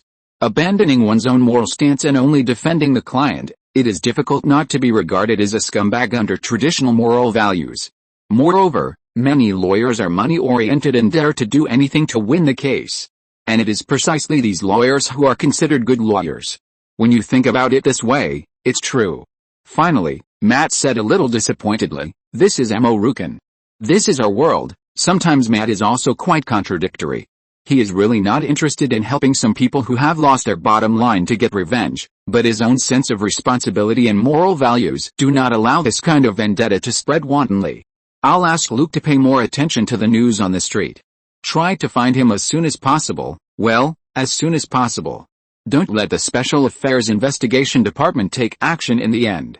You know, the Special Department is full of experts, Kai reminded. If the Special Department really takes action, Kai will find it difficult to stop it. Kai cannot openly violate the duties of the police due to his duties. I know. To be honest, Daredevil is indeed a top figure in New York City, especially among the poor masses. There is nothing else, because he is down to earth. Daredevil is different from other superheroes. He is a complete grassroots. He has no high-tech equipment, no superpowers, and no magic to call the wind and rain. He only has a reputation earned by his own punches and kicks. For many grassroots people, famous superheroes like Iron Man and Kai are actually far away from them. Not to mention Batman, who is so cold. On the contrary, Daredevil, a simple and unpretentious vigilante active in the streets, makes many grassroots people feel inexplicably close. Soon Daredevil got a piece of news from a group of homeless people. Someone saw the new vigilante moving around the Brooklyn Bridge, and this vigilante was not he, but she. At night, there was a lot of traffic on the Brooklyn Bridge. The Brooklyn Bridge was open to traffic at 2 p.m. on May 24, 1883, Queen Victoria's birthday. At the opening, each car was charged $5.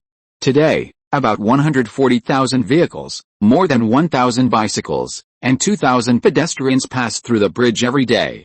At sunset, walking along the wooden path from Brooklyn, you can see the high-rise buildings and beautiful street scenes of Manhattan, which can be said to be the highlight of New York tourism.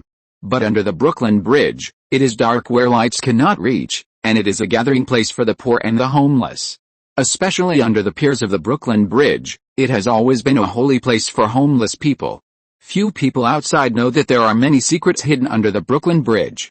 For example, the secret room of the Brooklyn Bridge. This is an urban legend. Legend has it that the hidden secrets of the Brooklyn Bridge were found under the busy Brooklyn Bridge day and night.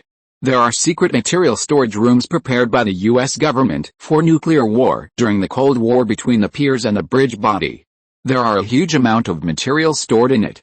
But few people know that this legend is true. Many homeless people have lived in the secret storage room, but these locations are top secret, and the homeless people who know about it do not intend to share these secrets. The U.S. government may have lost confidential documents, or simply not cared. In short, the government has never paid any attention to this aspect. Of course, it is also possible that the secret storage rooms discovered by the homeless are not really important storage rooms at all. At least after Matt used sonar detection, he found that there were other undiscovered secret rooms under the bridge body. And the target Matt was looking for was in one of the secret rooms that had never been discovered. When Matt opened the secret entrance and entered the storage room, he heard a gasp from inside. This sound showed that the owner of the sound was not in good condition. Soon the people inside found Matt. Who? It was a woman's voice. The man pointed a gun at Matt, and Matt heard the sound of a finger on the trigger. Daredevil, Matt immediately called out his nickname. I have no hostility. The other party had obviously heard of Daredevil's reputation. Although he did not put down his guard, at least his finger moved away from the trigger of the pistol. How did you find me? The other party asked. Matt raised his hands to show that he had no ill intentions. Sound. I am sensitive to sound. You don't have to worry about your enemies finding this place. If there was a person with normal eyesight here, he could actually see the appearance of the woman. This was a white woman, about 35 or 36 years old. Her appearance was not particularly beautiful, and she was a little stiff. There was a gloom between her eyebrows that was difficult to dissipate, and her eyes were dark and indifferent. At this moment, her condition was not very good. Not only was her face pale, but there was a blood stain on the trouser leg of her left thigh, and even the hand holding the gun was shaking slightly. Matt understood everything from the voice. You need help, Your current condition is very bad. I can help you, no need. Get out of here. My business has nothing to do with you." The woman did not accept Matt's kindness. Matt could tell that the woman's condition was not as she said. She was seriously injured and had lost a lot of blood. He could hear the woman's heart trembling. He knew that the current situation had reached an extremely dangerous point, and the woman was very likely to die. "Get out," the woman raised the gun with difficulty. But a second later, the woman's eyes went black and she could no longer hold the gun in her hand. Matt flashed to the woman's side, helped the woman up, and put her on the table. The woman suddenly woke up, her face was horrified, and she wanted to do it, but he pressed her shoulder. "Okay. I want to kill you, and I had a 2-second chance just now." The woman paused, and finally stopped resisting, but said, "Why do you want to help me?" "Because you need help." Matt, like a normal person, quickly took out the first aid equipment from the bag behind his waist. Those were experimental medical products produced by Kingsman. Matt often got himself injured, and many injuries would be very troublesome if not treated in time. So Matt can be said to be a master in first aid. Matt took out an injection gun and injected the woman with a shot of treatment medicine, and the woman's body immediately relaxed. It contains special substances that react with the platelets and some secretions in the human body, which can accelerate the clotting of wounds and prevent blood loss. You are in a very bad situation now, especially since you stole arms without even covering your face. It's only a matter of time before the New York Police Department and the FBI find you." After saying that, he motioned her to be quiet. "Don't talk, it will hurt a little next. Don't bite your tongue." Then he quickly groped the woman's body. Well, there was no way. No matter how powerful his perception ability was, he couldn't see clearly where the woman was injured when he was blind. The woman's first reaction when Matt touched her body was that she was sexually harassed. Just when she wanted to struggle, Matt stopped because he found the wound. Perhaps sensing the woman's nervousness, Matt explained, "I am a blind man, and the action just now was not intended to offend." Then he used the knife to cut open the pants on her left thigh, removed the simple gauze bandage outside, and shook his head immediately. "You are too messy. This woman is really cruel." A huge wound of 7 or 8 centimeters was actually stapled with a stapler, and that was considered the completion of the wound suturing. Matt felt a little numb when he touched the uneven wound. Matt himself was a rather unsophisticated person, but treating the wound like this was too rough, and it could get infected at any time. However, Matt knew that this method was sometimes used to treat wounds in an emergency on the battlefield. So Matt decided to give the woman another injection of painkiller. Then he used the knife to pick up all the staples, and then poured disinfectant on the wound. This was going to kill the woman. Even after the painkiller, the woman almost jumped up, but fortunately Matt held her down. After a while, he began to clean the wound, and completed the suturing and bandaging. In less than 10 minutes, everything was done. His movements were so skilled that it was heartbreaking. God knows how many times Matt had been injured to be so skilled. Matt took off his rubber gloves, put them in a plastic bag, and stuffed them into his waist bag. Then he took out a few pills and asked the woman to swallow them. He put the medical supplies into a black cloth bag and placed it next to the woman. Then he said, "Keep these things for yourself. Maybe you can buy some necessary supplies next time." Medical supplies are not difficult to buy. The woman watched Matt finish his work silently, and the vigilance in her eyes finally dissipated. She shook her head. "I can't wait." Matt was stunned for a moment, shook his head and said, "Nothing can't wait. If you do this again next time, I don't think you will have such luck to meet me again." Then Matt said, "If it's just revenge, I can help you." "No, this is my own revenge." The woman was very persistent. Matt could understand, but he couldn't agree. Revenge is important, isn't it? Why do you take your life so lightly? It's funny to say that Zio Ma himself is a dangerous person with self-destructive tendencies. He often does some very dangerous things, and most of the time he doesn't care about his own life. But today he persuades others to protect themselves. "I have nothing. I don't care about my life." No. There will always be someone who cares. Your relatives and friends will care. No. They won't care. They are dead. They are all dead. Perhaps the ingredients in the painkillers have a slight hallucinogenic effect, which makes the woman particularly vulnerable this time, and she suddenly revealed her true feelings. Matt was stunned, then sighed silently, and then said, "The New York Police Department has begun to notice you, and they also know that you killed the lawyer, district attorney and judge in that case. I believe they will soon find the connection between them and you. I give you a piece of advice and stop for the time being. No. I must dare to finish everything before the 12th. Matt heard the specific date of the 12th and quickly thought of something. On their death anniversary, right, number 12, the woman did not speak and fell silent. Your family would never want you to become like this, Matt said slowly. They must want you to live well, and live with their share. After all, if you die too, then no one will really remember them anymore. The woman seemed touched. Matt continued, there are many ways to take revenge. Your way is the stupidest. Let me help you. Daredevil style can be said to be known to everyone. Among all the superheroes, there are two who are the most special. One is Batman and the other is Daredevil. They will never kill anyone. Help me? Help me call the police. The woman's sarcasm that was about to overflow was heard by almost anyone with ears. In her opinion, Daredevil might be a hero, but he was not what she needed. She wanted blood for blood. Not hypocritical exhortations and superficial punishments. If it was before, she might have accepted the law to give her justice, but after that despicable trial, she completely abandoned this childish and ridiculous idea. Death? This is the only punishment that can calm her down. Daredevil obviously thought of this. However, he did not refute immediately, but was silent for a while before asking. Can you tell me what happened? The woman did not speak. Obviously, she did not intend to have a heart-to-heart talk with Matt. Matt could understand this. He left a business card with only a phone number. It's best not to move around recently. The police have already targeted you, and your body can't stand it. Then Matt left. Since she was unwilling to say, Matt would go and check it himself. If you're listening to this novel on a channel other than Fanfic World, it means they downloaded and uploaded it without effort. We cordially invite you to visit our channel, Mundo Fanfic Novelis. There you'll find the original version of this story and you can explore many other novels of various genres. We're waiting for you to immerse yourself in a world of incredible novels. Chapter 769 Water Snake. In fact, this case is not difficult to investigate. The case was quite sensational at that time. Matt easily entered the police file system through Kai's relationship and found the files related to the woman. According to Street News, the woman's code name is Mint, but gang members prefer to call her Blood Mint. The reason is that wherever she goes, there's blood everywhere. Blood Mint's real name is Riley North.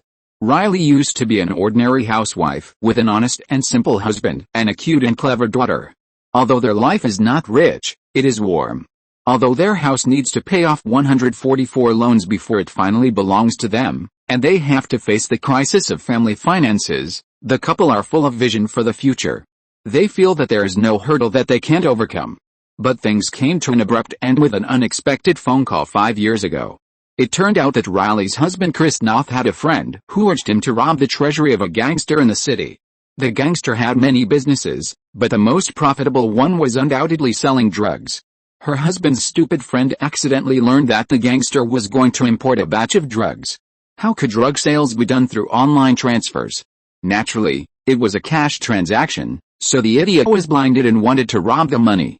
I don't know what he was thinking, rushing to rob the drug dealer of money. Chris came from a bad family and was from a low-income community. He was not an honest child when he was young. He went to prison several times, but he also committed some serious crimes, all of which were petty thefts and fighting. And he is one of the rare people who can turn over a new leaf after being in prison many times. He is definitely a fish that slipped through the net of the American judicial system. Now he has a wife and children. Although life is a bit hard, he earns his own money and spends it himself. So he refused his friend's solicitation and corruption. Chris thought that the matter was over, but who knew that his idiot friend was so careless about such a life-threatening thing as robbing a drug lord that the drug lord found out. With such a poor sense of confidentiality, he still wanted to rob a drug lord? You know, in the United States, if you rob a bank, you will go to jail at most, but I have never heard of any idiot being sentenced to death for robbing a bank, unless you massacre the hostages. What's more, it's just a plan. Even if you plan to rob a bank in the lobby of the police station, the police can't do anything to you. But robbing a drug lord? That's a sure death, even if it's just a plan. The drug lord doesn't need to provide evidence. When Chris called to refuse, the idiot was caught by the drug lord. In fact, if it was just this, the drug lord would not bother Chris for no reason. The drug lord is here to make money, not to hold a killing competition. who would kill people for no reason without a vested interest. But the drug lord learned that the idiot friend actually knew his transaction time and current storage location. This is not a trivial matter. In a robbery, the drug lord would at most kill the unlucky robber, but now he knows that this little jerk has learned such a confidential thing. He must kill him to silence him. Otherwise, the drug lord will not be able to sleep well. He must kill everyone who knows about this matter. So Chris was unlucky enough to be on the kill list. What's worse is that the drug lord doesn't know whether Chris will tell others about it, so he simply kills Chris's family. Eliminate all possibilities. So one day 5 years ago, it was the birthday of Riley and Chris's daughter. The family of 3 had a long-awaited relaxation. During that time, Riley and Chris were both troubled by their financial situation, but their daughter's birthday was the most important. So the family planned to go to the amusement park to play, and the family of 3 was very happy that night. They didn't expect that this time would be their last time. After the trip to the amusement park, the 3 of them went to buy ice cream and planned to go home. Because Riley saw his daughter eating ice cream and getting ice cream on her face and clothes, he turned back to the ice cream truck to get some tissues. Riley had just got the tissues and didn't have time to turn around. There were bursts of gunfire. Riley saw her husband and daughter lying in a pool of blood. She ran towards them frantically, and after a burst of gunfire, she also lost consciousness. When she woke up again, she was already in the hospital, and she also learned that her home was gone. She once believed in justice and fairness, and she expected justice to bring justice to herself and her family, but all the witnesses kept their mouths shut, and no one was willing to stand up and identify the murderer. So she personally identified the 3 robbers.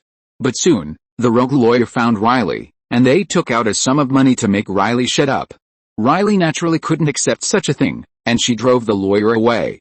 But the lawyer found antidepressants in her home, so he used this to attack Riley in court, believing that her testimony and identification were not credible and could not be used as evidence. As the prosecutor of the case, the prosecutor who should have stood on her side was responding passively from beginning to end, constantly cooperating with the other lawyer.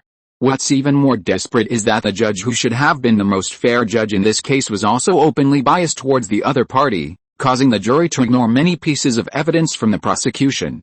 So the ironclad case was turned around by the manipulation of the 3 parties. What's more ridiculous is that Riley was considered a psychopath in court, and was to be locked up in a mental hospital. This operation is also confusing. Matt even gasped when he saw this record. This is too dark. Although Matt is just a fledgling lawyer, he grew up in Hell's Kitchen and has seen too much of the dark side of society. But such naked manipulation of justice, eating the defendant and directly killing the plaintiff also made him feel creepy. No wonder Bloodmint hated the judge so much. Afterwards, Bloodmint escaped on the way to the mental hospital and never appeared again. Until recently. At the same time, Matt also found out who Bloodmint's enemy was. Cornell Stokes. Who is this? Matt took the information he had found and found Kai. When Kai saw the name of Bloodmint's enemy, he was confused. Kai basically remembered the leaders of the major gangs in New York City, but this Cornell Stokes, he seemed to have never heard of him. But a gang leader who can play with a judicial system like this doesn't make sense to be just an unknown person. Could it be another kingpin? Speaking of kingpin, it's also strange. This guy seems to have really disappeared, and there is no trace at all. It seems that he has really retired from the underworld. I don't know if his body was abandoned in the wilderness. In short, it's better for such a person not to come out. Kai always feels that it's okay for such a silver coin to stay in the dark. If he really jumps out, who knows what will happen. The boss of the Viper Gang, known as the Godfather of Harlem, is the owner of the Harlem Paradise nightclub. Huh? Why doesn't Kai know such a cool title? He is different from ordinary gangsters. He is an old-school gangster who values honor and rules, just like the Italian mafia. He doesn't like to show off and is very low-key. He is even very keen on charity. He has many businesses, most of which are legal. As for the private illegal business, it is very well hidden. Luke and I have been keeping an eye on them for a long time, but we haven't caught any evidence. Even Matt, who hates gangs, has to admit that Cornell is a very charismatic guy. He always wears a suit and is absolutely polite to others. This guy even presides over justice for the lower-class blacks in Harlem and distributes food. So he is extremely respected in Harlem. Although his territory is only one nightclub, in fact, the entire Harlem is his territory. So even if they destroyed several of Cornell's dens and got his men arrested, but no one betrayed him.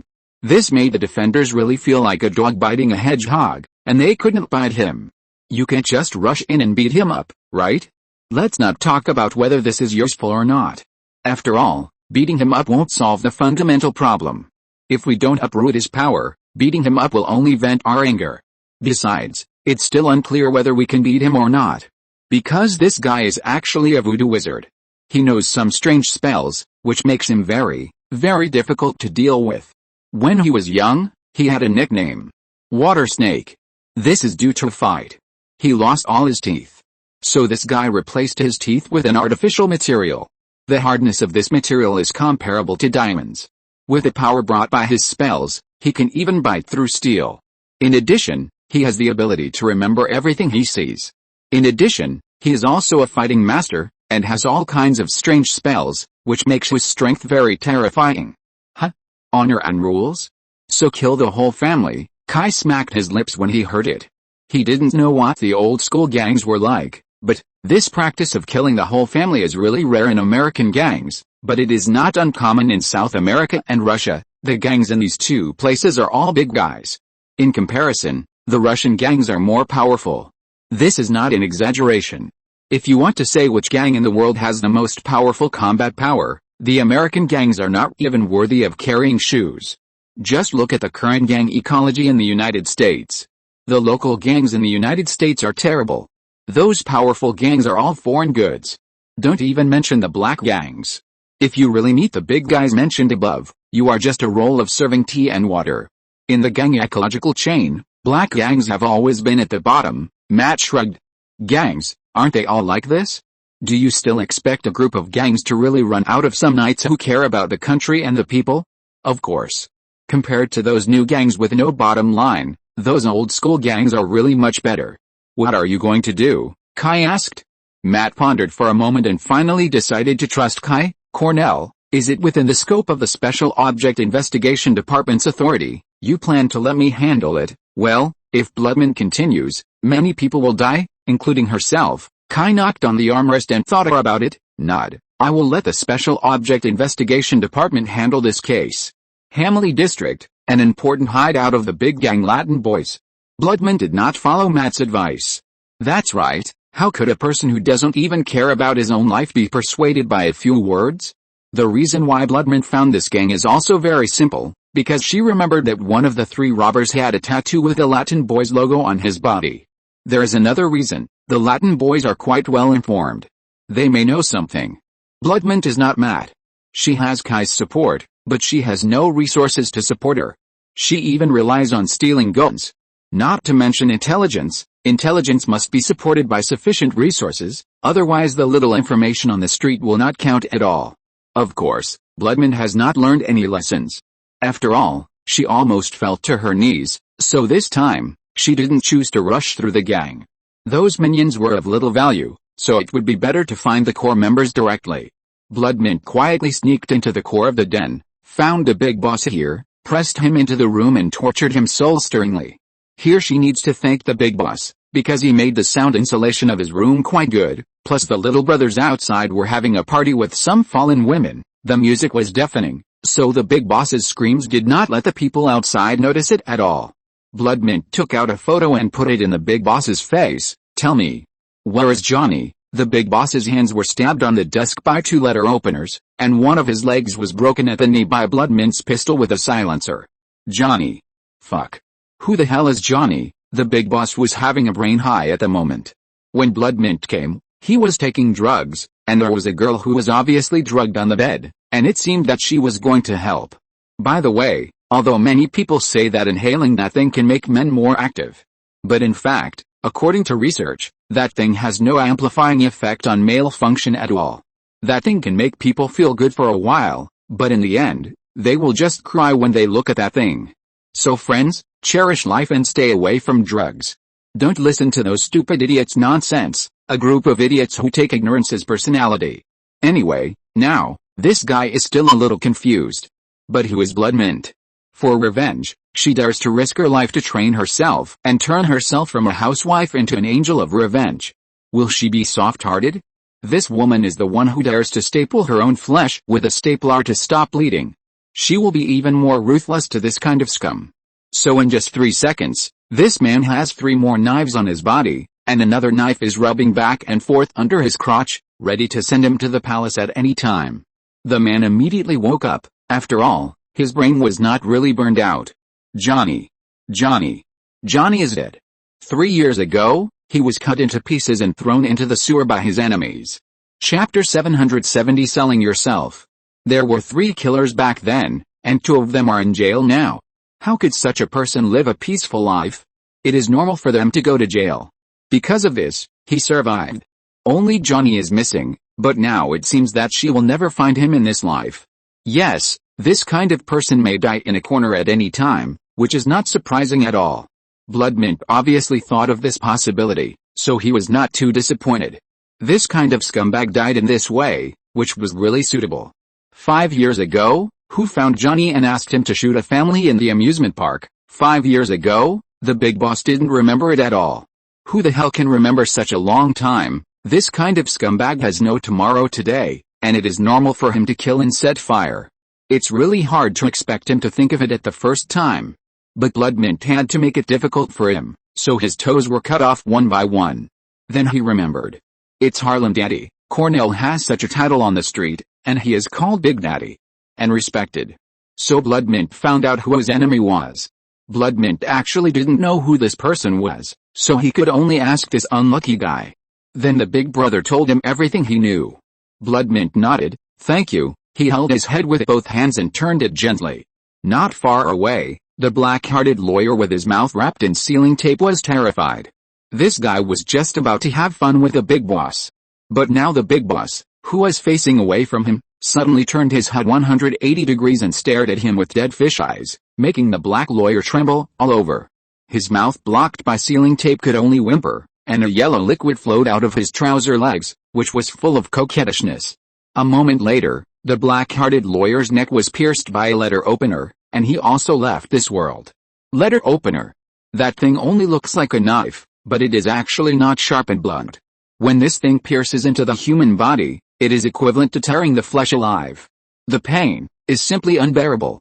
After doing all this, the rage in Bloodmint's heart not only did not get calmed down, but became more and more intense. She wanted to continue. In the middle of the night, a waste factory in Harlem suddenly exploded. Almost at the same time, Harlem Daddy, Cornell, got the news. It was his right-hand man, Willis Stryker, who called. What's going on? Cornell was very angry, not only because the factory was shut down, he had many factories, and if one was shut down, he could afford the loss. But, disturbing his rest was unforgivable. Cornell was actually not very old, only in his 40s, and he was in his prime. But he knew how to maintain his health better than anyone else. He didn't drink until he was drunk, smoked only cigars, didn't eat until he was full, exercised more, did yoga when he had time, and only drank organic vegetable juice when he drank beverages. He even became obsessed with a mysterious Chinese health medicine wolfberry. In short, his health was a mess. What did he make money for?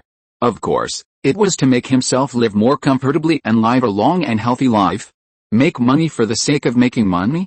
He simply disdains this kind of low level. You have to distinguish between the primary and the secondary. Money can be earned at any time. But health preservation cannot stop. That woman is here. Willis Stryker said calmly. Willis Stryker, codenamed Rattlesnake, is a very dangerous man. He is not Cornell's subordinate, but more like a partner. Cornell never thought there was anything wrong with this. The Harlem Godfather knew very well that no one would be without ambition.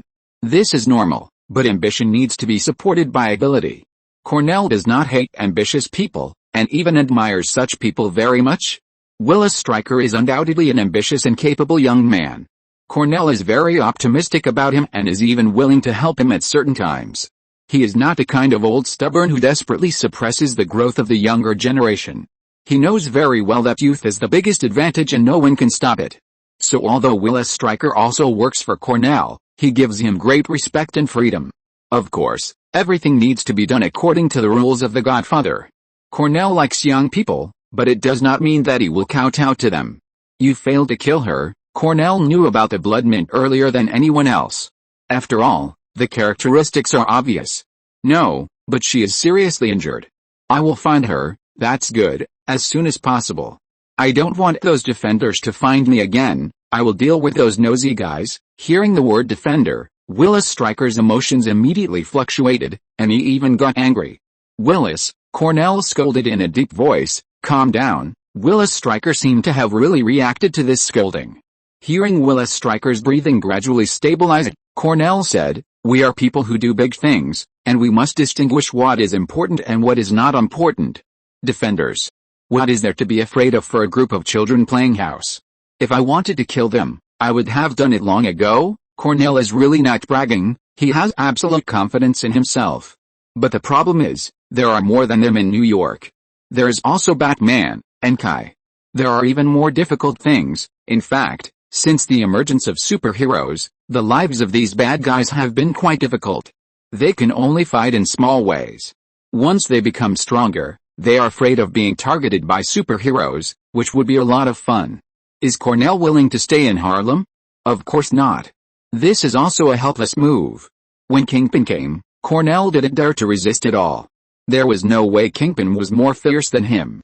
Kingpin left, but a more ruthless one came to New York, Kai.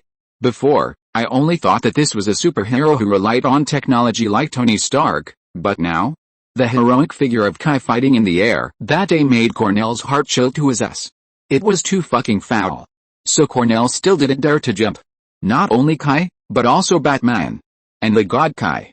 If any one of them came out, Cornell didn't think he could handle it. And there was a high probability that he would be handled by others. So, it's better to keep a low profile. It's also good in Harlem. Anyway, you can make a lot of money. We are in a very good situation now. We are neither up nor down with that group of narrow-minded people. We can let them win once or twice from time to time, just like coaxing children. The important thing is that our cause has not stopped. Cornell was very open-minded. Since I couldn't kill the defenders, I could coax them, right? Anyway, I just didn't want our adults to take action. Anyway, find that woman as soon as possible and reunite her family. I understand. I have a plan. That's good. In a dark alley not far from the abandoned factory that just exploded, a figure fell beside a pile of debris at the end of the alley. It was Blood Mint. She was still holding a gun tightly in her hand, and holding a phone in the other hand. The hot mom's current condition is much worse than when Matt found her before. She has gunshot wounds on her shoulders and thighs, and there are many bullet holes on her bulletproof vest. It seems that at least 3 or 4 ribs are broken. Blood is all over the ground. Hey. Really reckless. At this time, a man in a light black suit came to Blood Mint. The woman seemed to sense someone approaching. She opened her eyes with great effort. Seeing the man, she wanted to raise the gun in her hand, but after moving it, she put it down, her eyelids closed, and her whole body went limp and she fainted. It seemed that she had reached her limit. Fortunately it was a pistol, the man sighed in a low voice after looking at the injuries on the woman's body. If the enemy had a rifle, this hot mom would have to confess on the spot. The man waved his hand, and the shadow under his feet immediately expanded and swallowed up the Blood Mint. It was unknown how much time had passed. Riley Snow opened her eyes again. The 5 years of hellish training helped her develop a very good habit. Once she woke up in an unfamiliar place, she would immediately be alert and keep an attacking posture at all times. So when she opened her eyes and saw the ceiling of her livelihood, Riley immediately sat up and went to get her pistol. But when she touched it casually, she found that her gun was lost. Awake, at this moment, a nice man's voice came. Blood Mint looked over nervously. It turned out to be a handsome man, who was walking over with some food. Who are you? Riley was sensitive and found that she seemed to be wearing nothing. But it didn't matter. She didn't even want to die. Was she afraid of losing her virginity? Eat something. I cured your injury, but there are still sequelae of excessive blood loss. Drink more milk. The man didn't care about Riley's defense at all, but put the food and drinks on the bedside table. Then the man sat down on the bed very naturally, and crossed his legs very easily. Injury? Riley immediately remembered what happened to her in the Cornell factory. She really didn't expect that the other party would have such a powerful master there. But when Riley touched her, her whole body was clean and there was nothing, not even a wound. Even the previous scars disappeared. Shocked, Riley suddenly lifted the quilt to check her body. As for her exposure, well, it can't be considered exposure, but the fact that she was naked, she didn't care about it. How is this possible? The man was not embarrassed by Riley's tempting posture, but instead watched her with interest. And it was not the kind of obscene gaze, but it was as if he was looking at a female statue at an art exhibition. There was appreciation, but no blasphemy. The man's gaze was not concealed at all, and Riley could certainly feel it. So the long-lost feeling of shyness suddenly swept over her body, and Riley immediately grabbed the quilt to cover her body. This feeling is really subtle. For revenge, she initially treated herself as a man, and later, she simply treated herself as an animal. In short, there was only one purpose: to give herself the ability to revenge. Shame, that thing is long gone. She even used her body to pay back the money when she was short of money. In her opinion, the moment her husband and daughter died, she died. The only purpose of her life is revenge. Nothing else matters. Including herself. You have a very special temperament, the man spoke. You have a temperament that gives up everything to achieve your goal. Who are you? This is the second time Riley asked this question. The man did not hide it. I am Hannibal. Hannibal, you? Even if she was ignorant, she had heard of this name. A murderer saved her. Yes, it was Hannibal who liked to eat human flesh. Hannibal seemed to have no intention of clarifying the rumor. He gave up and was tired. That was it. Because the general public did not believe it at all. Of course, the government was also to blame, because only by slandering Hannibal into a bottomless abyss, everything he said could not be believed by the public. Just like every propaganda against those hostile countries, no matter what, I will slander you first, whether you believe it or not. Anyway, I believe it. Then I will pick up the stick of justice and beat you so that you can't even say a word of rebuttal.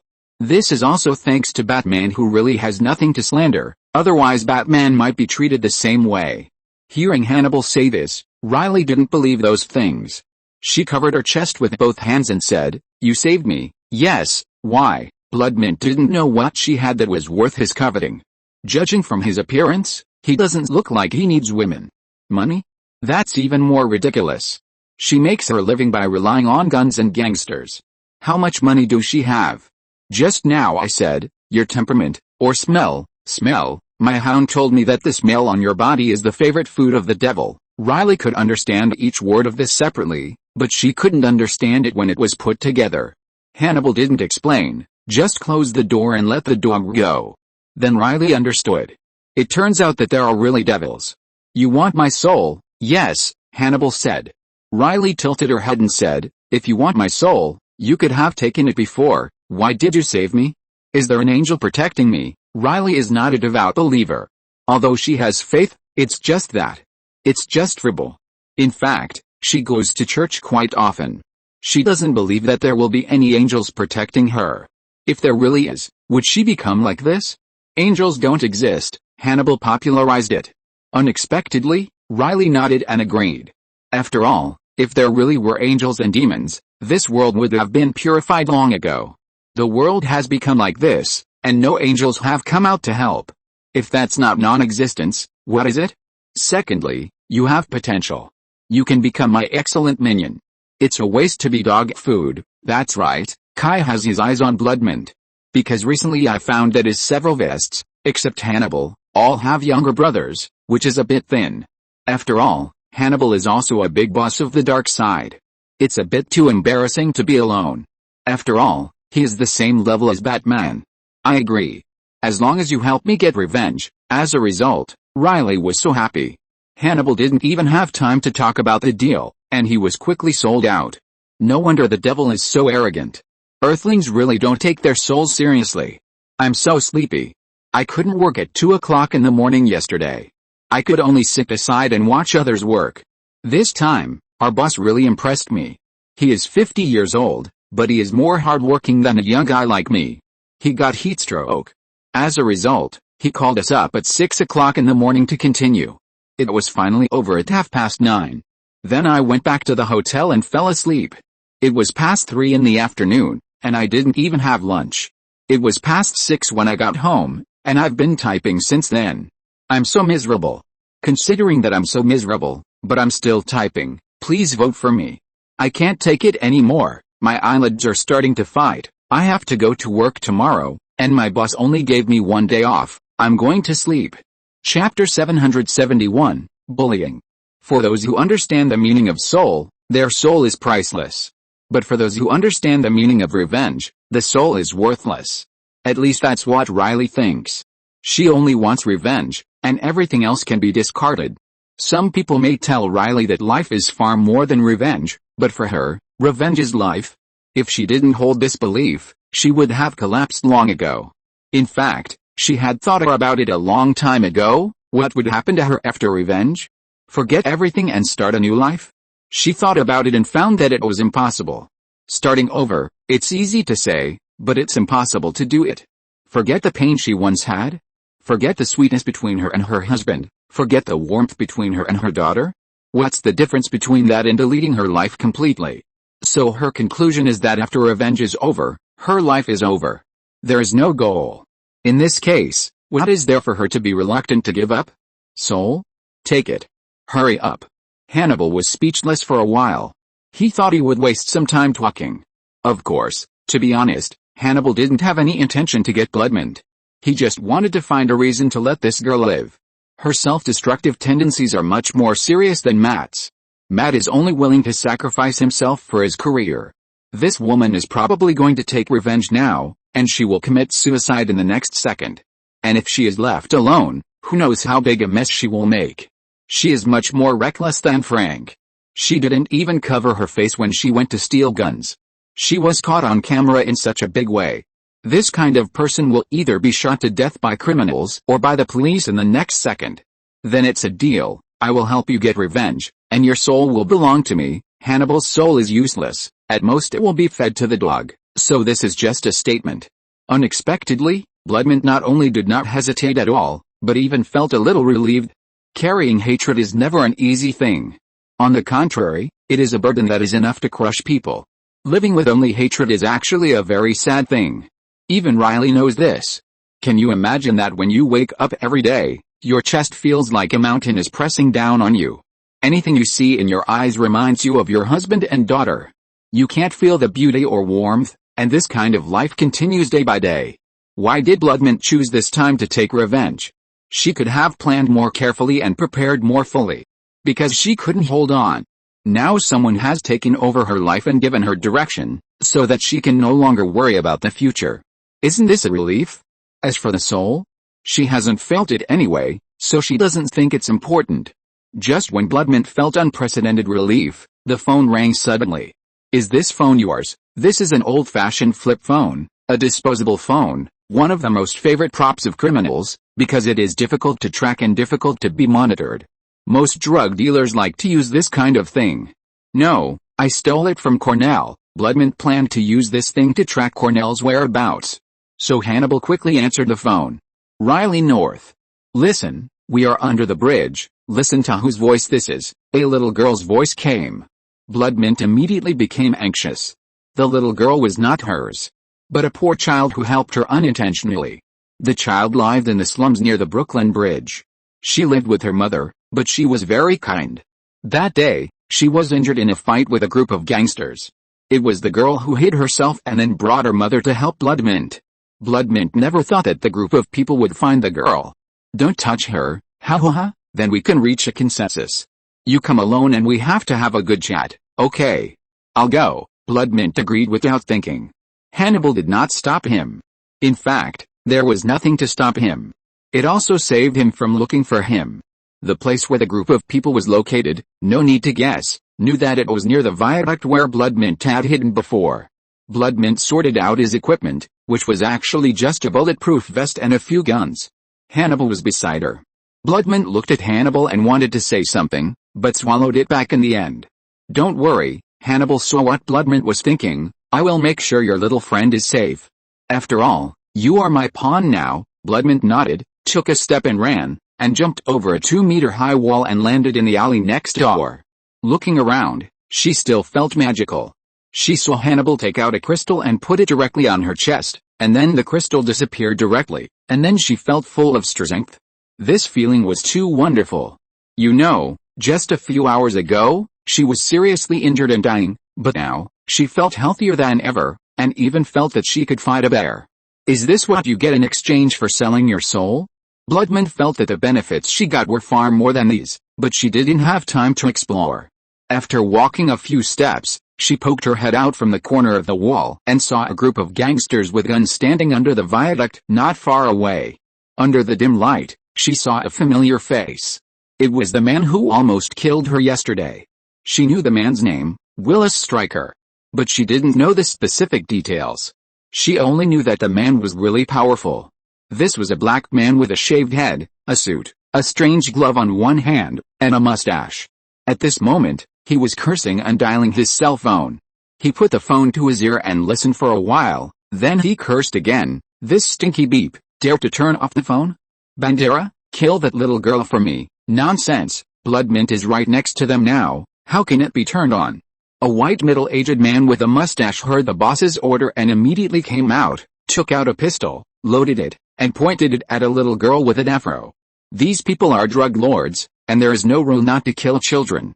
These scums, as long as they have money, dare to kill even their own mothers, let alone a little girl. Bang! The little girl was fine, but the middle-aged man named Bandera fell to the ground with a gunshot in the head. Willis Stryker was stunned, then he laughed. He liked this kind of people, who were willing to die foolishly for the so-called justice. He had no time to bully a little girl, his real goal was only Riley Snow. Willis grinned and waved his hand to signal, see.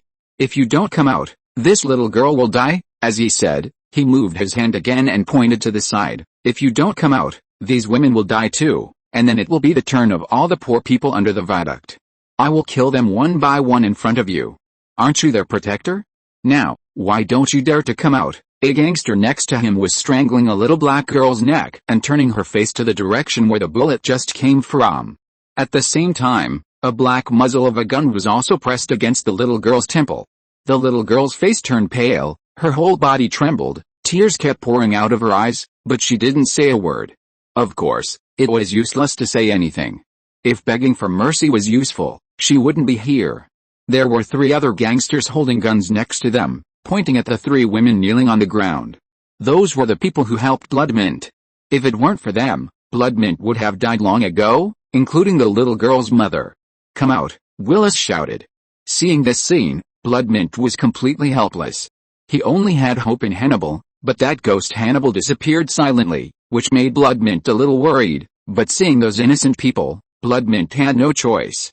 While observing the situation of the bandits, she walked out of the alley. Okay, I'm out. The bandits saw a black shadow appear from the shadow of the building more than 20 meters away and walked towards them. No one shot. The shadow area was very large and dark. If they shot like this, who knows if they hide it? And they were killed by that woman. Many people, no one wanted to kill her with one shot. They all wanted to catch her and torture her cruelly in revenge. The boss said that he must give others a warning. Not everyone can hit them. After a moment, all the bandits present were stunned. Because they found that as the figure moved, the person not only did not walk out of the shadow, but the shadow continued to expand. WTF, the gangsters were all stunned. What the hell is this? It's so dark that you can't see anything. And, this doesn't look like a good thing at all. Sapris, Hannibal's voice rang in Bloodmint's ears. Bloodmint didn't know that Hannibal was already helping her. Fuck it. Along with this voice full of joy and coquettishness, Bloodmint herself didn't expect that she would make such a sound, but her movements were not slow. Bloodmint pulled out both hands from the quick-draw holster, and raised the P226 in her left hand and the Glock in her right hand. Pa pa pa pa. In an instant, the heads of the 4 gangsters holding hostages exploded. The time Bloodmint chose to attack was just the moment when the muzzle of the gangster holding the little girl left her temple. In fact, at the moment of shooting, Bloodmint felt a little strange, because she found that her physical fitness had changed too much, the speed of shooting and dynamic vision were better than ever before, and she even felt that her body was not her own. She had never felt so refreshed. As the 4 gangsters fell to the ground, her only concern disappeared, and her body turned into a black shadow, rushing straight towards the gangsters. The shadows around her followed her like a shadow. Even if the gangsters wanted to fight back, they didn't know where to shoot. How the hell is this? Pa pa pa. The sound of gunfire rang out like a storm, and the 2 guns in Bloodmint's hands flashed like phantoms, shooting left and right, and a gun flame sprayed out of the muzzle. The 5 gangsters were shot almost at the same time. When their bodies shook, Bloodmint had swept past them like the wind and rushed into the next group of gangsters. Bloodmint felt unprecedented ease and happiness, as if he had melted into the wind. The other gangsters just felt panic. What happened? Where is the enemy? Where am I? Why am I here? In short, panic. Pa. Pa. The gangster in the front only heard the gunshots, and fell down without even seeing where the bullets came from. Then Bloodmint came behind the other 2 gangsters. The 2 gangsters only felt that they were surrounded by darkness and didn't know where they were. Then they heard a gunshot behind their heads, and then they didn't know anything. It was so frustrating. They couldn't see the enemy anywhere, and they died. In less than 10 seconds, 15 gangsters died. A group of bad guys had hideous faces, screamed unconsciously, and pulled the trigger of their guns repeatedly, but they only shot in vain. They didn't even know when the hostages disappeared. There were even 2 unlucky guys who were shot to death by their companions. When the gangsters were shot to death by their companions, Bloodmint's figure turned and changed direction like a ghost, rushing into the next group of gangsters 7 or 8 meters away. The gangsters looked terrified and desperate. They knew that they would die soon. If they didn't die at the hands of this terrible black shadow monster, they would die under the bullets of their companions. But their brains were too late to issue a command to dodge. They were swallowed up by endless shadows. Bang bang bang bang, the shadow passed by, and 7 gangsters fell in a pool of blood. The remaining gangsters were going crazy. They simply stopped aiming and just shot randomly, as long as they didn't aim at themselves. They no longer cared about their companions, and no longer aimed. They raised their hands and shot randomly in the direction they felt threatened. This added a little more threat. But it was only a little threat. Bang bang bang bang. Screams came one after another. About a minute later, the screams completely dissipated. Only the last gangster was left standing, Willis. He kept shooting until he had used up all the bullets in his body, and finally stopped. Slowly lowering the empty gun in his hand, Willis shouted with red eyes, "Who are you? Why are you against me?" Zoomint's mouth curled up. Just a few hours ago, this man chased her to the sky and the ground, and she almost died in his hands, but now. She pulled the trigger directly at Willis's leg. Willis suddenly pounced and hid behind the car next to him. "What do you want? Money, or something else? I can give it to you." Willis' voice came, and his hand had already opened the car door beside him a crack. Bang bang. Bloodmint raised his hand and fired 2 shots, and 2 holes appeared in the front windshield of the car. Garcia, who was hiding by the car door, had a change of expression. He gritted his teeth and pressed the belt clip on his waist. A gray-black object popped out of the clip silently. "I have 2 million in cash and 3 million worth of diamonds at home. I can give them all to you. Let me go this time, how about it?" he said, holding the gray-black object in his hand, carefully observing the darkness in front of him. Chapter 772 Magnetism. "I don't want money, I just want to know where Cornell is," Bloodmint's cold voice came. Willis almost gnashed his teeth when he heard this voice.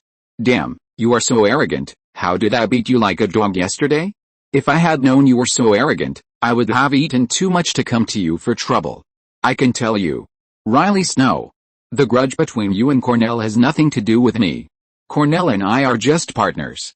I have never participated in the matter between you." Willis begged for mercy immediately. "Then stand up. Tell me where Cornell is," Bloodmint shouted. "I can come out." "Don't shoot," Willis shouted. Then Willis threw out the gun, raised his hands, and slowly moved out from behind the car. He moved very slowly, as if he was afraid of causing misunderstanding. Bloodmint made a mistake at this time. She felt that she had controlled the situation, so she withdrew the shadow. As a new younger brother, Hannibal was still quite concerned, so he gave her the power of the shadow, although it was not very strong. After all, that was just the power given to her by the blood of the Hound of Tinderless, which was really not that strong. It could only give her some power to manipulate shadows, and she couldn't even jump with shadows, let alone more advanced abilities. But it was definitely enough to deal with ordinary people. But this woman carelessly removed the protection of the shadow. Willis saw that he was ecstatic. He was just going to give it a try, but he didn't expect the other party to be so smart. "Tell me, where is Cornell?" Willis showed a flattering smile, bowed slightly and rubbed his hands in front of him, looking very humble. "I told you, can you let me go?" There's nothing to do with a grudge between you and me. Bloodmint immediately despised him extremely. Such a scumbag could actually be the boss. I can. Suddenly, a small black shadow shot out from Willis's sleeve, flying towards the position of Bloodmint's neck. Swish! What just flew past was a thin and sharp blade. The blade is triangular and has no handle. The surface of the blade is matte finished, presenting an inconspicuous gray-black color. The material is similar to that of a paper cutter, relatively heavy, with all the edges extremely sharp, and the tip is equally deadly. When it was shot out, it was impossible to see what it was. Blood spurted out from Bloodmint's neck. Bloodmint covered his neck and fell to the ground helplessly. The wound was very deep. It almost cut off Bloodmint's throat. What's more terrifying is that there seems to be poison on the blade. This poison is terrible. It almost destroyed Bloodmint's central nervous system in an instant, making it impossible for Bloodmint to counterattack. After all, she has been transformed by Hannibal. Such an injury is impossible to make her lose her combat effectiveness in an instant. Only toxins can achieve this effect. Seeing Bloodmint kneeling on the ground helplessly and bleeding continuously, Willis walked in front of her with a grim smile on his face, grabbed Bloodmint's hair, lifted her head up, and made her look up at him, which brought Willis great pleasure. No matter how powerful she is, she can only be killed by me. You stinky bitch. Weren't you very arrogant just now? Be arrogant again now. Ha ha ha, what a stupid woman. Didn't you care about those bitches just now? You will be reunited with them soon. I will find them out. And then kill them one by one in a cruel way. Let you reunite in hell. Ha ha ha, pa pa pa. To be honest, there are not many villains like you. Willis turned and looked behind him. A handsome man in a suit and tie was not far behind him, applauding him. Who are you? At the same time, secretly controlling his blade, he flew behind the man. Can you put Riley down? She is my pawn that I found with great difficulty. She will be a good assistant. Besides, as a gentleman, bullying women and children is really ugly. The man seemed to pay no attention to Willis's little action at all. He just frowned and pointed at Willis' hand holding the Bloodmint. Huh. Are you her lover? Stand still. Otherwise, I will kill this bitch immediately. I didn't move, and if you want to use her to threaten me, at least, you have to make sure she doesn't die so soon, otherwise how can you threaten me? Willis's attention has been on Hannibal. He was paying attention to whether Hannibal noticed his little move. Soon, his throwing knife was in place. Ha ha ha, threatening you? No, I just want to kill you. A thin black line shot towards the back of Kai's head. Willis seemed to have seen the scene after his throwing knife shot through the man's head in front of him. He almost laughed out loud. But the next second his smile froze. Because just when the throwing knife was about to touch the man's scalp, the man turned around and gently closed the two fingers of his right hand in the air, and the black shadow was caught between his fingers. He laughed. So, it's just this kind of little thing. It's hard to kill me with this thing. Willis immediately touched his belt, where there were still a few throwing knives. He just touched his waist with his hand, and several throwing knives flew out, dancing around him, as if they were alive. Die? Go to hell. You monster. Whoosh whoosh whoosh. Several throwing knives turned into black lines and rushed towards Kai at a very fast speed. But Willis seemed to have reached his limit. He saw big beads of sweat on his forehead, his cheeks were clenched tightly, and veins on his neck popped out. A few meters away, Hannibal's figure suddenly flashed irregularly left and right, and then walked over again. Willis' face was full of shock and anger. With one hand, he pulled out throwing knives from his belt and threw them out. With the other hand, he had already opened the car door and got into the car. But it was useless. Hannibal was still strolling leisurely. No matter how the throwing knives changed their tricks, they had no effect on him at all. He was like a prophet who could predict the future and could dodge in advance before the throwing knives touched him. Hannibal's figure flashed and followed to the car door, stepping on Garcia's left leg that had not been retracted. Crack! Willis's left leg suddenly formed an L shape, and he screamed miserably. Then Hannibal stretched out his big hand, pinched his neck and pulled him out of the car, holding him in the air. Then he exerted force with his hand, and the black boss's eyes went dark and he fainted. The flying knives lost their power, their speed greatly reduced, and then they fell to the ground one after another. The people around were watching the battle silently, and saw that the man was holding Willis in the posture of holding a dog, and disappeared quietly as he came, and took away the Bloodmint along the way. On the huge billboard next to it, There was a giant graffiti. Under the two dim spotlights on the top, a woman covered in a black hooded sweater stood silently with her head down, her two huge wings stretched to both sides, and under her was a city silhouette with heavy shadows. It was like an angel protecting the city, but the woman's wings were not feathers, but rows of guns. There was no aperture on her head, but a small piece of bright red like blood. An angel of revenge. Blood mint is, and this man is even more. After Hannibal disappeared, a large group of people came out of the shacks around. They were silent and gradually gathered at the street corner where corpses were strewn all over the place. Suddenly, an old homeless man said, "The police should be here in half an hour. We can do something." Everyone was silent for a moment, and suddenly rushed forward. You have to know that the bandits have a lot of money on them. Not to mention the clothes and wallets, the guns and bullets alone are also a lot of wealth. The gangs like this kind of black guns, and look at the quality of these guns. They are not ordinary goods, brand new and good guns. The price is between $500 and $900 each. Of course, they can't get such a high price if they sell them. At most, they can only get 100 or 200. But this is enough. Moreover, the gangs are different from ordinary people. These guys like to carry cash, a lot of cash. They don't like credit cards, just like nouveau riche. And their jewelry, these guys like to dress themselves up in gold, even their teeth are gold, which is another income. How could the homeless people miss it? In less than 10 minutes, except for a large puddle of sewage mixed with laundry detergent and disinfectant on the ground, the street returned to its previous calm, as if nothing had happened. Even the bodies were nowhere to be found, as if they had never existed. This is the fate of these scumbags. Don't look at how awesome they are today, wearing gold and silver, but who knows when they will die on the road and be buried in a ditch. No one cares, and no one pities them. On the other side, Hannibal, holding Willis in one hand and Bloodmint in the other, entered an abandoned factory building. There are many such buildings on both sides of the Hudson River, all of which are the product of industrial relocation. Then he helped Bloodmint treat the wound, and everything else was fine. The main problem was that the poison on the knife was a bit difficult to deal with, but fortunately Hannibal found the antidote on Willis. After all, no one can guarantee that he himself will not be poisoned, so he always carries this thing with him. Willis is also an inventive guy. His knives are not ordinary stuff. There are some small mechanisms on these flying knives.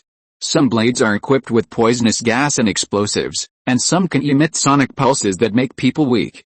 Of course, Hannibal didn't expect that this guy is also a mutant, and it seems that he can manipulate metal. Although it looks a bit weak, it is useless beyond a range of 10 meters, otherwise he would not have been hiding all the time. But it must be said that it is very practical. Once activated, most metals can be deflected by the strong magnetic force as long as they are about 10 centimeters close to his body surface.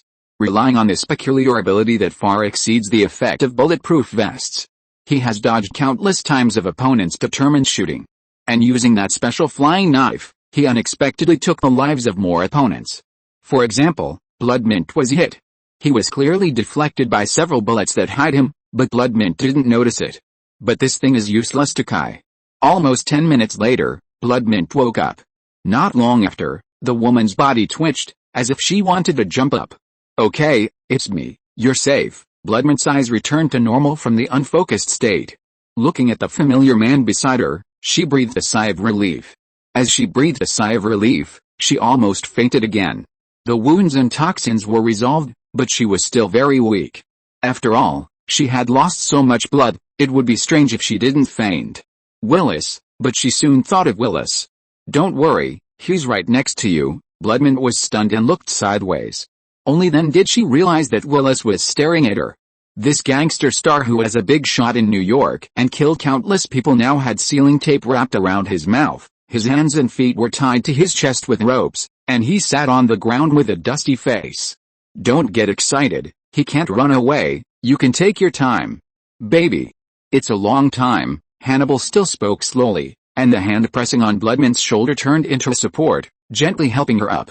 Hatred made Bloodmint quickly overcome the dizziness and weakness, and she gritted her teeth and stood up. Whereas Cornell, seeing her stand still, Hannibal let go of her hand and went over to tear off Willis's sealing tape.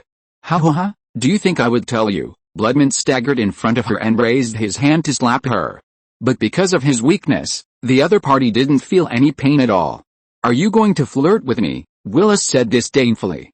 Hey, a scum like you is so loyal. Loyal. Willis seemed to have heard a joke. Huh. I will be loyal for an old man? Forget it. I just don't want you to have an easy life. Anyway, I can't leave alive. Why should I tell you?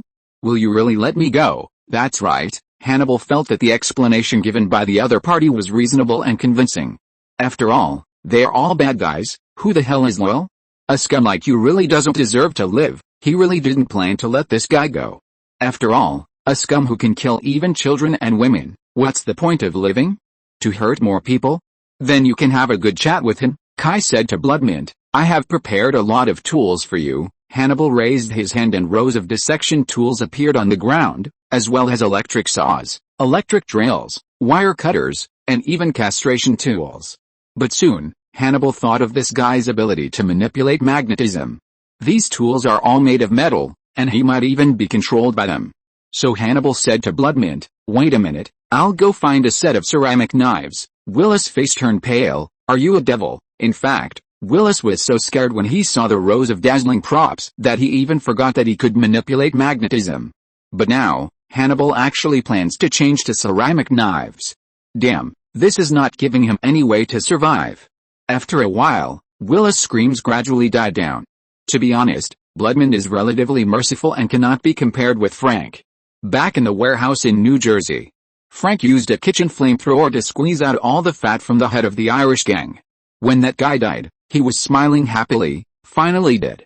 Unlike Bloodmint, after a long time, he could only poke with a knife and watch the blood splash. In fact, it was just like that, without any technical content, and without Frank's torture skills. According to Frank himself, he can roast a person to medium rare, but the person can survive. Kai was actually quite curious, but after thinking about it, he felt that he was bragging, so he didn't experiment. If Frank was here, he could definitely teach Bloodmint a good lesson. However, a chess player meets a good player. Obviously, Willis looks like a tough guy, but compared with the Irish guy, he still lacks blood. Even with Bloodmint's poor torture skills, he still made him speak. Oh. It's really a bit tiring to write 2 chapters. My eyelids are fighting again. How do those big guys who update more than 10,000 words a day do it? I'm so envious. Chapter 773, Survive. Willis is dead. It was a very frustrating death. He had so many ambitions that he hadn't fulfilled, and most importantly, he hadn't defeated his nemesis, his brother, Luke Cage. The feud between Willis and Luke Cage is very complicated. Generally speaking, it was caused by a scumbag, who was Luke Cage's half-brother, as a result of an affair between Luke's father, James Lucas, and his secretary, Dinah Stryker.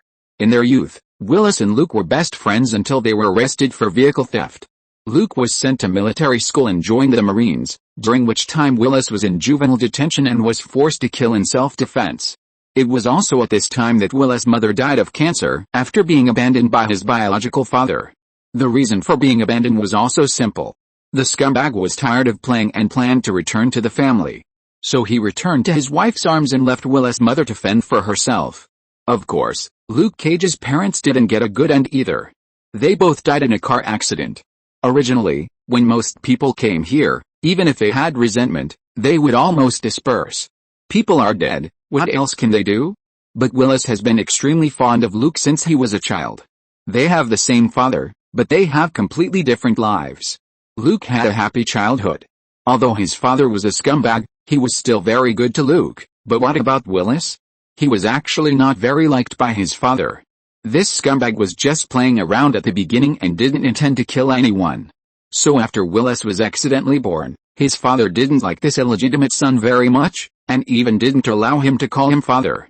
Obviously, they made mistakes together, but Luke was sent to the military academy by his father through connections and escaped punishment, while he had to go to prison with a crime. This gap will make everyone unbalanced. The resentment and jealousy that existed since childhood, coupled with the death of his mother and his own messed up life, made Willis completely twisted. These things made Willis swear to destroy Luke.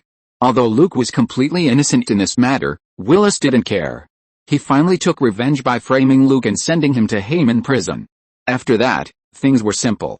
Luke went to prison and lost everything, including his once rich and happy life and his own honor. But the thing was so strange. Not only did Luke get out of prison quickly, He also had superpowers. And Willis completely went astray and became a complete bastard. He vowed to kill Luke. But so far, Luke didn't know why Willis hated him so much. Willis was dead. It was worthless. Well, that's not the case. For Hannibal, this guy's death was still valuable. For example, the gold finger that hadn't been seen for a long time turned out to be a lucky guy. Hannibal got his magnetic superpower from Willis. This thing doesn't look good, but it is a real powerful ability. Although it doesn't seem to be very powerful in Willis' hands, it's different in Hannibal's hands. Don't forget, Kai's gold finger has the ability to upgrade. It seems that today is a harvest day. Bloodmint looked at Hannibal, not understanding what this meant. Hannibal did not explain, but said, "Let's go. Things are not over yet." "Yeah, not over yet." Bloodmint forced himself to cheer up. Cornell Stokes was in a bad mood because he seemed to be in trouble. Hannibal appeared. Cornell is an extremely cautious person, otherwise he would not hide so deeply.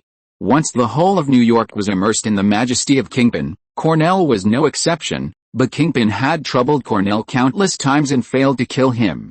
On the contrary, Cornell learned the essence of Kingpin in the confrontation with Kingpin. That is to hide yourself. Cornell thinks Kingpin is a genius. He hides himself with layers of fog. It seems illusory, but he actually controls everything. So Cornell also learned from Kingpin, not to show up in everything, but to use more allies and men to separate himself from the direct relationship between those crimes. To be honest, this trick is very difficult. If you are a little less capable, you can't do it. But Cornell succeeded. He successfully hid himself and successfully mastered an invisible empire. All this depends on his caution. So this time when Willis went to clean up the Bloodmint, he also sent people to monitor. But the news sent back by his men made Cornell feel sick.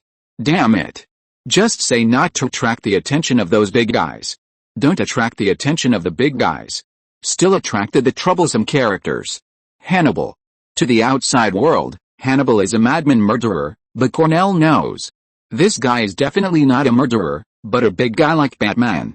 Of course, it was also a surprise to learn this news. Cornell is a voodoo wizard. He has connections in the mysterious side, so he has heard of Hannibal's reputation for killing dark creatures. It was Hannibal and Blade who slaughtered all the vampires in Chicago. This incident is big news on the mysterious side. Cornell is even more afraid of Hannibal than Batman. After all, Batman will never kill people no matter what, but Hannibal. This guy doesn't have this rule. Once he is determined to die, he will really die. Damn it. Damn it. Damn it. Cornell sat in the Continental Hotel with a frown on his face. He felt that things were out of control. Maria. I'm in trouble. Finally, Cornell called his cousin, Maria Dillard, who is also his most important partner. Maria Dillard is a Harlem counselor and the most prestigious counselor in Harlem. She is considered to be the most promising political star. After all, with the prevalence of identity politics in the United States, black people's identities have become popular. Maria is not only black, but also a woman. At the same time, she also had a tragic childhood, and then she changed her destiny through her own efforts. It is a typical American dream. The political identities are superimposed, which is simply politically correct. Maria is also very good at using these identities to gain countless support. But at the same time, this woman is also the biggest backer of the dark side of Harlem. She relies on her cousin to control the various gang forces in Harlem and gain huge benefits from it. What's going on? Because of the woman who came back for revenge, Maria obviously did not realize the seriousness of the matter. No, it's a bigger problem. The Dillard family is a very prestigious black family in Harlem. This family came from Jamaica and settled in Harlem, New York many years ago. They are even the leaders of the Black Equal Rights movement in Harlem. They were once Martin Luther King's comrades in arms and are the symbol of black people in Harlem. The nightclub Harlem Paradise is the symbol of revolution. But now, this family has changed. Cornell's last name is Stokes. This family is very close to the Dillard family and the families have been married for generations. I need you to persuade the New York police to protect me. Cornell did not say anything polite and directly put forward his request. Cornell, wake up. You are a gang leader, and you want me to ask the New York police to protect you? Do you feel too comfortable outside and want to go to prison for vacation? Maria said with a hint of sarcasm. That's better than staying outside, Cornell shouted impatiently. Maria finally understood the seriousness of the matter. What happened? That idiot Willis attracted Hannibal here. Hannibal? Maria didn't quite understand the meaning of Hannibal. Cornell could only give some general knowledge. Then Maria understood why Cornell was like this. Maria was silent for a moment on the other end of the phone, and then said, I heard that the New York Police Department has set up a special affairs investigation department to deal with people like Hannibal. I will find a way to use my influence to let them protect you. But this takes time, and I must have a reasonable reason. Then let Kai Wayne protect me. Cornell was really scared, so he shouted without thinking, you are a congressman. The police have to listen to you. Maria on the other side was a little speechless. Thank you for thinking so highly of me, cousin, but you have to wake up. Don't sleep. You are talking in your sleep. Maria is indeed a congressman, but the problem is that she knows exactly what the identities of others are and what her identity is. She may be able to use public opinion, money, and power to bully those wild superheroes, just like she discredited Luke Cage and despised Daredevil. But the question is Kai wild? Others have big capital behind them. They have high-ranking government officials. They have military backgrounds. The mayor and chief prosecutor of New York City are protecting him. Maria, a local counselor in Harlem, is she going to order Kai with her head? What should we do now? Hannibal may. As a result, before she finished speaking, she heard a noise coming from the other end of the phone. You can't, sorry. NYPD. Ms. Maria Dillard, there are several homicides related to you, and this is an arrest warrant. Now, you have the right to remain silent, but everything you say will be used as evidence in court. Please cooperate, this is my office. Get out. Cornell could even hear his cousin's trembling voice. Damn, this is going to be a big deal. We have an arrest warrant, and this is government property, not yours. So you have no right to drive us away. Now, please cooperate. The police officer opposite seemed to be a female police officer, with a nice voice, but in the ears of Cornell and Maria, it was like the scream of a devil. Fuck. Fuck. Fuck. Cornell smashed the phone in his hand fiercely. What else can I say? My cousin is in trouble. The reason is simple. No matter what, Maria is a council member in Harlem. Even if she is really involved in the case, generally speaking, the police will be polite. But now, the police dare to be so faceless. There is only one possibility, that is, they have obtained ironclad evidence, the kind that can't be pushed away. Don't say anything. Wait for death? Of course, Cornell is not worried that Maria will give him out. It's not because of the deep sister-brother relationship with Maria. Haha. He is not sure whether that thing has ever existed. The real reason is that if he is given out, Maria will really be a widow with a dead son, and there is no hope at all. Besides, what's wrong with giving him out? Anyway, he never took over those dirty things directly. Is there any evidence? False accusation. What really hurts Cornell is that his umbrella of protection is gone. The reason why they were so arrogant and killed Riley Snow's family and then sentenced Riley to a mental hospital was because of the corruption network provided by Maria. Now that Maria has fallen, it is unknown whether the corruption network above them can still exist. Even if those people are not implicated, Cornell has no way to contact them. How could Maria give her connections to Cornell? If she really did that, what value would Maria have? So, the adult world is terrible. What Cornell must think about now is how to save himself from this storm. As for Maria, may God bless her. God is very busy and probably has no time to bless such a scumbag. After Matt handed the case over to the special department, Kai immediately ordered the special department to investigate Cornell. Just as Cornell thought, this guy is very thief. All the bad things have nothing to do with this guy.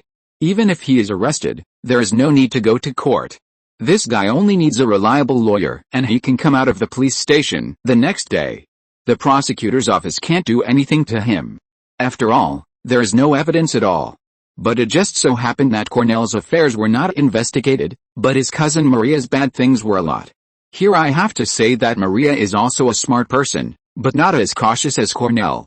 Perhaps it is because of the long-term support from the black and white worlds that she has been smooth sailing and a little complacent.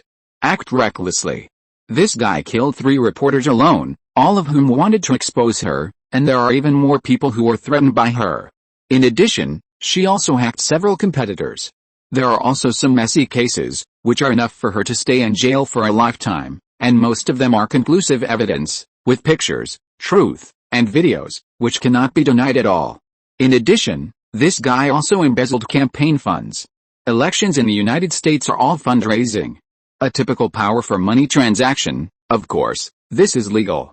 However, according to the election law, all funds raised can only be used for elections and cannot be used for other purposes. When this incident was exposed, Maria's political future was completely ruined. In the United States, political elections are basically a matter of money. There are really not many people who dare to play with campaign funds. After all, once this thing is exposed, basically no one will donate money anymore. Of course, Cornell doesn't have time to think about these things now. No matter what, Maria's life is not in danger. Cornell didn't have any jail time, but his life was in danger. Continental Hotel. High Table. Cornell has always known about the High Table, and the High Table even found him, hoping that he could join the High Table. At that time, the High Table and King were fighting for New York the most fiercely. Cornell is such a smart person, he clearly knows that King is not a good thing, and he will definitely kill him if he has the chance. But the High Table is not a good bird either. The perverted system of the High Table, once joined, is basically equivalent to the slave of the 12 masterminds. Cornell worked hard for half his life. Is it just to be a dog for others? Not possible. But now it seems that Cornell doesn't have many choices. Either save his life and give up his autonomy, or wait to die. After thinking for a long time, Cornell really has no choice. After all, Hannibal is not like other superheroes. He will care about evidence and even promise not to kill people. Hannibal is notoriously cruel and has no principles at all. Saving his life is the most important thing. So Cornell bitterly took out a phone and called the front desk of the Continental Hotel. Chapter 774 Trap. Congratulations on joining the High Table, Mr. Stokes. A woman with a short haircut put down the phone after saying this. In front of him were two extremely respectful men. One was a white old man with gray hair draped behind him, his face full of vicissitudes, and an eye patch on one eye. The other was a black man, tall, with short hair but still fluffy, and a goatee. The old man was called Big Winston, but he preferred to be called Mr. Wednesday. He was the brother of the previous manager of the Continental Hotel in New York, but the two had fallen out many years ago. If possible, he would never see his brother in his life, but not long ago, he got the news. His brother disappeared, the kind of person who could not be seen alive or dead. Wednesday knew very well what kind of person his brother was. This guy regarded this hotel as the most important thing to him. He believed in rules and believed in rules. Even if he died, he would not abandon his beliefs and leave this hotel. So he guessed, no, it should be confirmed that his brother was dead and killed. So he came. He didn't have much obsession with this hotel, but he had to avenge his brother. Although the relationship between the two brothers is not good, he must take revenge. Because they are brothers. Wednesday is a killer, a top killer, and a killer who graduated from the High Table. He was a killer of the High Table a long time ago. Until he violated the iron rule of the High Table and killed his employer, who happened to be one of the 12 masterminds. Logically speaking, if Wednesday did this, he would definitely die. In order to maintain the dignity of the 12 masterminds, the High Table would kill him at all costs. It was also at that time that Wednesday's younger brother, that is, his younger brother Winston Jr. betrayed him. He was caught and sent to the High Table. At the same time, it was Winston who found the elder to find a way to exempt Wednesday. Wednesday must cut off the ring finger of his left hand and become a sharp blade in the hands of the elder. Wednesday hated his younger brother. He thought he had the strength to kill him, but his younger brother betrayed him. At the same time, his younger brother saved him. So for 30 years, he has never seen his younger brother again. Now, his younger brother is dead. He must take revenge. The other black man is called Solomon. As for the High Table, he is the current lobby manager of the Continental Hotel. He is also Wednesday's deputy. This man looks very ordinary, but in fact, he is a killer trained by the High Table. He is absolutely loyal and has outstanding abilities. Last year, Hannibal cleared the entire Continental Hotel. The High Table was of course furious about this, but unfortunately, they couldn't find the murderer. Even if they couldn't find the murderer, they still had to live. The Continental Hotel in New York couldn't just be empty, so the High Table set about rebuilding the Continental Hotel in New York. For this reason, they specially transferred a judge, a legendary killer, and Solomon from the headquarters. The woman with the short haircut is the judge, who has the highest discretion and a very high status. It seems that we are going to confront Hannibal. The judge looked at Wednesday thoughtfully. Earlier, the High Table didn't actually know that Hannibal was the murderer. Shield took away all the evidence at that time, but recently, the High Table suddenly received the evidence and knew that their enemy was Hannibal. Just what I want. Wednesday's expression did not change, but his voice was full of coldness like winter. You can only succeed, not fail, the judge emphasized again. Wednesday didn't say anything, but just touched the antique revolver on his waist, which looked more like an antique than a weapon. Hannibal quickly rushed to Cornell's residence with a bloodmint. Of course, this guy was not there, but his younger brother revealed that he had a secret residence in New Jersey, where he was hiding. Bloodmint was about to kill him when he heard it, but Hannibal saw that this was a trap. The reason was simple. If there was such a secret residence, there seemed to be no reason to let these abandoned younger brothers know about it. Otherwise, why would it be called a secret residence? But Hannibal didn't care. What about a trap? Just do it. New Jersey, a place that is discriminated against. At least that's what New Yorkers do. New Yorkers think that New Jersey people are all losers and poor. New Jersey was not like this in the 1950s, but since the Black Riots in 1967, many white people have fled there. Since then, the impression of New Jersey has taken a sharp turn for the worse. By the 2010s, taking Newark, New Jersey as an example, the proportion of black people there had reached 52.4%. Of course, New Jersey is actually a very suitable place to live, with a beautiful environment and a suitable climate. Most importantly, the cost of living is much lower than that of New York. Many New Yorkers do not actually live in New York, but work in New York and live in New Jersey. The housing prices in New York are too high for New Yorkers themselves. Newark, New Jersey itself is also part of Greater New York City, which is really very close. At the same time, New Jersey's railway transportation is very developed. Basically, you can go to any city by rail, while New York State is much worse. Therefore, many wealthy people have gradually started to buy houses in New Jersey. Cornell's secret residence is in Chatham, New Jersey. Chatham, only 24 miles west of New York City, is like a New England town and seems to have no connection with the bustling Big Apple, New York City. Locals like to gather at Beethoven Cafe for lunch and chat. On weekend nights, this is the home of jazz. The cafe is located across from the train station. People take the train to and from Manhattan, New York. Commuters can pick up coffee and muffins here in the morning. Just put money in a basket. It is very suitable for retirement. Chatham is very quiet at night, and there are not many people on the street. When Hannibal and Bloodmint found Cornell's house, there was not even a single person on the street. Without any hesitation, the two climbed over the wall and entered the house. The house is very large. The gate of the house is the kind of stone castle gate, which looks very suitable for the style of the town. After entering from the gate, there is a very large lawn with a fountain in the middle, but across the lawn, it is a very modern villa. I have to say that this godfather of Harlem knows how to enjoy himself. There are no bodyguards here, not even a dog. It seems like an ordinary person's house. Hannibal and Bloodmint walked into the house. The lights in the house were off, and only the living room had the light of a TV. They walked in and saw a black man sitting there, watching TV. Bloodmint seemed to have determined that it was Cornell and was about to rush over. But Kai stopped her. Well, it was Hannibal who stopped her. Wait, Kai smelled blood. It seems that they are really waiting for us here, Hannibal said thoughtfully. Shortly after they entered the room, Hannibal felt someone approaching from outside the house. It must be said that these people really spent a lot of effort to hide so well in order not to alarm Hannibal and Bloodmint, and there was no clue at all. Bloodmint also reacted, and she immediately walked to the black man. It was a dead man. This guy was certainly not Cornell, and no one knew who he was. Maybe he was the real owner of this house, or a poor unlucky guy those people found casually. Bang! Crash! A gunshot rang out more than 100 meters away, shattering the French window, bringing out a sound of broken glass. At the moment the gunshot rang out, the whole room immediately fell into darkness. Outside the house, several people couldn't help but curse in their hearts. Falco. Which reckless guy took action in advance? Are you crazy about money? These people are all killers from the High Table. But they are not the killers trained by the High Table, but the killers who accept the task through the High Table. Some of these people are running alone, some have partners, and some are even temporary alliances. In short, their origins are varied. But one thing is certain, that is, they are all of high quality.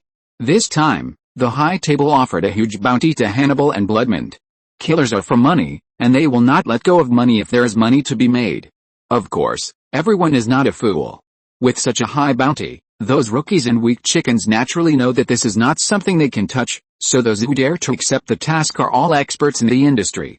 However, they did not expect that there would be someone who could not be so patient. It is not a big deal to miss a shot. The big deal is that the other party is Hannibal. Let alone Hannibal's stinky reputation, he is much more brutal than a killer. What's more, the High Table has always been particular about doing things. When issuing tasks, detailed information will be attached, and there will be no deliberate concealment. This is why High Table is almost the organization with the highest commission in this line of work, and it can still attract so many killers to join. It is a century-old store with a great reputation. After learning the information, many people made up their minds not to act rashly. They had to wait for an opportunity for the target to relax. But the body had just been found over there, and it was time to be alert. At this time, someone actually opened fire. What a great brain. After the first daredevil shot the glass of the French door from more than 100 meters away, Hannibal and Bloodmint disappeared from the sight of more than a dozen killers on the periphery. However, fortunately, they are all old hands and are naturally well prepared. Various infrared and night vision equipment patrolled the villa. This villa is not much different from ordinary villas. Fancy things like French glass doors can be seen everywhere. For killers, this environment is really too friendly, with no cover or obstruction, and a great view. But the next second, many killers cursed in the United States, fuck. Where is the person, no matter what equipment was used? No one was seen. The same was true for the first daredevil who fired a gun. He was actually quite wronged. He was not a rookie. He had been in the industry for 10 years. Before he started, he was a sniper in the army. It can be said that his professional quality was quite strong, but things were so tricky. This guy was allergic to cats, and his hiding place was a 3-story building more than 100 meters away from the villa, and there happened to be cats here. He was aiming, and a cat suddenly ran past him. Then he sneezed and accidentally shot. His mentality was a bit explosive. Damn, where did the unlucky cat come from? Because of this, he was targeted. Professional players like snipers are often the most troublesome. It is no joke to take someone's HUD from thousands of miles away. Even Hannibal was not willing to be hit by a sniper rifle twice. It was not because he was afraid of being hit, but because it was troublesome and affected efficiency.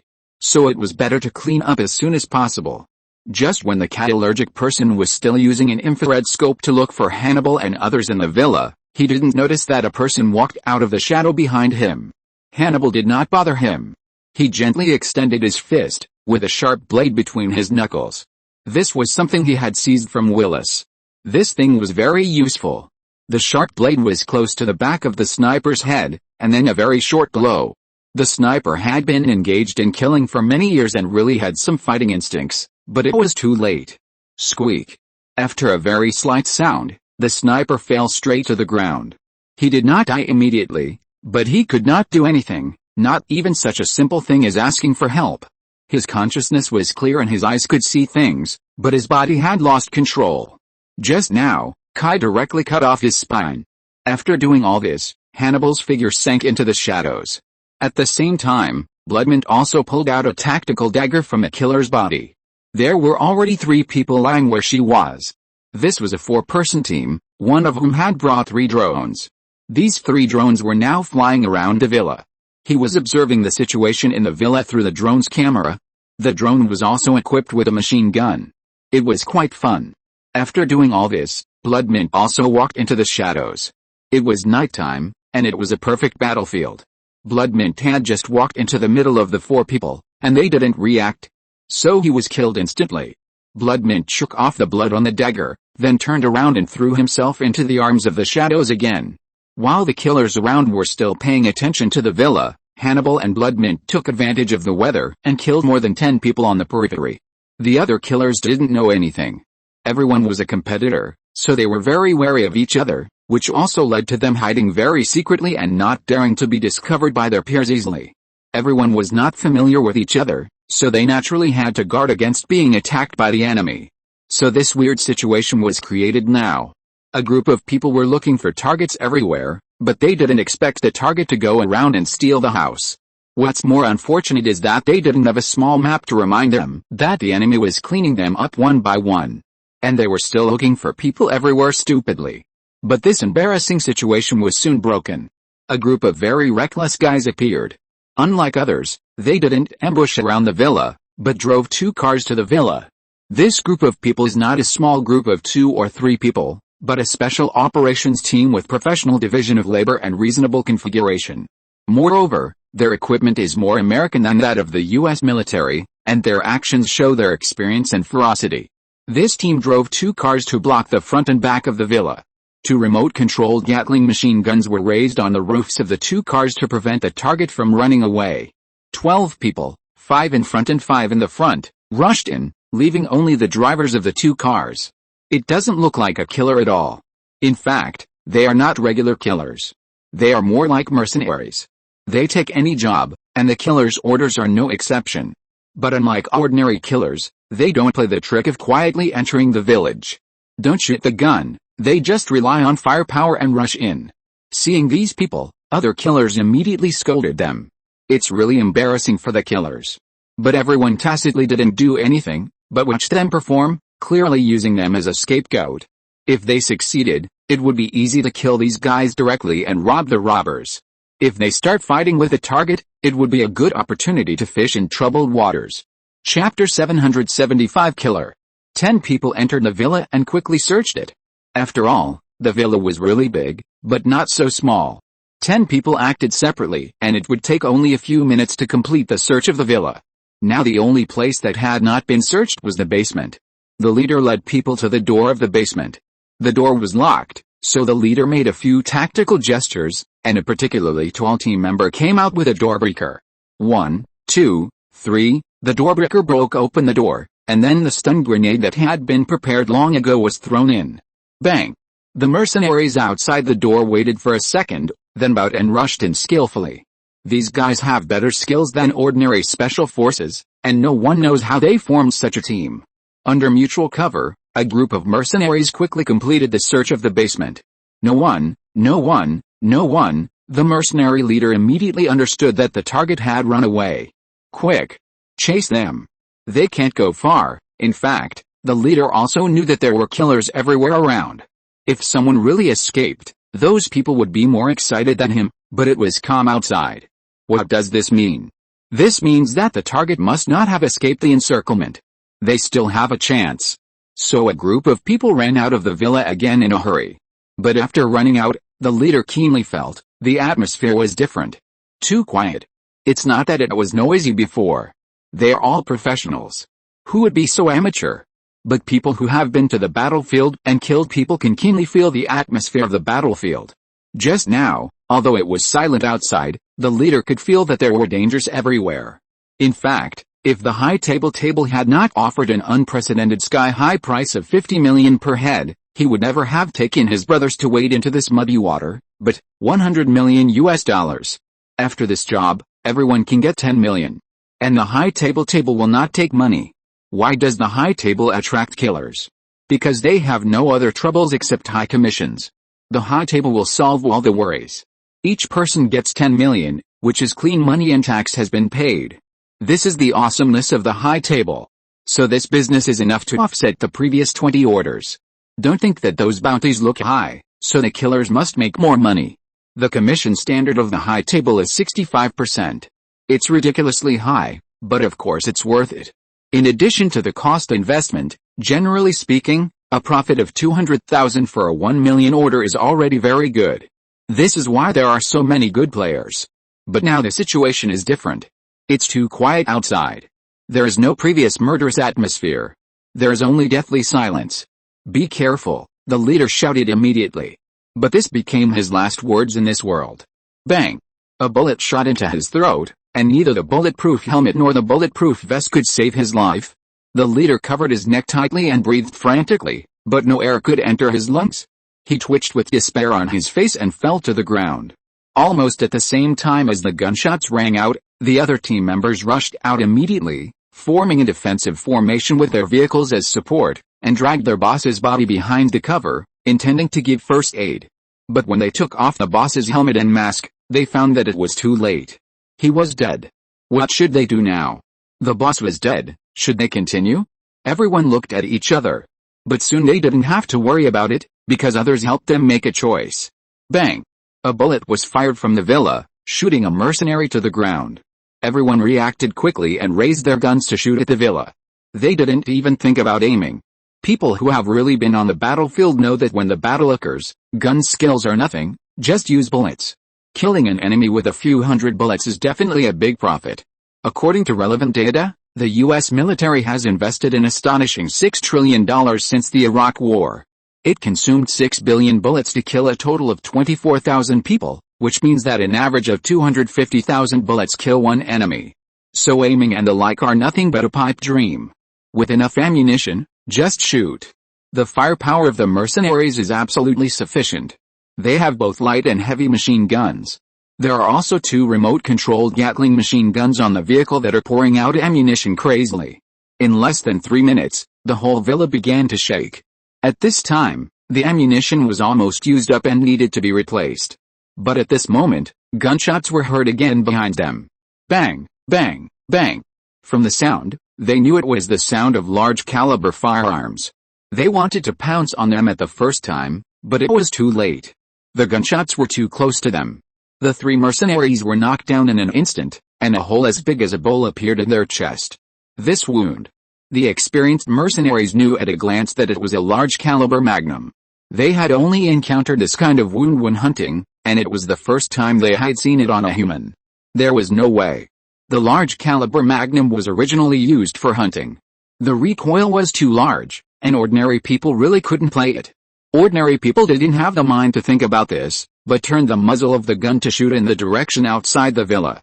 But before they could fire, gunshots were heard again from behind. What the hell is going on? Why are there enemies in front and behind?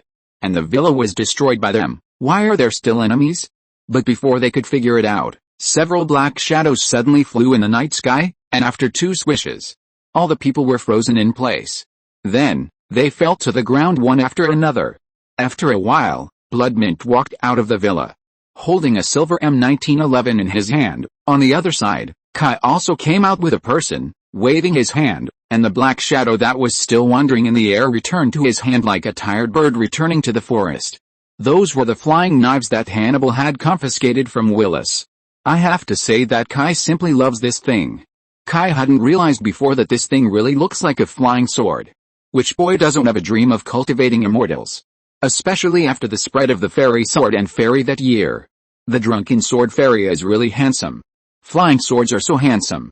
Actually, the power of flying swords and bullets is similar, and bullets are even more cost-effective. But Kai prefers to use flying swords. This is fucking sentiment. Although Kai doesn't know what sentiment is, after all. In his previous life, the word sentiment was played to pieces. Anyway, no matter what, it's all about being handsome. Bloodmint looked at the unlucky guy in Kai's hand. Leave him alive, you can interrogate him. After saying that, he threw the unlucky guy to Bloodmint. Bloodmint nodded, grabbed the unlucky guy and walked aside. How is it? Cornell asked nervously. Sitting opposite him was Wednesday, who put down the antique phone and exhaled fiercely. Failed. Cornell fell on the chair in disappointment, and then stood up hurriedly. You promised my safety. You must do something. There's no way. It's too fucking scary.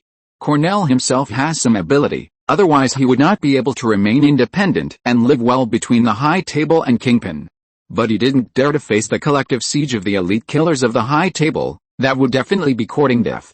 In the business of killers, real masters may not be able to fight, and killing people does not require fighting. Killers have all kinds of strange ways to complete tasks. Cornell knows that there is such a person in the killer business, who never kills people by himself, but no one knows how he kills people. In short, don't think that killers are all the kind of murderers who shoot randomly with guns. There are all kinds of people in this business, so don't think that you can be a master if you have some superpowers. But so many elite killers failed. That's right, this siege was a trap from the beginning. Cornell deliberately told his younger brother that place, just to let Hannibal and Bloodmint come to the door. The high table arranged more than 30 experts in the industry around it, just to kill them with one shot. But now it has failed. Wednesday's face was not good, and there were some things he didn't say. That is, not only did the siege fail, but all the killers died. Most of them showed no signs of resistance. Now the scavengers of the high table are working desperately to remove the bodies and traces. Otherwise, with so many bodies, the high table will be under great pressure. We have a backup plan for this, you don't have to worry at all. Wednesday had no interest in the gang leader in front of him. Cornell might be a big shot in Harlem, but in Wednesday's eyes he was nothing. The high table was completely raping the grass to kill the rabbit with Cornell. While using him to lure out Hannibal, it could also expand its influence. Then Wednesday ignored Cornell and picked up his phone and dialed. Sloan, let's talk. Sloan, an old black man. If you see him on the street, you will only think he is an honest old man. But in fact, he is the head of the most famous killer organization in the world. The Brotherhood, also known as the Mutual Aid Society or the Assassin Brotherhood, can have many names, but the essence remains the same, a killer organization that makes a living by killing people. Of course, the people inside this organization don't think so. They think they represent the justice of the world. They work for God, killing the evil people who have caused great harm to the world to maintain world peace. It's a great creed. But other people in the industry sneer at this. They think they are a group of psychopaths. Because they kill people and get paid just the same. This is a killer. Apart from this, the reputation of the Mutual Aid Society in the industry is actually quite good. Their killers are fearless and take completing the task as their first priority. They are extremely dedicated. Of course, there are also disadvantages. That is, it is too expensive. Generally speaking, the Mutual Aid Society and the High Table are in a competitive relationship, but in fact, the Mutual Aid Society is in a sense a subordinate unit of the High Table, but it is more independent. The High Table sometimes places orders with the Brotherhood. Sloan frowned immediately after receiving Wednesday's call. The Mutual Aid Society has had a lot of problems in the past 6 months, and many members have died. It is not easy to take care of itself. It is also because the Mutual Aid Society itself is relatively closed and it is difficult to spread the news, so it has not been known to the outside world. But the actual situation is that the Mutual Aid Society is not having a good time now. Just a few days ago, X, one of the strongest killers in the Mutual Aid Society, was killed. In addition to the elite killers who died before, the Mutual Aid Society can only dispatch a few elite killers at this stage. If possible, Sloan would not want to care about these trivial matters, but the problem is that he can't refuse. The reason why the Mutual Aid Society can exist and live so well in the fiercely competitive killer industry is naturally not because they can do everything. As the saying goes, there are all kinds of people in the killer industry, and the Mutual Aid Society really doesn't have that ability. Joining the High Table and accepting their leadership is the reason why they can always be transcendent in this industry. So Sloan couldn't refuse. Thinking of this, Sloan called Fox. "How is Wesley?" "Very good, worthy of being the son of that man," Fox said in an extremely weird tone. "Is that so? Then, it's time to give him a test. If he passes the test, then the plan can start," Sloan said. "What mission?" Fox asked seriously.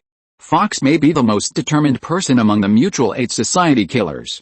Kill Hannibal. Sloan didn't care if Fox knew about this. Because Hannibal's reputation is simply stinking, a complete villain. It's not surprising to appear on a loom. Oh, by the way, what makes other colleagues in the industry laugh the most is that the Mutual Aid Society claims that their targets are all from a loom. That's funny. Anyway, outsiders don't believe it. They just think that the people in the Mutual Aid Society are mentally ill. Fox naturally knows Hannibal, and doesn't think there's anything wrong with killing him. She didn't suspect that there was anything fishy. She was just worried whether this test would be too difficult. "Will this be too difficult for Wesley? We don't have time, Fox. How many of us are left now? Carlos is hunting us one after another. How many people can escape his pursuit? He is the strongest one. We have no choice." In fact, Sloan has another intention. He doesn't know how terrifying Hannibal is, but a well-known killer in the United States can be at large until now, which is definitely not luck. So he hopes to use Wesley's danger to lure Carlos out, and it would be best if they and Hannibal were both injured, and then they would come out to clean up the mess. Kill two birds with one stone. I understand. I request to join the operation, no problem. This mission is supposed to be a multi-person operation. I will let the gunsmith and Barry join the operation. The insecticide will be your backup, understood? Fox put down the phone and looked at Wesley, who was still fighting with a butcher. Wesley, just over a month ago, was just a Luther whose life was gloomy, an oppressed social animal, and a poor guy who was cheated on.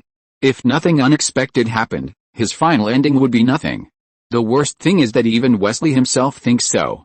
In his opinion, the meaning of life is to kill time and wait for death. Until he met Fox, everything changed. He was brought into an unheard-of world by Fox. A world of killers.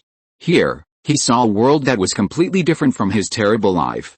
In this world, he is not a fool who has accomplished nothing, nor a mediocre mortal, but a gifted genius, a man with an unparalleled father and a goal that is so noble that he can change the world.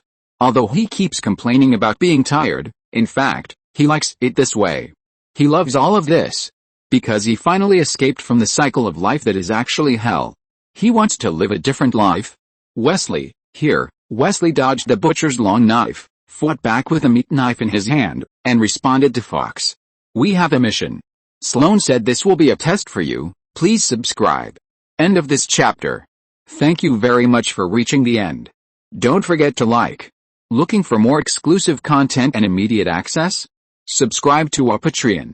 Remember, every like, subscription, or donation encourages us to continue. Thanks to everyone. See you in the next video.